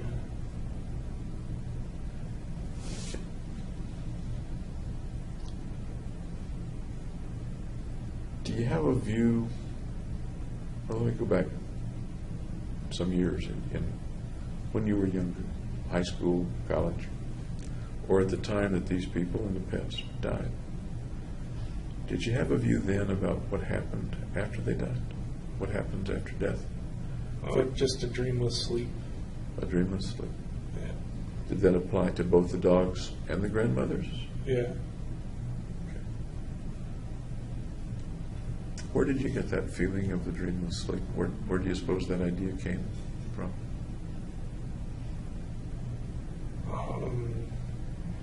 I guess I just absorbed it. I'm sorry? I just absorbed it from my surroundings. What do you mean? I don't understand.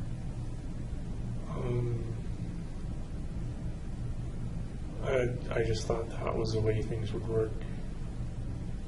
You don't recall it being something that Mom said or Dad said? No, I think I came up with it. Did you ever have any thoughts about an afterlife for the dogs or for the grandmothers? No, I don't believe in afterlife. How about when you were a little kid? Well, I knew about heaven and hell, but I didn't think it would apply. Apply to? That it wasn't the way things worked. And how about now? I still believe in the dreamless sleep. Do you think much about it? No, not really.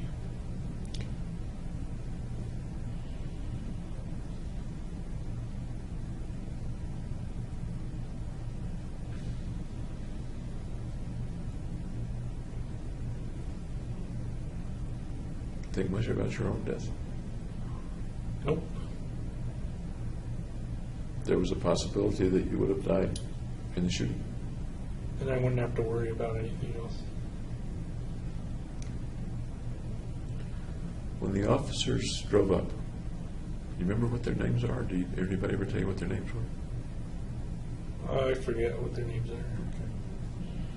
What was the circumstance in which the officers drove up or came to you after the shooting? Well, they drove up behind the theater because everything happened behind the theater at that point. And they were looking at Theater 8, and they had their backs to me, even though I had a gun right next to me and stuff. So I didn't shoot them, but then they came towards me, and I put my hands up, and then they knew I wasn't police. Why were you outside the theater and not inside the theater? I left the theater at that point and went out the back. Had you finished? Or were you getting ready to go back in? Or? No, at that point I just decided I was done and left. So it wasn't that they interrupted you, you had decided that you were done. No, I could have kept on shooting. And that's really what I was asking. Without the police being there, what would have happened next? Well, the magazine jammed, so my main weapon malfunctioned. But you had 3 others.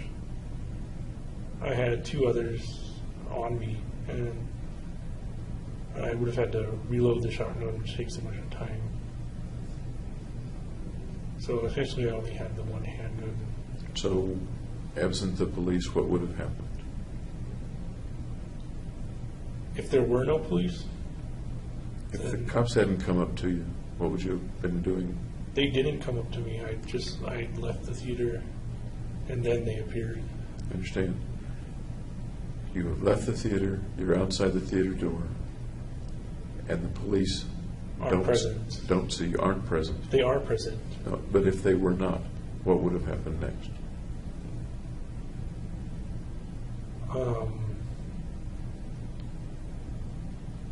I would have driven away.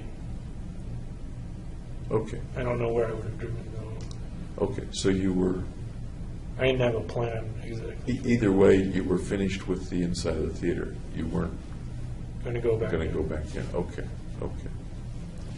You would have somehow driven away. You didn't have a plan. After shooting in the theater, I didn't have a plan of whether to die or not, or to drive away, or where I would go. I kind of left that all up to the spur of the moment. What do you make of that?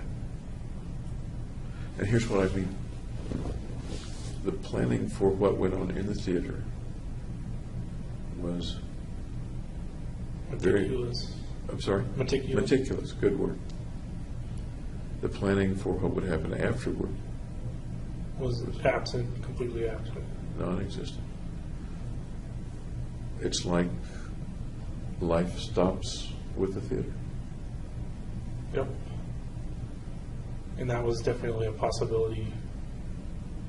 A possibility, but only a possibility, not a sure thing. Certainty.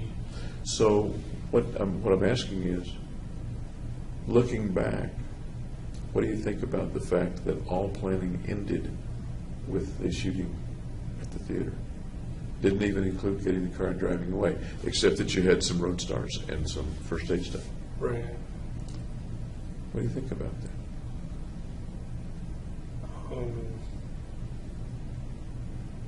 I think I didn't think it through very well then. But you're A, a smart guy, and B, an extreme planner. Right. It seems illogical that you wouldn't think it through. And yet, I believe you when you say you didn't think it through. So, what is it that causes a smart guy, an extreme planner, not to think it through beyond the shootings? Because I kind of figured my life would end at the shootings.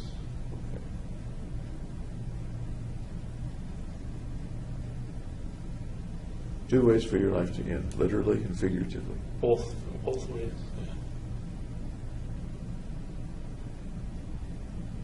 It sounds like you had no plan, no hope, no wish for things to go further, for your life to go further. Except the basic biological instinct to survive.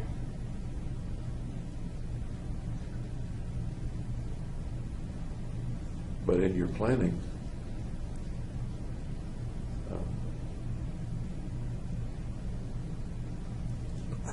a criminal, Yeah. would figure out where he was going to live, where he was going to get food, where he was going to get money, things like that. All that was going to be determined for me, so I didn't have to plan anything out. So I would go to jail or I would die, and then things would take their own course. Was there any third possibility, jail or die? Was there any third possibility? Well, there's the third possibility of getting away, but I didn't consider that. I consider that negligent or nil. No. Yeah. And we're looking back about the way you were thinking at that time. Not the way you're thinking today, but the way you were thinking at that time. Is that what? Yeah. At what point in your planning and your contemplation of the mission, what you're calling the mission,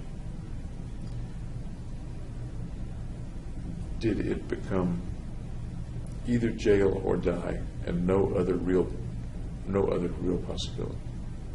At what point do you think you realized that, or do you think that was a fact in your planning?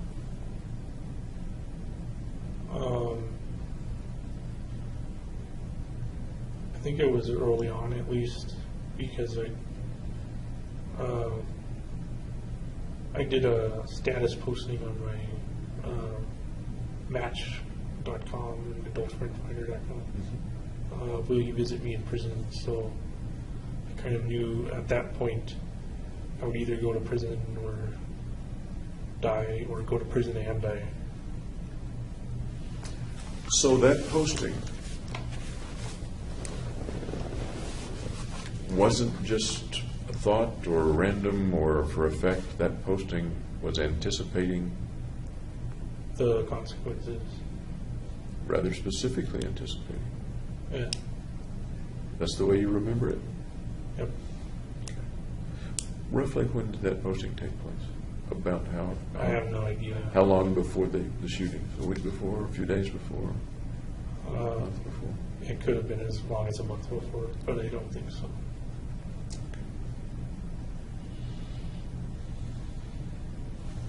Yeah, we're doing on time. We're doing fine.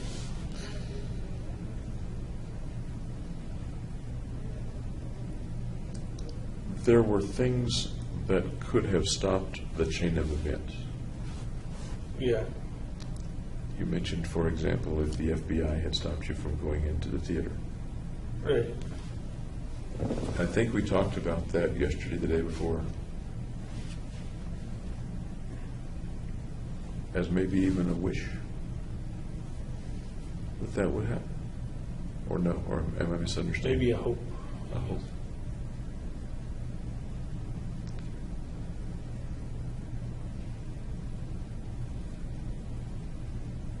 Can you describe for me, help me understand, that you hoped the FBI might stop you, or a part of you did, Right.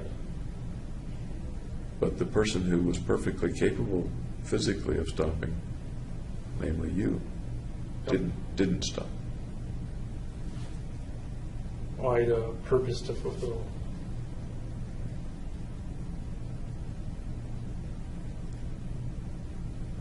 but it would have been okay with you. In fact, you hoped it if somebody else stopped your purpose, namely the FBI.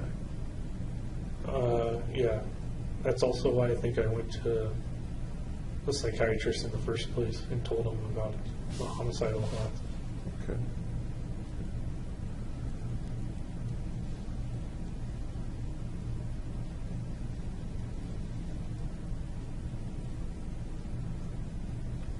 That sort of sounds like there were two parts of you going on. One part that wanted to proceed and the other part that didn't. Does that make sense? Yes, there's like internal conflict. Okay. Those are big words, psychobabble crap. Okay. But it sounds like there were two parts of you, one that wanted to proceed and one that didn't. Yeah. Or am I if I'm misexplaining it, then please correct me. Well, one I wanted to be fixed to be normal, and the other was to carry out the machine.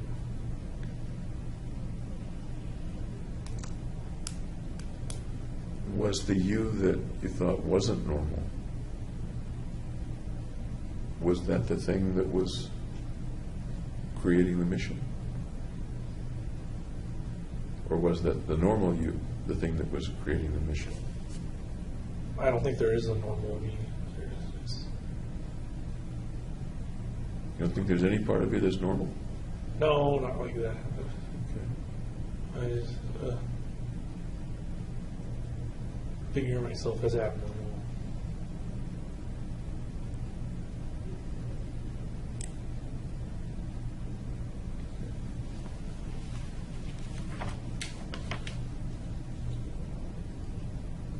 The going to see Roth and then Finn seeking help or seeking something, did that have to do you think now, with stopping you one way or another? Or with fixing you, or with something else? Yeah, with treating me. Okay. What was, if you can remember, what was the thought? What was the hope in your mind? I'd get the drugs and then I'd be better. Okay. And what ended up happening? I got the drugs and it abolished my anxiety, my kind of fear of other people, and kind of maybe even facilitated it. So when you got the drugs, Yeah. your anxiety around other people decreased? Yeah, that was one of the main reasons. I'd also told her why I came to see her was to reduce the anxiety. Okay.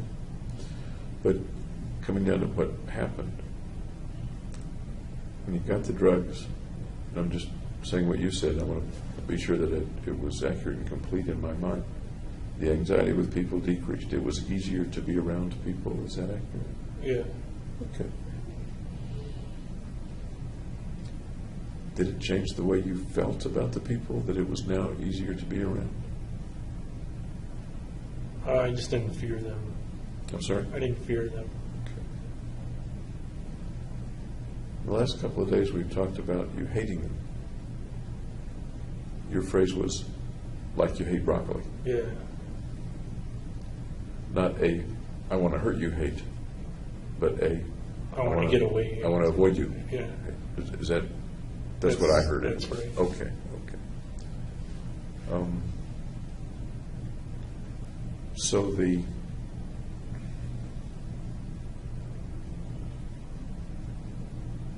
like I said, makes me ask, what did the shootings have to do, if anything, with hating people?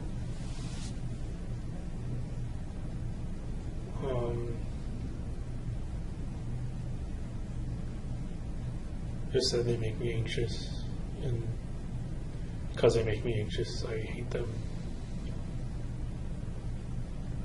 You described that hatred as wanting to avoid. Because they make me anxious, I want to avoid them.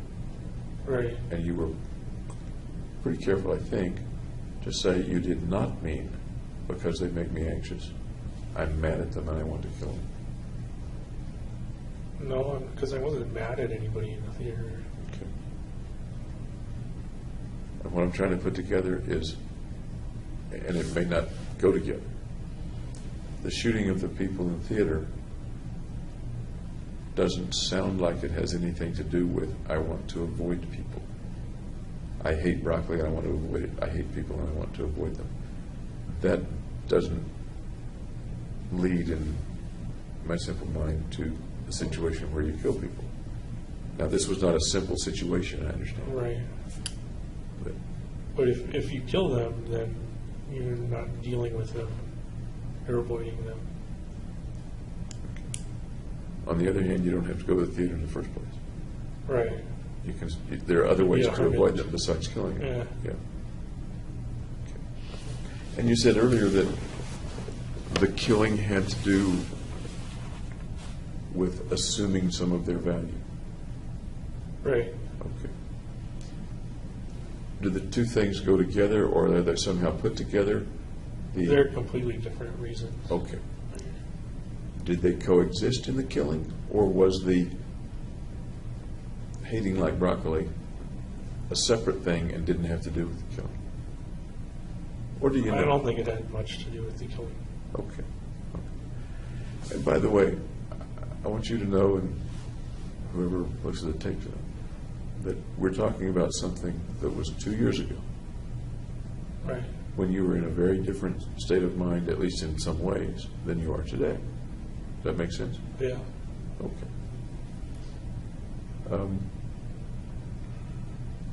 Okay.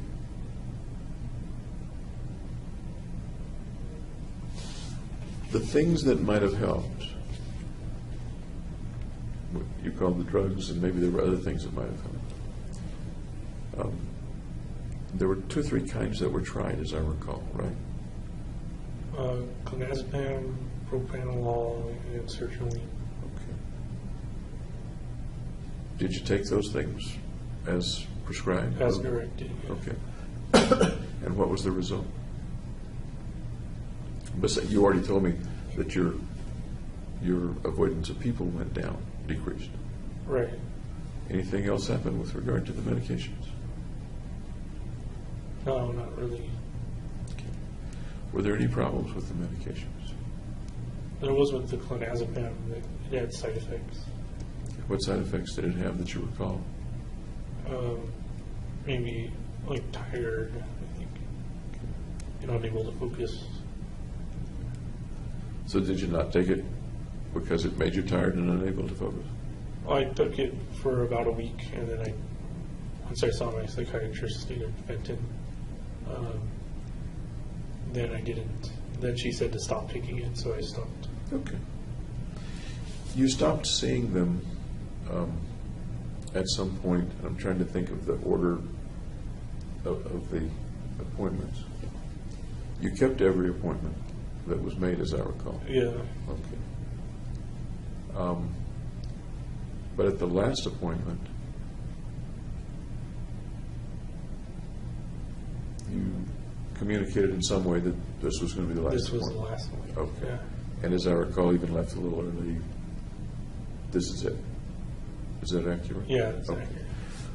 Why did you make that your last appointment?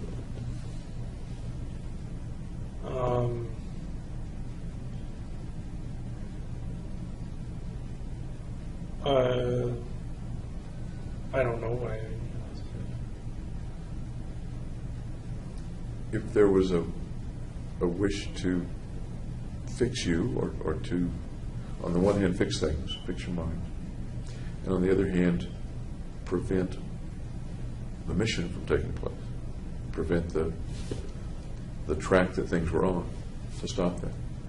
That kind of overruled the treatment. It overruled the treatment. Yeah. Pretty strong force. Yeah. Where does such a strong force come from?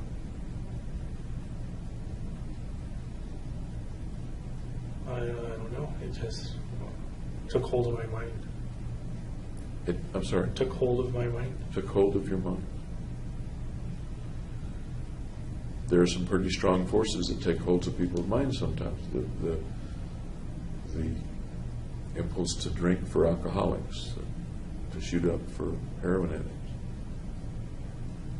to do other things. Yep. Any thoughts about why this took such irrevocable hold of your mind, such unbeatable hold of your mind? I don't know why it dominated, but it did. But it did, such a thing. Yeah. Okay. Did you think of any other ways to stop it? Well, at that point, I was more concerned with going through with it than stopping it. But going through with it,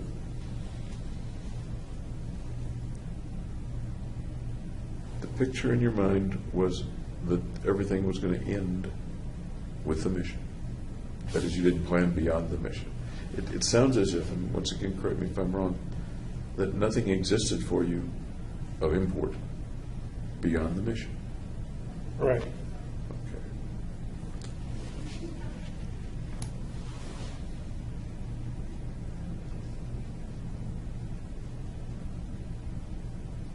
Did you see anything about the mission that said it was a wrong thing to do? Not sure.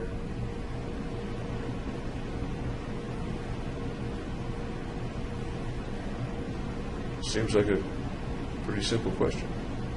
Well, I knew it was legally wrong. Because you get punished for killing people. Yeah. I'm thinking more about inside you. You're a person going through life at that point. You haven't been arrested at that point.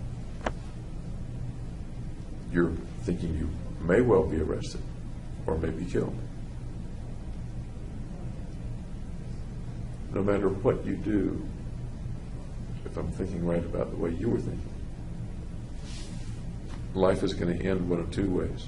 You're going to be killed or you're going to be put in prison, arrested. But between here and those things, thinking back on July 1st, 5th, 19th, 20th, there are people that are going to be killed and wounded. Right. Is there anything wrong with doing that in your state at that time?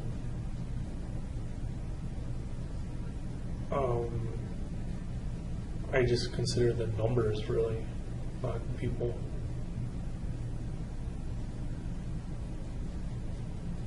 How's that? Well, I consider that it was going to be a number of people that died, kind of in conglomerate mass or something. But as you went into the theater, you saw individual people buying tickets, getting popcorn. No, I didn't look at any of the people. You must have, because you didn't bump into them. You looked at them one way or No, I another. didn't. Okay. I didn't single them out as individuals. As you drove to the theater,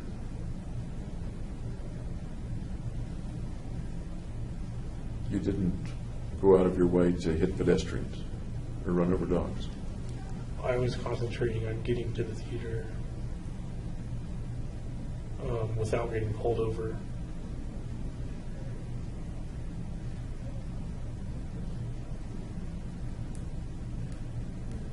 We come back to the concept of the things that lay at that point between you and dying or being arrested, those two things.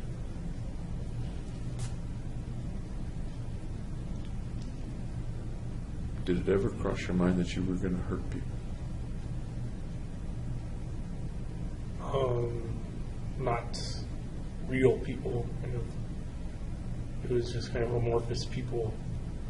People are going to get hurt, not John Doe or whatever.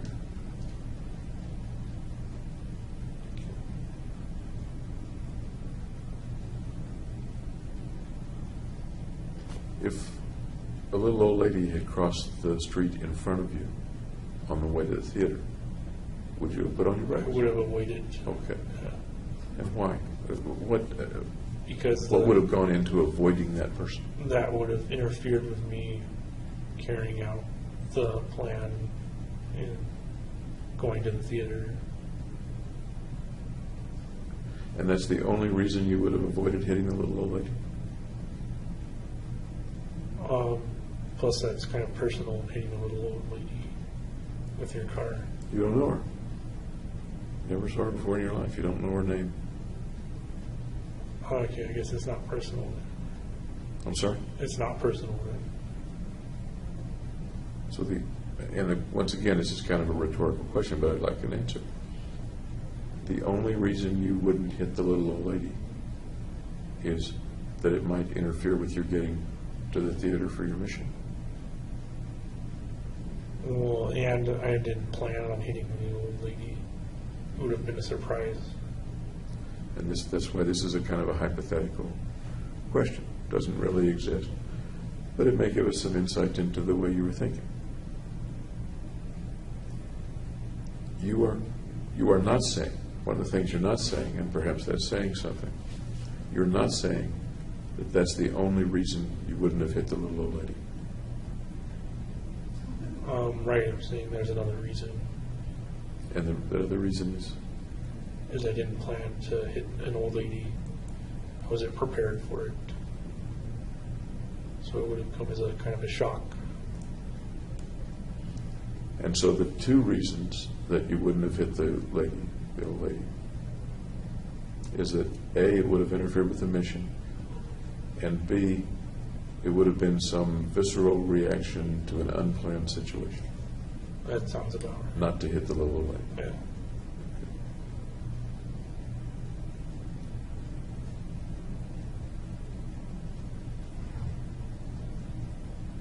The people who were in the theater, how do you feel about them now?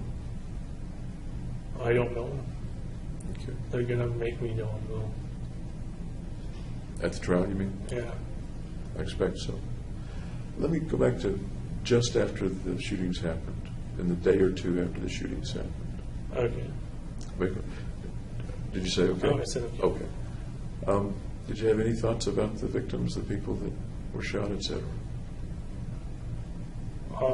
No, I just heard the numbers. It was like over 50 wounded and 12 died. What came to mind as you heard the numbers? It was new information. I didn't know that while I was in the theater. Any feelings come to mind? Any pictures or feelings come to mind as you got that information? Just that I was worth 12 more people than I was before. Okay. Did the wounded count in your worth in that way of thinking about things, or no? I only count fatalities. Okay.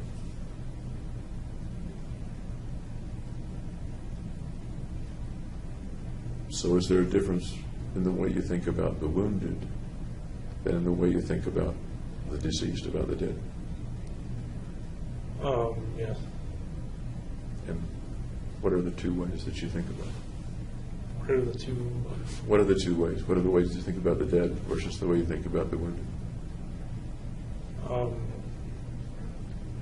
Well, the dead can't be repaired or come back to life or be normal again. So it's kind of irreversible. And what I heard you say was that that accrues to something positive for you. Right. Okay. What about the wounded?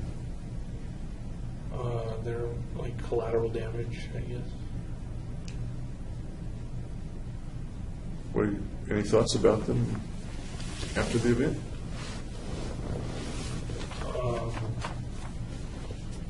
I regret they had to be wounded.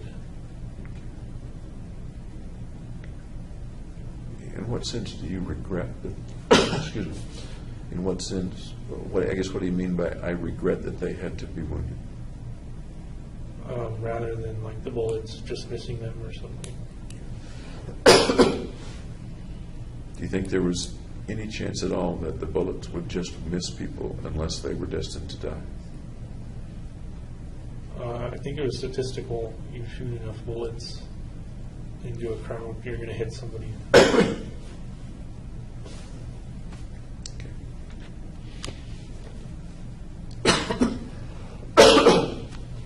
Can you help me understand the regret that you felt that they had to be wounded?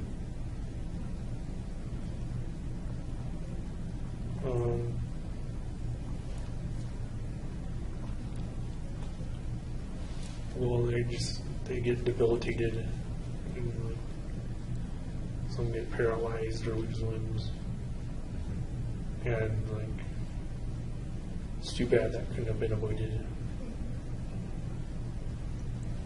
Is your view that it couldn't be avoided? It couldn't be avoided because I'm basically shooting blind into this crowd of people. So, But that's the way you set it up. right. So it couldn't be avoided. But that's the way you set it up. So if I had set it up differently and like aimed specifically for the people, I guess it could have been different. You set it up so that people would be wounded, not killed. Does that make sense? Not intentionally. I set it up so that people would die. How is it not intentional that you set up a situation, you planned it meticulously, to use your word, that you wouldn't be able to see well or aim well? Right. So Which is the way that people keep get it wounded. impersonal. Which is the way that people get wounded instead of killed, instead of all killed. So I didn't know a way to make it impersonal and still be able to kill them. But once again, you're a smart guy, and you plan meticulously. I think of situations, and it's a hypothetical thought, of course, of snipers. They get very, very good at what they do, and tend to kill rather than wound. Right. Well, as I said, my aim wasn't that great, so I couldn't really do a sniper. Okay, we can pick a different way to do it. My point is that intellectually, your argument seems to be failing to me. That people got wounded because of the way you set it up. Right. That's true. People got Okay. wounded. Because of the way you set it up. Yes, because of Okay. the way, the nature. The people who were killed, that, as I understand it, there's no regret or less regret for the ones that were killed because you accrue their value. At least that's the way you felt at that time. Is that right? Right. Did you have any thought about those that they left behind? Their Also relatives. collateral damage. The argument begins to sound pretty quickly like the ends justify the means. Make sense? Yeah. If that's not a reasonable way to think about it, I really would like to hear what your view of it was at that time. Not necessarily looking back at it, but what your view was at that time and before the shootings. That there was an awareness, at least intellectual awareness, it seems to me, of lots of collateral damage. Right. But the end justified the means. Is that a reasonable way of thinking about it or not? There was no way to avoid it. And with that plan. With that plan, there was no Yeah. way to the way. And I was already dedicated to the plan. What do you suppose locked you into that plan?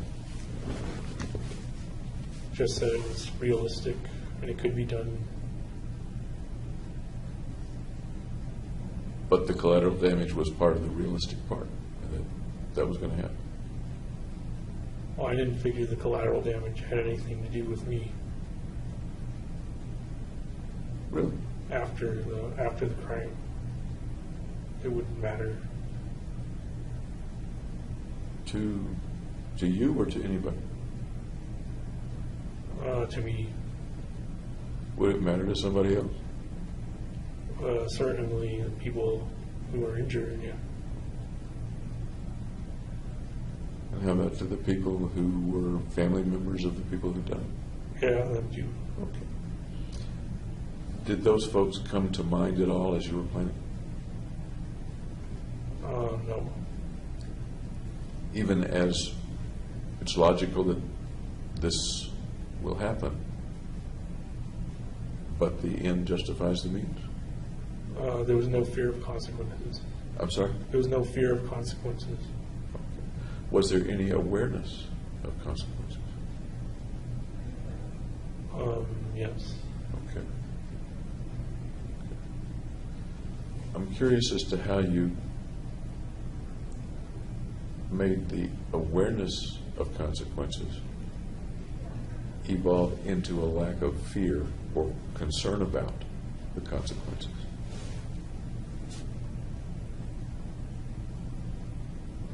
I don't understand the question. I don't think you're a cruel guy. Okay, I don't either. Okay.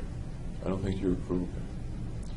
You don't go out and, I mean, in the lab you may sacrifice rats, okay? Right. But you don't go out and hit little old ladies and you cry when your dog dies. You don't go and torture animals or anything like that. I don't think you're a cruel guy. Okay. But somehow, once again, correct me if I'm wrong, the awareness that other people would be badly hurt was not enough to stop the mission. And it sounds as if you're telling me that the awareness that they would be hurt somehow became a lack of concern about the consequences to them or anybody else. Right. Okay. Can you help me with how that, Why that is the way it is. and why is sort of an odd question. Sometimes why is not the right question. Okay. But it may be in this case. I'm wondering about the process. How does it go from there are going to be many people hurt in lots of different ways? How does it move from, okay, that's going to happen, but I'm going to do it anyway, and I have no concern for the consequences? Because I think in general, you do have concern for at least many other people. Right, so that's all kind of appearing now that it's after the fact that it's happened. But before it happened, I wasn't counting on dealing with any of it because I could have died. And you're bringing another part into it that may be real important. You said not dealing with it. I'm not remembering your exact words, but not dealing with the consequences. Right. So now I have to deal with the consequences. Before the shootings, I didn't think ahead, so I wouldn't have to deal with the consequences. right after the shooting, were you concerned with the wounded or whether anybody was going to get hurt at the apartment? I inquired if a child was hurt because I saw a sign that said like child division homicide or something. As you came into the Aurora? Yeah, I inquired over PD. and investigated. And did anybody tell you one way or the other whether a child was hurt? No, they were evasive. What do you But I think? put it together What did you put together? that a child was killed the next day, I think. How did you react at that time when you put that together? That they tried to minimize child fatalities by choosing midnight and PG-13.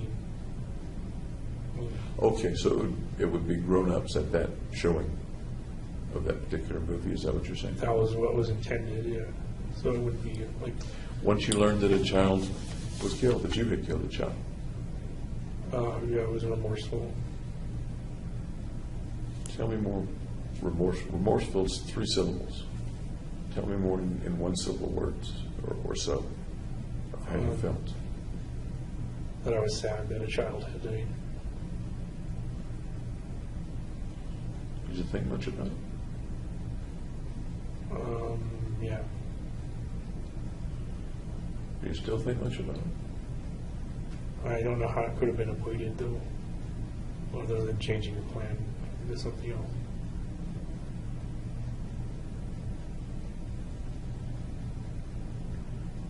If you had known that a child was going to be killed, would you have changed the plans, do you think? No, I think I would have still carried them out. If you had known that lots of children were going to be hurt, dozens of children were going to be hurt, Then I'd have to change the plan to make it impersonal and not with children. and you're aware that dozens of children were hurt,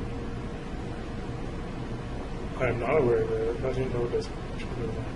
I'm sorry? I'm not aware of that.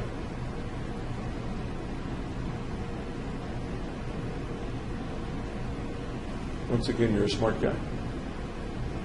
You think about the plan meticulously, Right, but not much about the consequences of the plan. right.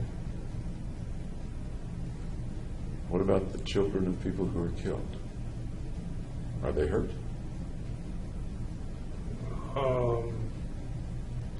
I didn't consider family and friends of the deceased or the wounded. What do you think now? Are the children hurt when their parents are killed? Yep. Are they hurt when their parents are wounded? Yeah. Yeah. So at least in that sense, dozens of children were hurt. Indirectly. The children are still hurt. Yeah. Does that make you feel anything as we talk? Not so great. Tell me a little more. What do you mean not so great? Well, it wasn't my intention to kill children or leave them parentless or like that stuff. Soon after the shootings, days, weeks, did you think that there were some children? Did it occur to you that there were some children who were parentless? Who or what? Who were parentless? Who had lost one or both parents? No, I never took that perspective. Did it ever cross your mind, other than taking the perspective, did it ever cross your mind that there were No. children who now had lost a parent? I'd only considered the children who'd been directly hurt.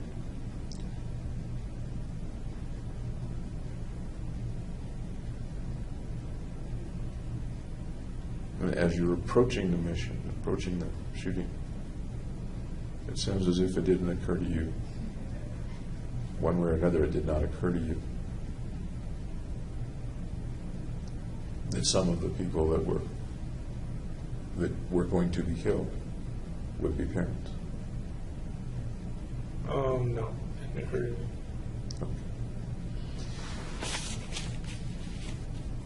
You've talked about remorse or regret. You've used the word a couple of times.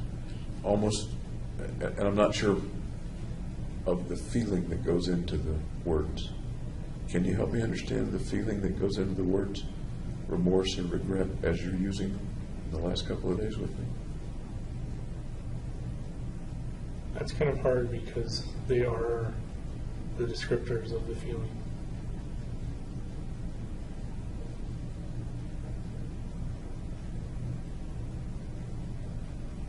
What are some other ways to describe the feelings that you have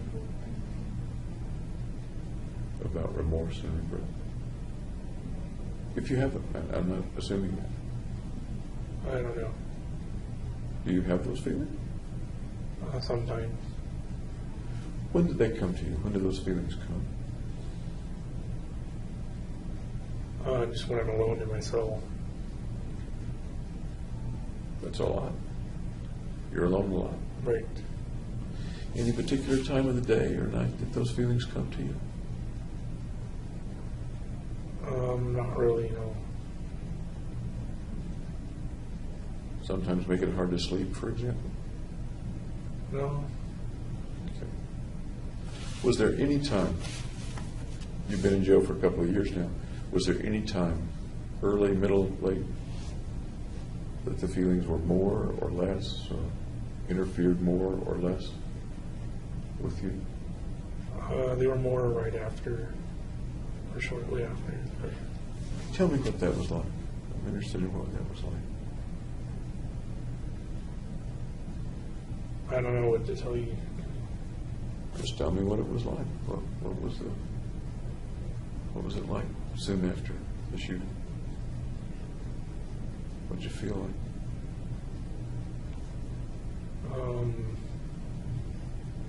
Kind of a now what am I going to do situation.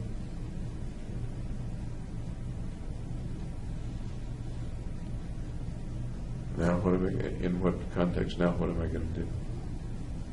Right. But I don't understand quite what you mean. Now, what am I going to do? That's kind of how I felt. Meaning, what am I going to do for lunch, or what am I going to do with the rest of my life? Or Yeah, what? In the long term, I guess.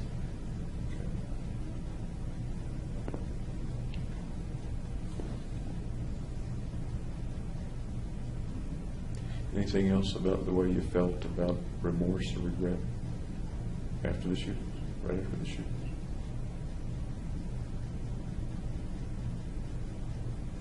No.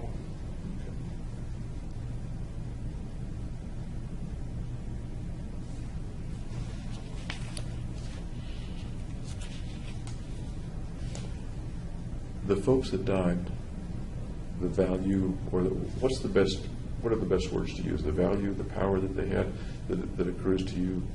What's the best word to use? What comes to you as a result of their dying? Their value. Their value. Can you describe to me what value means in that sense? Just what they're worth. And what do you mean they're worth?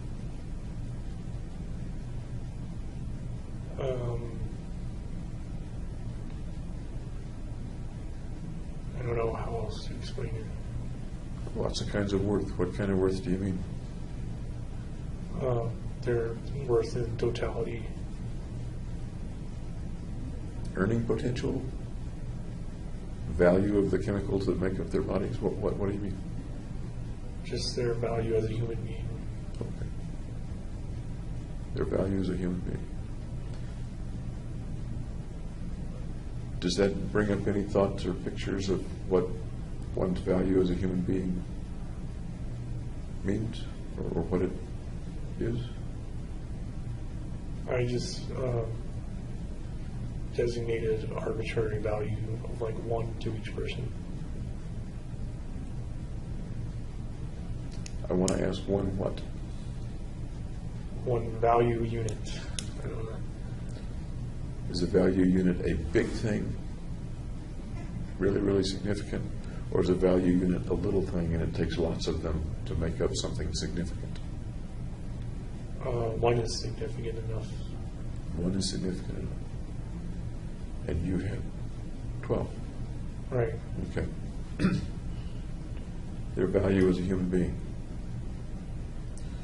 Does that seem to jibe with your effort to not see them as human beings? Or does that not I see not see them as individuals, like personally individuals. I don't mean to be playing games with you, but you did see them as human beings because that's their value. Right, is their being value human as a beings. human being. So, as a human being, they have this value, and I can take that value. Was it successful? Yes. In what way for you was it successful? I increased my self-worth and I didn't have to die. Okay. Can you talk to me about how your self-worth is increased, in what way you see that?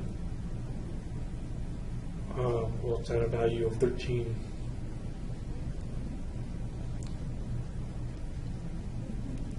In what way then are you enhanced? I'm worth 13, whereas a normal person's worth 1. Or, yeah. Do you feel that value 13 or 12 times more than you did before? Theoretically, yes. Theoretically, how about really?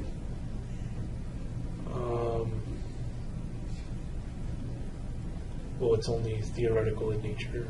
So. No, it's pretty real in nature. How about really? What do you feel in terms of the feeling of increase in you or your worth? Right, my worth is a lot more. Okay. And what do you feel is more? What does that feel like to be more?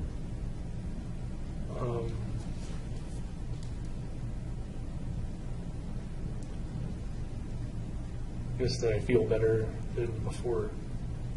Okay. Many, many times better, lots and lots better, or incrementally better? Incrementally. Can you put your finger on any of the things that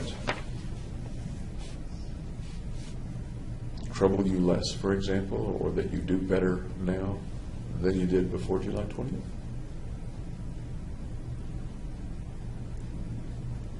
You're kind of getting at what the value actually is. Sure.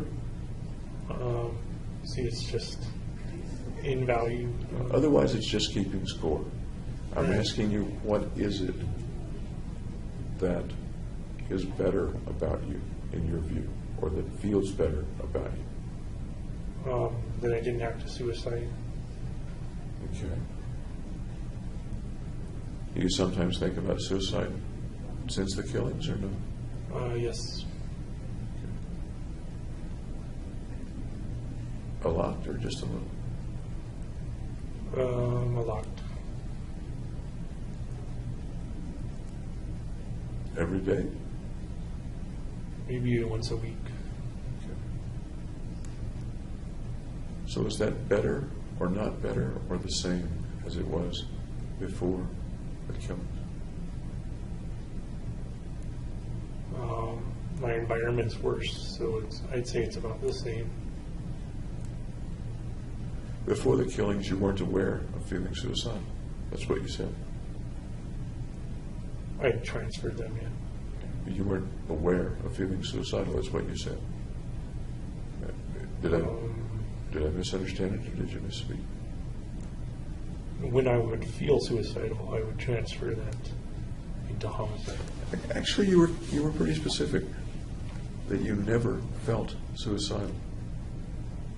That Because I would that transfer. what you felt was homicidal, and you deduced that the homicidal was preventing the suicidal feelings. Right. Am I remembering that right? Yeah. Okay. And now you do feel suicidal at wanting to hurt yourself, wanting to kill yourself. Is that right? Yeah, because I've already done the homicidal.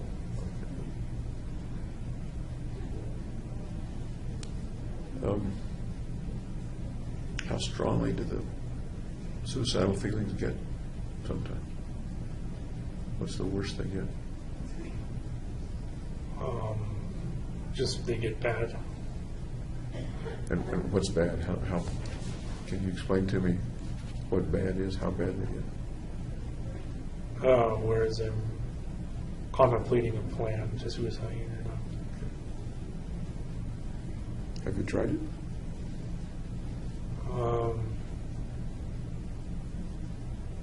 Yes and no, I guess. Tell me about the yes part. I was trying to bang my head open in the cell. They had to put me in the hole or suicide watch. They had to put me in suicide watch. And I was still banging my head on the cell, like doors and stuff. That was the day that you fell backwards off your bunk? Right. Okay. And did you also banged your head against the wall on that day? In the suicide watch, yeah. Okay. I've seen both those cells, as you know, when I was there a week or two ago. Okay. How many times did you fall backward or from your Only bunk? twice. They took me to suicide watch on the second time. Do you remember the thoughts you were having at that time when you were thinking about it or doing it? Falling backward from your I don't know why I was falling backward. Now, do you remember the thoughts you were having?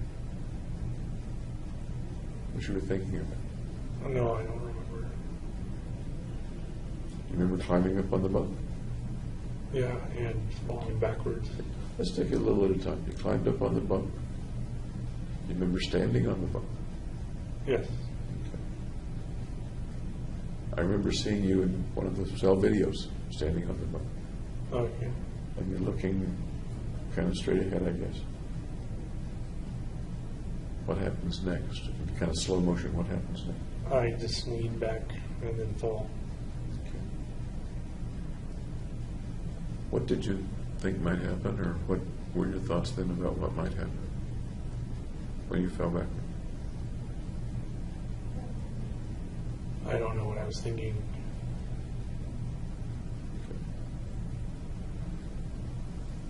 Then they put you in the hole. Yep. Use your word. That's a pretty crappy place to be. Yeah, bad environment. Very bad environment. Barbaric environment. Yep. Tell me about being there. Well, first off, I couldn't see because I didn't have my contacts, and people had like scratched a bunch of stuff into the walls, and I started interpreting them as messages. Do you remember what was scratched in the walls or what your interpretation was at that time? Oh, someone scratched like Ethiopia or something. I thought that was kind of applicable. Applicable? Applicable. In what way? And that it was kind of an Ethiopian environment. Okay. And I didn't realize you didn't have your contacts at the time. That you couldn't see. Or you couldn't see very well. Couldn't see very far. Before that, in the days before this happened, had you been getting your contacts regularly and able to wear them? Yeah, but I'd had them out because I was going to go to sleep. But then I did the head. What time of day was it that It was at night. Okay, it was at night, so that's why you had them out. Yep. Did you ask for your contacts? No, Or glasses or something? I figured there wasn't much to see anyway.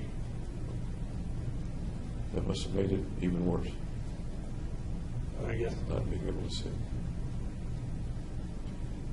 And at some point, they came in and strapped you to a chair and started an IV. An IV and took me to Denver Health. I'd like to hear more about that. I think we're going to have to stop for tonight. Okay. Sounds like a very, once again, crappy experience. Yep. Once again, anything that you want me to leave with, any thoughts you want me to leave with? Nope. Okay. Thanks for talking with me again. And I'll see you tomorrow about 9 o'clock, okay? All right. Okay.